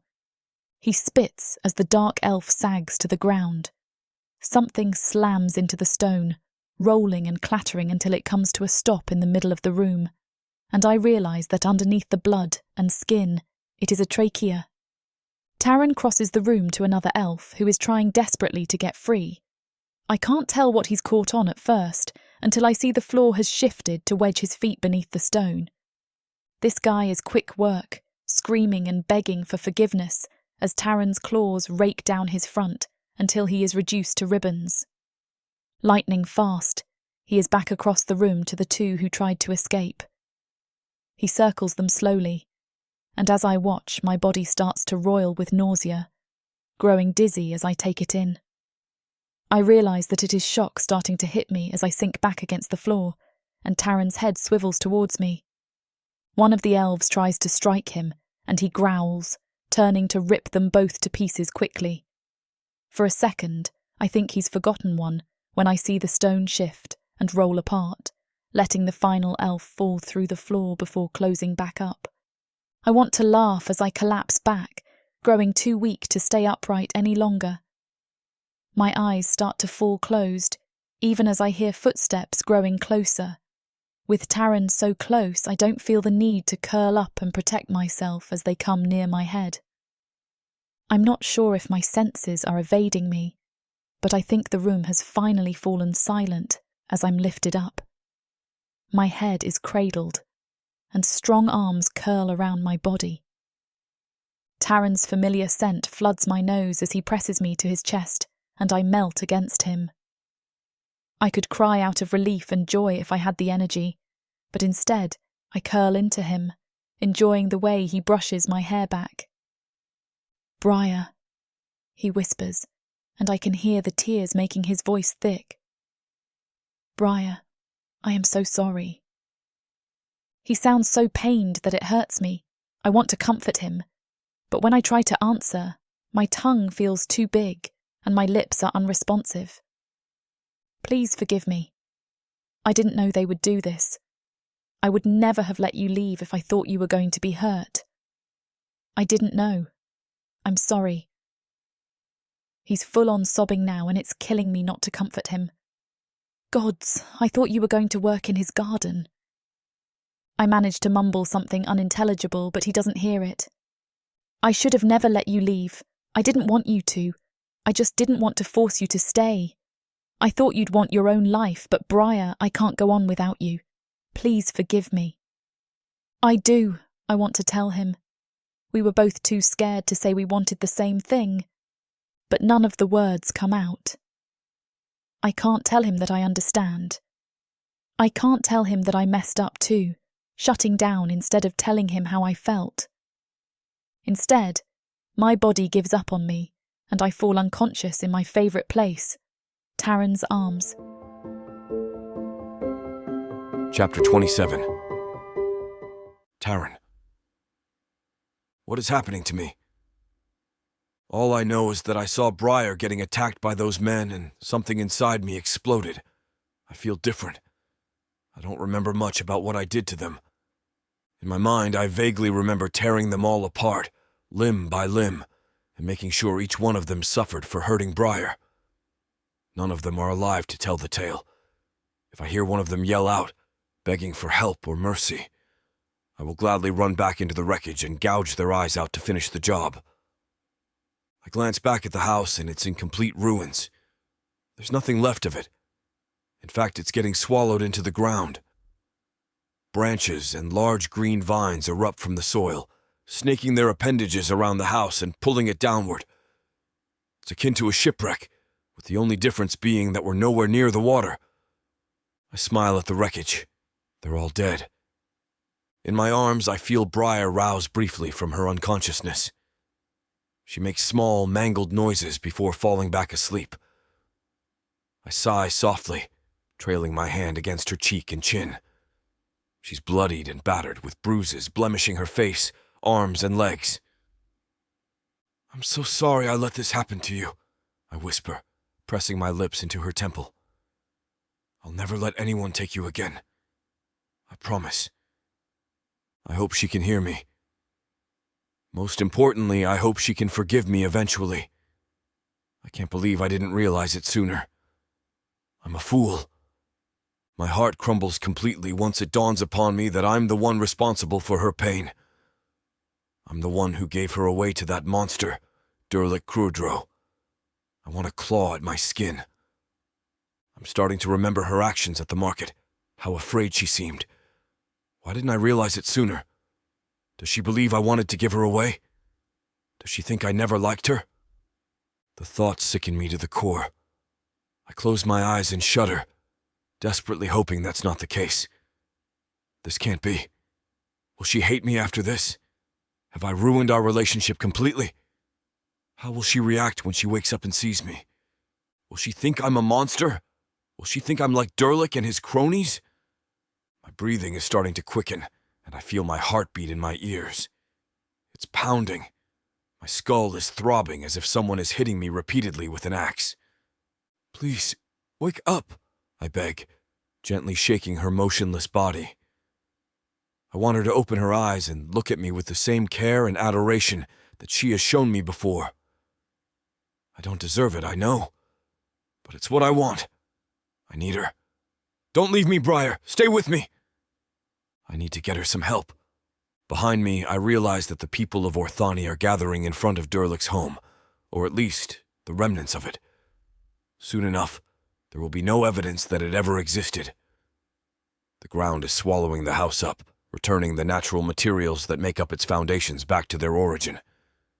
I hear astonished gasps and excited murmurings all around me. People are pointing at the engulfed building with wide eyes and open mouths, making their own assumptions about what is going on. They ignore Brier and I, and for that I'm grateful. I don't want them to know that I am the one responsible for that carnage. The only thing I want is for Brier, Ruv, and I to live on my farm, far away from anyone who could hurt us. The ground is nearly done swallowing the house up.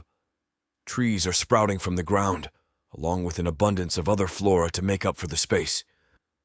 The citizens of Orthani are treating this as entertainment. They don't know what's going on, but they're enjoying it. They applaud the scene. They holler and laugh boisterously with each new tree that sprouts. What if I tell them what I did to create such a scene? Would their smiles die? Would they stare at me as if I've grown 2 heads on my shoulders? I feel a disgusting stain on my soul, but it's not because of the killings. No, those men deserve their fate. I'm willing to do it all again if it means seeing the life drain from their eyes once more. I'm guilty about what I did to Brier. She doesn't deserve any pain, sorrow, or suffering. But look at her in my arms. She's in tatters. She can't even open her eyes to look at me or open her mouth to tell me about what she's feeling. I owe it to her to make things right. I can't stand to see her this way. My equus lift up their heads when they see me approach with Brier in my arms. I place my hand underneath her head and bring her mouth to my ears. I hear her breathing, only barely. Her chest heaves small, unconfident breaths with each second that passes. I swallow thickly. What if she dies? What if I can't do anything to help her? Fear entangles itself around my heart and squeezes hard, threatening to bring me to my knees if I don't act quickly. My equus sense my alarm. My mare lowers herself down slightly so that I can hoist Brier onto her. I secure her onto the straddle, whispering sweet nothings as I work. My hands tremble with each move I take. I'm begging her to be okay. I don't know what I'm going to do if she ends up dying. Will I ever forgive myself? Brier groans, but she doesn't stir. I raise a quivering hand to my mouth. My eyes trail across her wounds. Tears form quickly. I'm the reason she's like this. I'm the reason those monsters put their hands on her in the first place. What if I'm not able to get her home in time? What if I can't get her any help? My stomach twists and turns as I pace beside the mounts. I'm planning my next move, but uncertainty looms over my head. What if I'm useless? The first thing you can do is get on the saddle and take charge. My body jolts. I lift up my tear-muddled gaze to see my mare eyeing me. I can clearly see the whites of her dark eyes with the way she's glancing at me. How are you talking to me? I ask. My voice is shaky. What's going on? Does that really matter right now? You need my help, and I'm going to give you it. Hop on. We don't have time to deliberate on this much longer. You're right, I stammer out, tossing my leg up and over the saddle. I grab the reins tightly. I still don't understand how we're talking, but stop worrying about that and listen to me. I understand that you're worried about her. I am too. I don't want her dying on me. Please don't say that. Let me lead the way. What do you mean? I can get us back to the farm in half the time it usually takes us if you let me lead. Just sit back and take care of her. I'll manage the rest, but make sure to hang on. I still don't understand what's going on, but I trust my equus. I am the one who raised them both since they were foals. I am the one who has cared for them every day since then. I have no reason to mistrust either of them, even though I don't know why my mare can suddenly talk to me. This is unusual. Can you tell me why we're able to speak to each other clearly now? I have to admit that I don't have the answers to that. It just happened. Something facilitated our conversation. Her mane ruffles with the wind.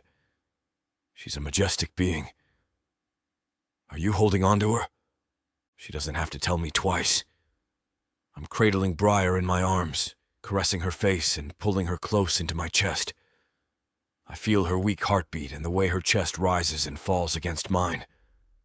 I wipe the blood off her face with my thumb. There's a large cut across her bottom lip. The inside of her mouth looks red, too. I am? Good. We'll be home soon. With that, she takes off without warning.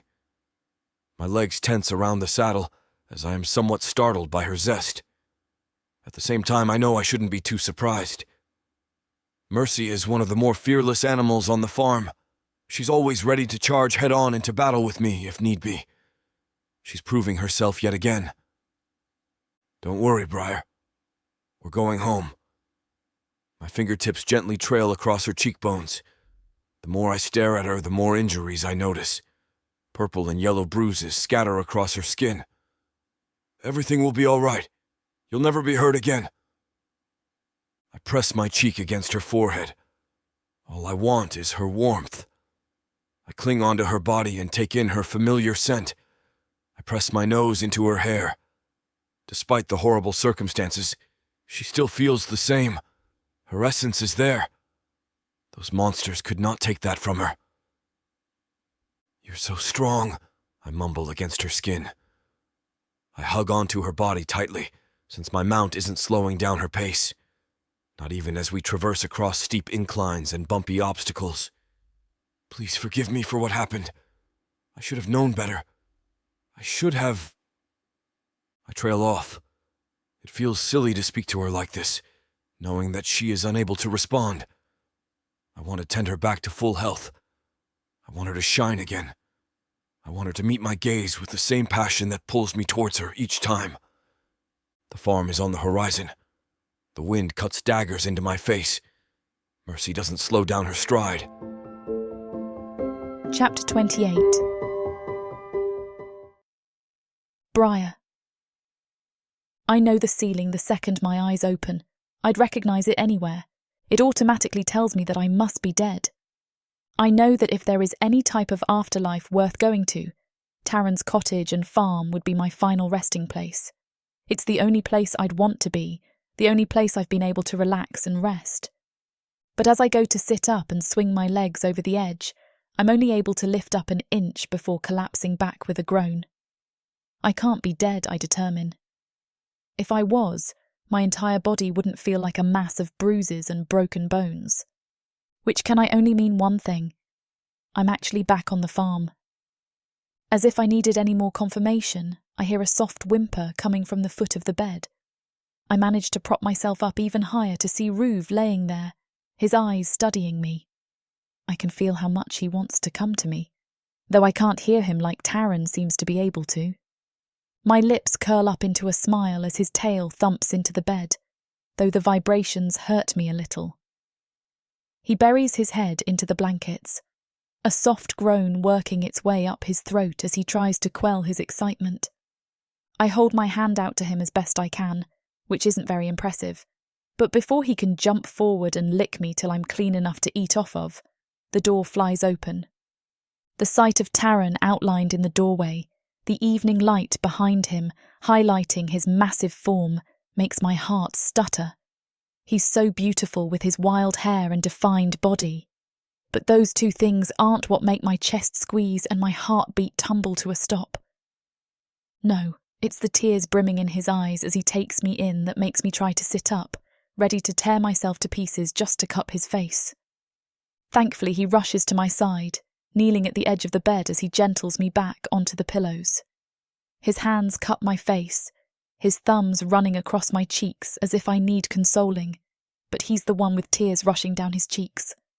Tarron, I croak out, not realising how bruised and dry my throat is. It only makes more tears fall as one hand runs down my arm, lifting my hand so he can brush a kiss along the knuckles. How do you feel? he murmurs, staring up at me with those massive, caring eyes. What can I get for you? I shake my head, trying to clear my throat. My mind is trying to fill in the blanks, but it's making my head spin as I become quickly overwhelmed. What happened? I force out, though my tongue feels like sandpaper on the roof of my mouth. How am I back here? That makes the hopeful look on his face fall. Immediately, his expression is one of pain, and it nearly breaks my heart just to look at him. I'm so sorry, Brier. He presses his forehead to my hand, his shoulders slumping forward.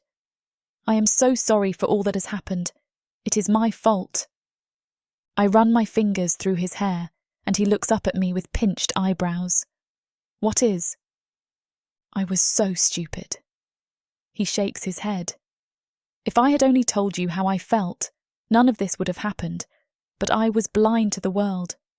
You are the first human I have met, and I thought I was giving you a recommendation to tend to the man's gardens. His nose wrinkles at the possible innuendo. In the most honest way. Tarron, I start, but he's lost in his despair. I should have pieced it together that it wasn't safe out there, not after all that you told me. I thought the raiders were generally terrible elves, not subjecting you to what any dark elf would. But when you panicked after he bought you... Tarron shakes his head, as another tear slips free. I should have stepped in. I should have told you. I confess, I didn't want to leave. He gives me a watery smile. And I didn't want to take away your freedom to leave, even though it killed me to see you go. I lean back against the pillows, taking it all in. You didn't want me to go, I breathe. But you didn't want me to feel trapped here, and you wanted to help me get a job. It makes my heart swell, despite knowing the outcome. Oh, Tarron, you were just trying to give me the best life I could hope for. But you are my best life, he gasps out, like the idea of anything else pains him. If I had listened to Ruf, or even asked you why you were so mad the day we left, none of this would have happened. I was blind and stupid, and I am so sorry for not saving you from that pain. I squeeze his hand. You did save me. He shakes his head. Not before they brought you to the brink of death. I was afraid I wouldn't get you back here in time, and I am lucky that my equus seemed to love you as much as Ruf does. They raced non-stop all the way home for you so I could heal you. His eyes shine bright, and he licks his lips, his hands trembling as he confesses, Brier, I love you. The words stop me, stilling me with shock. But that doesn't change what I've known to be true for a while. I love you too, I whisper. I've loved you for a while now, Tarron. He eases me over as gently as he can. I am still so exhausted, physically and emotionally, from all that has happened. I'm overjoyed to be back home and relieved that I won't have to leave again, but I also know I need time to heal. So when Tarron kisses my forehead and presses me to his chest, though my body cries out for him, I drift off into a restful sleep. Tarron watches me warily from the orchard, but I ignore him as I clean up the mess he's made in my garden. In the week I was laid up in bed, he undid a lot of my work, and I cut him playful glares as I pluck weeds out of the soil. I wish he'd stop watching me like I'd collapse any minute. It's my first day out of the house, even though I felt like I was ready before. He made me wait until every bruise and mark and even the slightest discomfort had vanished from my body before allowing me to come back out to help. I can't be mad at him, though. Not when every time I look up and see him standing there, my heart soars. As happy as I am to be back on the farm, my true home is Tarron. I'd go anywhere with him.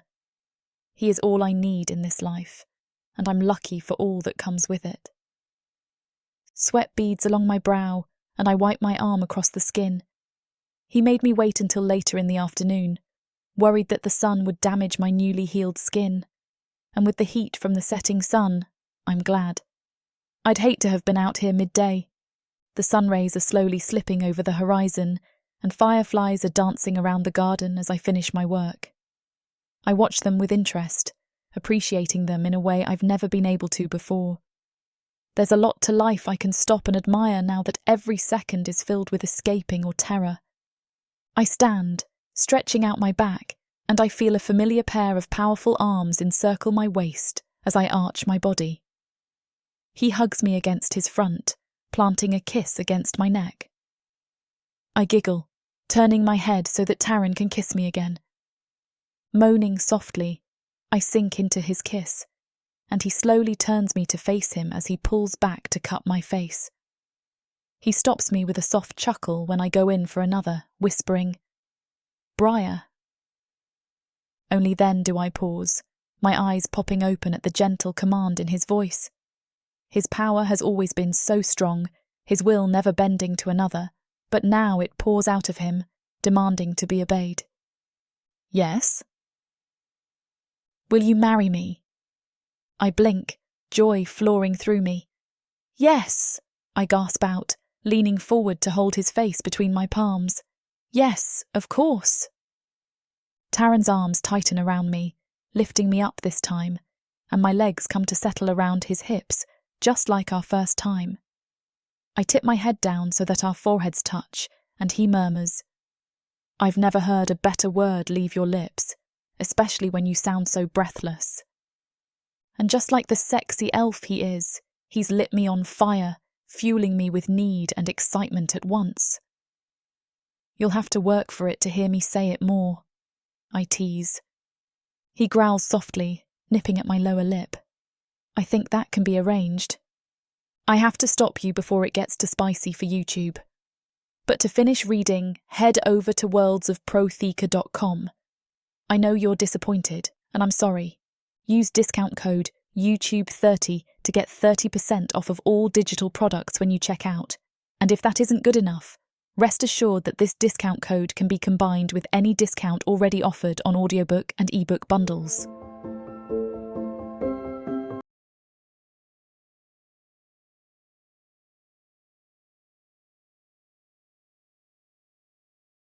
Orcs, gargoyles, vampires, ice monsters, demons of the dark. These beasts seek war, destruction, and power. And there's only one thing that can tame them. Love. This is your chance to get the uncut and unabridged audiobook bundle. No detail is spared. Use discount code YouTube30 for an additional 30% off of the already discounted price. Go to worldsofprotheka.com. Get access to countless audiobooks and discounted bundles where I talk you through every last 29. Protheka's magic is eternal. Tarron. Audio bundles will make it immersive. I mount the EQ and I don't even need to steer with the reins or my knees. My mount just starts towards the city. Whatever change has taken place since fully embracing my connection to the hunter has meant that I can now communicate as easily with any animal as I used to with Ruve. And things with Ruve... well, now, speaking with him is as easy as thinking. That's a mixed blessing, though. Ruve is a bit of a smartass at times, especially now that I can understand him more clearly. He often wonders why I didn't see what was so obvious, right in front of me with Brier. I'm not sure how I feel about my hound judging my love life. Normally, to get to the city, I'd take the road that loops out from the farm until straightening before getting to the city. But with my connection to the beast so much stronger now, she knows exactly where I want to go. I get a feeling from her that she knows where she's going, so I don't even flinch when instead of heading for the road, she heads for the woods. She's pointed in the direction of the city, so I just trust her to take me where I need to go. And she moves fast. I can feel her excitement. It mirrors my own. All the animals have been abuzz since Brier and I decided to marry. They understand enough to know that means she'll be staying with us, and they've come to love her presence, but also what she does for me. They all benefit. It's made it so much easier to see to their needs now that we can all communicate via this link, and they want to help as well. The Equus have been especially helpful in planning for the wedding, holding things into place without much direction. Though that has, on occasion, led to some mishaps, such as when an overeager Equus toppled the altar trying to move it. Nothing broke, and I'm sure the hunter is more than forgiving to the beasts of the land. Though it was interesting to find out how intensely an Ikwu can feel shame and embarrassment. Since my mount knows the destination, it means I don't need to pay as much attention to the path ahead of me. It means I can take hold of the deeper connection between Ruve and me and slip back to the farm, watching everything through his eyes. Though popping in on him just as he's licking himself isn't exactly the sight I was hoping to see. Do you have to do that right now? I ask. I'm not the one barging in unannounced. Where's Brier? I see through Ruve's eyes as he rises from the floor, and I feel the way his body flexes as he stretches. He follows Brier's scent, which is so much more intense with his senses than mine, out into the fields. I watch as she lays out grain for the fowl we keep. Eat up, she says as she turns to me. I mean Ruve, or is it us? The connection between us is still so new that I'm not sure exactly how to think of who is who when we're connected like this. Oh, who's a good boy? Brier asks as she reaches down and scratches behind an ear. The world goes a little fuzzy around the edges as Ruve sinks into bliss. Connecting to my hound this way has also helped me understand more how he is linked to Brier and the connection we shared before. I used to think that Ruve just imprinted on me as a pup, but that's closer to what his relationship is and was to Brier. Even before attaining my newfound gift, our connection was stronger than that. Even though I can sense everything Ruve senses, I don't get the same emotional resonance with Brier. His reading of her emotional state is based more on scent cues. All this, before and after, must have been genuine gifts from the hunter for my years of devotion. I wonder if there are others like me out there that God has deemed worthy of such gifts, though it's more of a passing curiosity. I'm not quite curious enough to go out to try to find others. That would mean dealing with more people. I release my connection with Ruve and see that my mount has carried me to the main road already. Cutting through the woods has significantly reduced the time it'll take to reach the city. I might not even have to stop to camp until I'm on my way back at this rate. I send my gratitude down the empathy bond and feel the deep sense of satisfaction from the mount. I arrive in the city with plenty of time to get what I came for before the shops close. I need a few more things for the wedding, and I just need to find the right people. Not to invite to the wedding? By the hunter, why would I want to do that? Especially after I learned of my error with Brier, I understand that there aren't many people here or anywhere that she would want in attendance at our ceremony. But there is at least one thing that I do want to surprise her with. I stable the EQ, reassuring her that I won't be gone long, and make my way to the tailor shop. I need a white dress for Brier. She'd made an offhand comment about it being part of human wedding traditions for the bride to wear a white dress, and I wanted to surprise her. Though when I walk into the tailor shop, I realize I may be somewhat out of my depth here. There are too many options. I'm about ready to turn around and flee back to the farm defeated when a shopgirl approaches me. She's a pleasant-looking human woman. "Can I help you, sir?" she asks. Yes, I need a dress. A white dress for my... For my what? My mind is suddenly blank. A white dress? Is this for a wedding? Yes. With a human? Her voice sounds curious. Yes. I'm sure we can find you something. How tall is she? I look the girl up and down. About your height. And pardon me for the delicate question, but what about her bust? Bust? The shopgirl blushes slightly.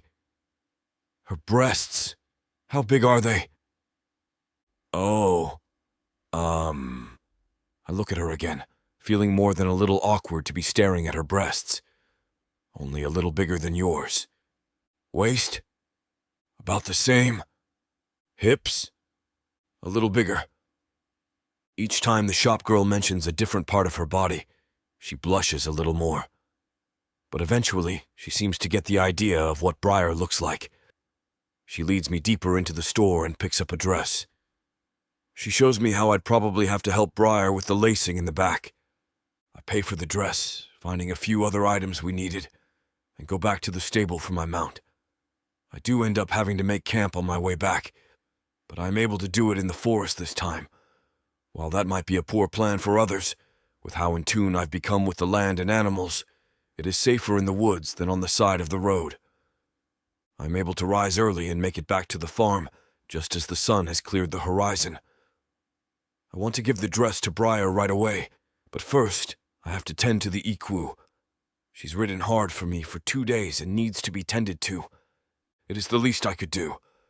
Finally done, I slip into Ruve's mind to find he and Brier are on the other side of the house, just finishing setting up the altar for our ceremony. We decided to move it to the fence line where our home met the wild. We really don't have guests coming, so it isn't like we're going to have to worry about seating. This is just for us. A ritual we'll perform with only the hunter to judge if our union is worthy. I walk around the house and call out, "Brier, I have something for you." She runs up and plants a quick kiss on my lips before looking at what I brought her. "What's this?" Brier asks as I hand her the package.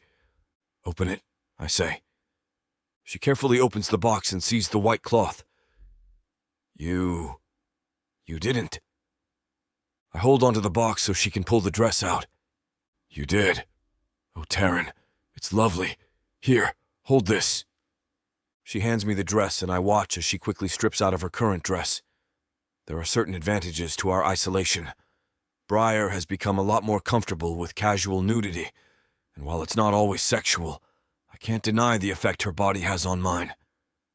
She takes the new dress from me, handing me the old one, and quickly pulls it over her head, smoothing it down. "Would you help me with the lacing?" she asks, turning around. I throw the old dress over my shoulder and help pull the ribbon on the back of the dress, cinching the bodice around her torso. "A little tighter up top," she says. I do my best to comply. Then she says, "There, just tie it off in a bow if you can." I'm almost insulted that she thinks I can't tie a bow. When I finish, and she turns around, I'm stunned by the way she looks in it. The shopgirl was right. She looks fantastic, and while I enjoy her in the nude, I have a renewed appreciation for how the dress accentuates her budding curves. "Are you ready?" I asked. "As I'll ever be." We turn to the altar and invoke the hunter, promising that we will be bound to each other for the rest of our lives. The earth rumbles under our feet, but the animals don't panic. It must be a message from the hunter. He must be pleased with our union. Chapter 30. The Hunter. I grin as I watch Tarron cut Brier's face and pull her in for a kiss. In everything, my champion honors me, and it is one of the reasons he has been rewarded with so many gifts. Ever since Tarron was born, he has been blessed by my touch. His family may have been powerless, but he has had my magic in his veins his entire life, and it pleases me to see how he's used it. The gifts I blessed him with were never wasted. He never used them to take more than he earned, and more so, after he discovered the full well within him, he didn't abuse that either. The same can't be said for most dark elves, but my champion always honors me. Even now, with his mate at his side, he has returned home to toil the land and care for animals, appreciating each one's soul as they are meant to be. I've never been so happy with one of my devouts. Tarron has truly grown into his gifts, and I'm thrilled to see how he continues to grow. Not many can master the power of the gods, but he is worthy of it. He will bring great change to Protheka, and I will continue to bring great change to his life. My eyes drift out from their farm, across to the city of Orthani.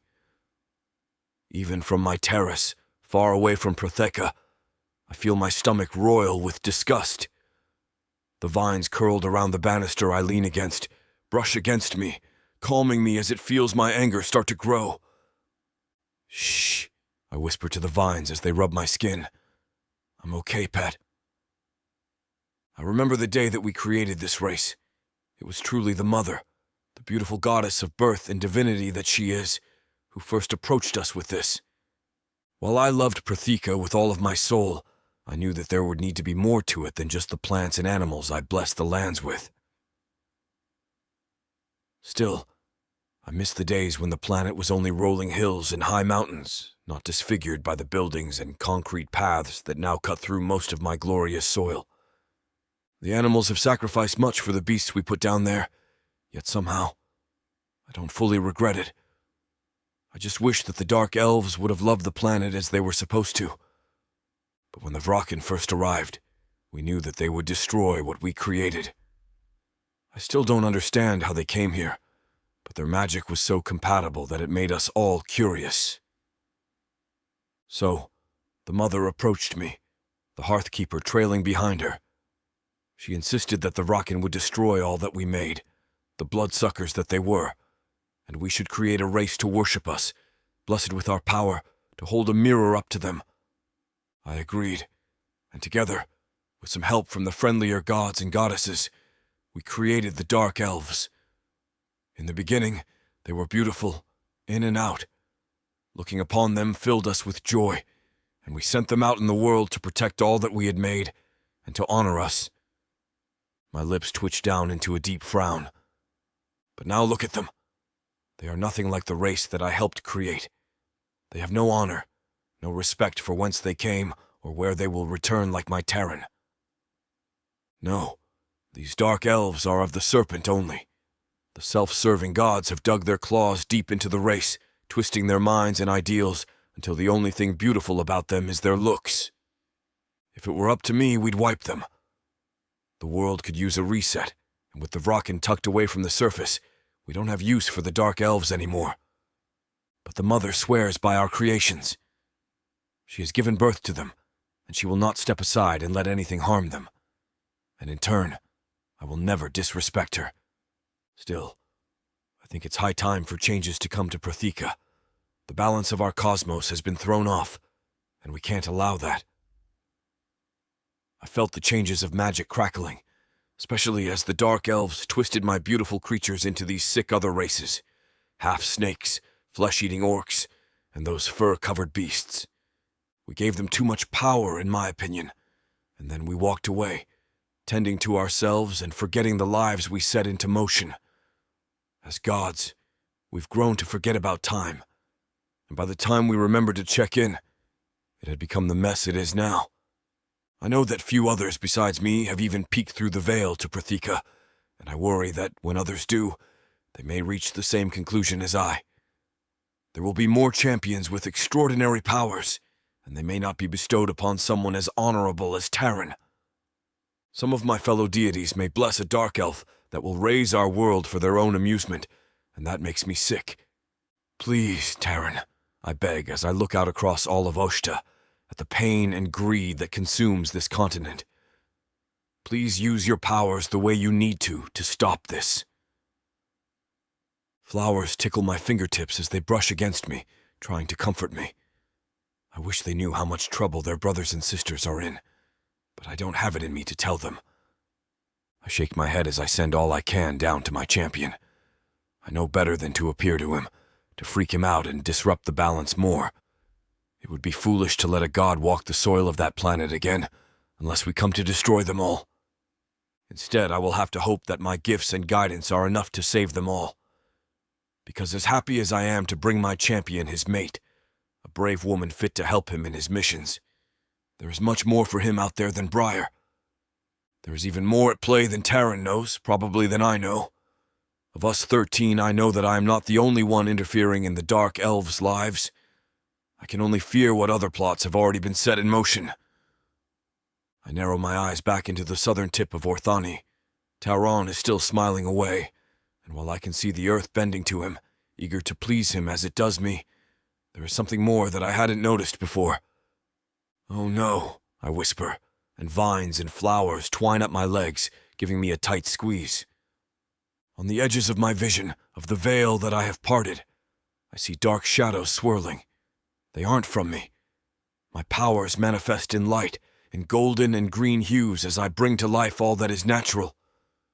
No, it is someone else, and they are also looking in on Tarron. Another god has seen what I've done, and I fear for what will be sent after Tarron, what ideas have been gleaned from my plan. The dark shadows swirl in closer, and I lift a hand to swipe them. My fingers glow a soft golden hue, the shadows twining between them in an attempt to smother out the power. It's no secret that we all have our own battles.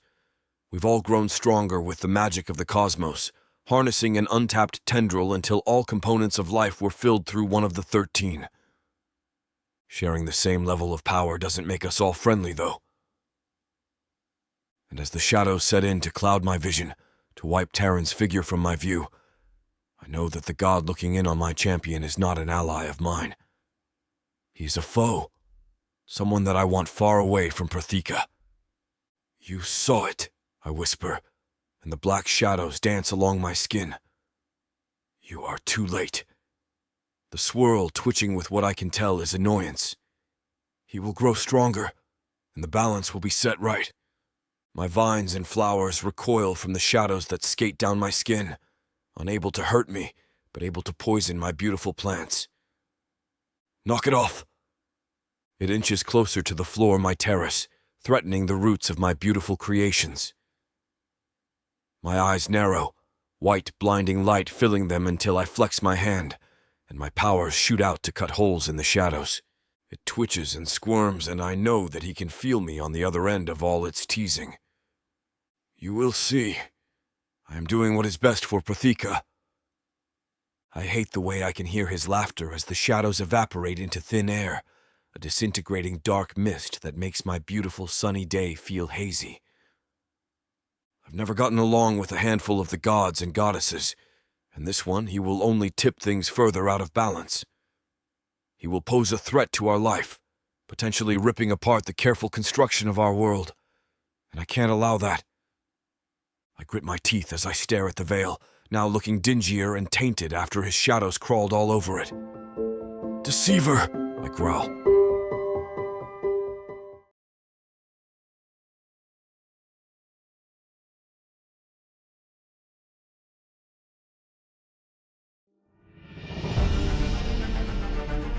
If someone had told me a month ago that I would be running for my life instead of sitting in the stuffy classroom of the bordello, preparing to be sold off to indoor, I would have laughed.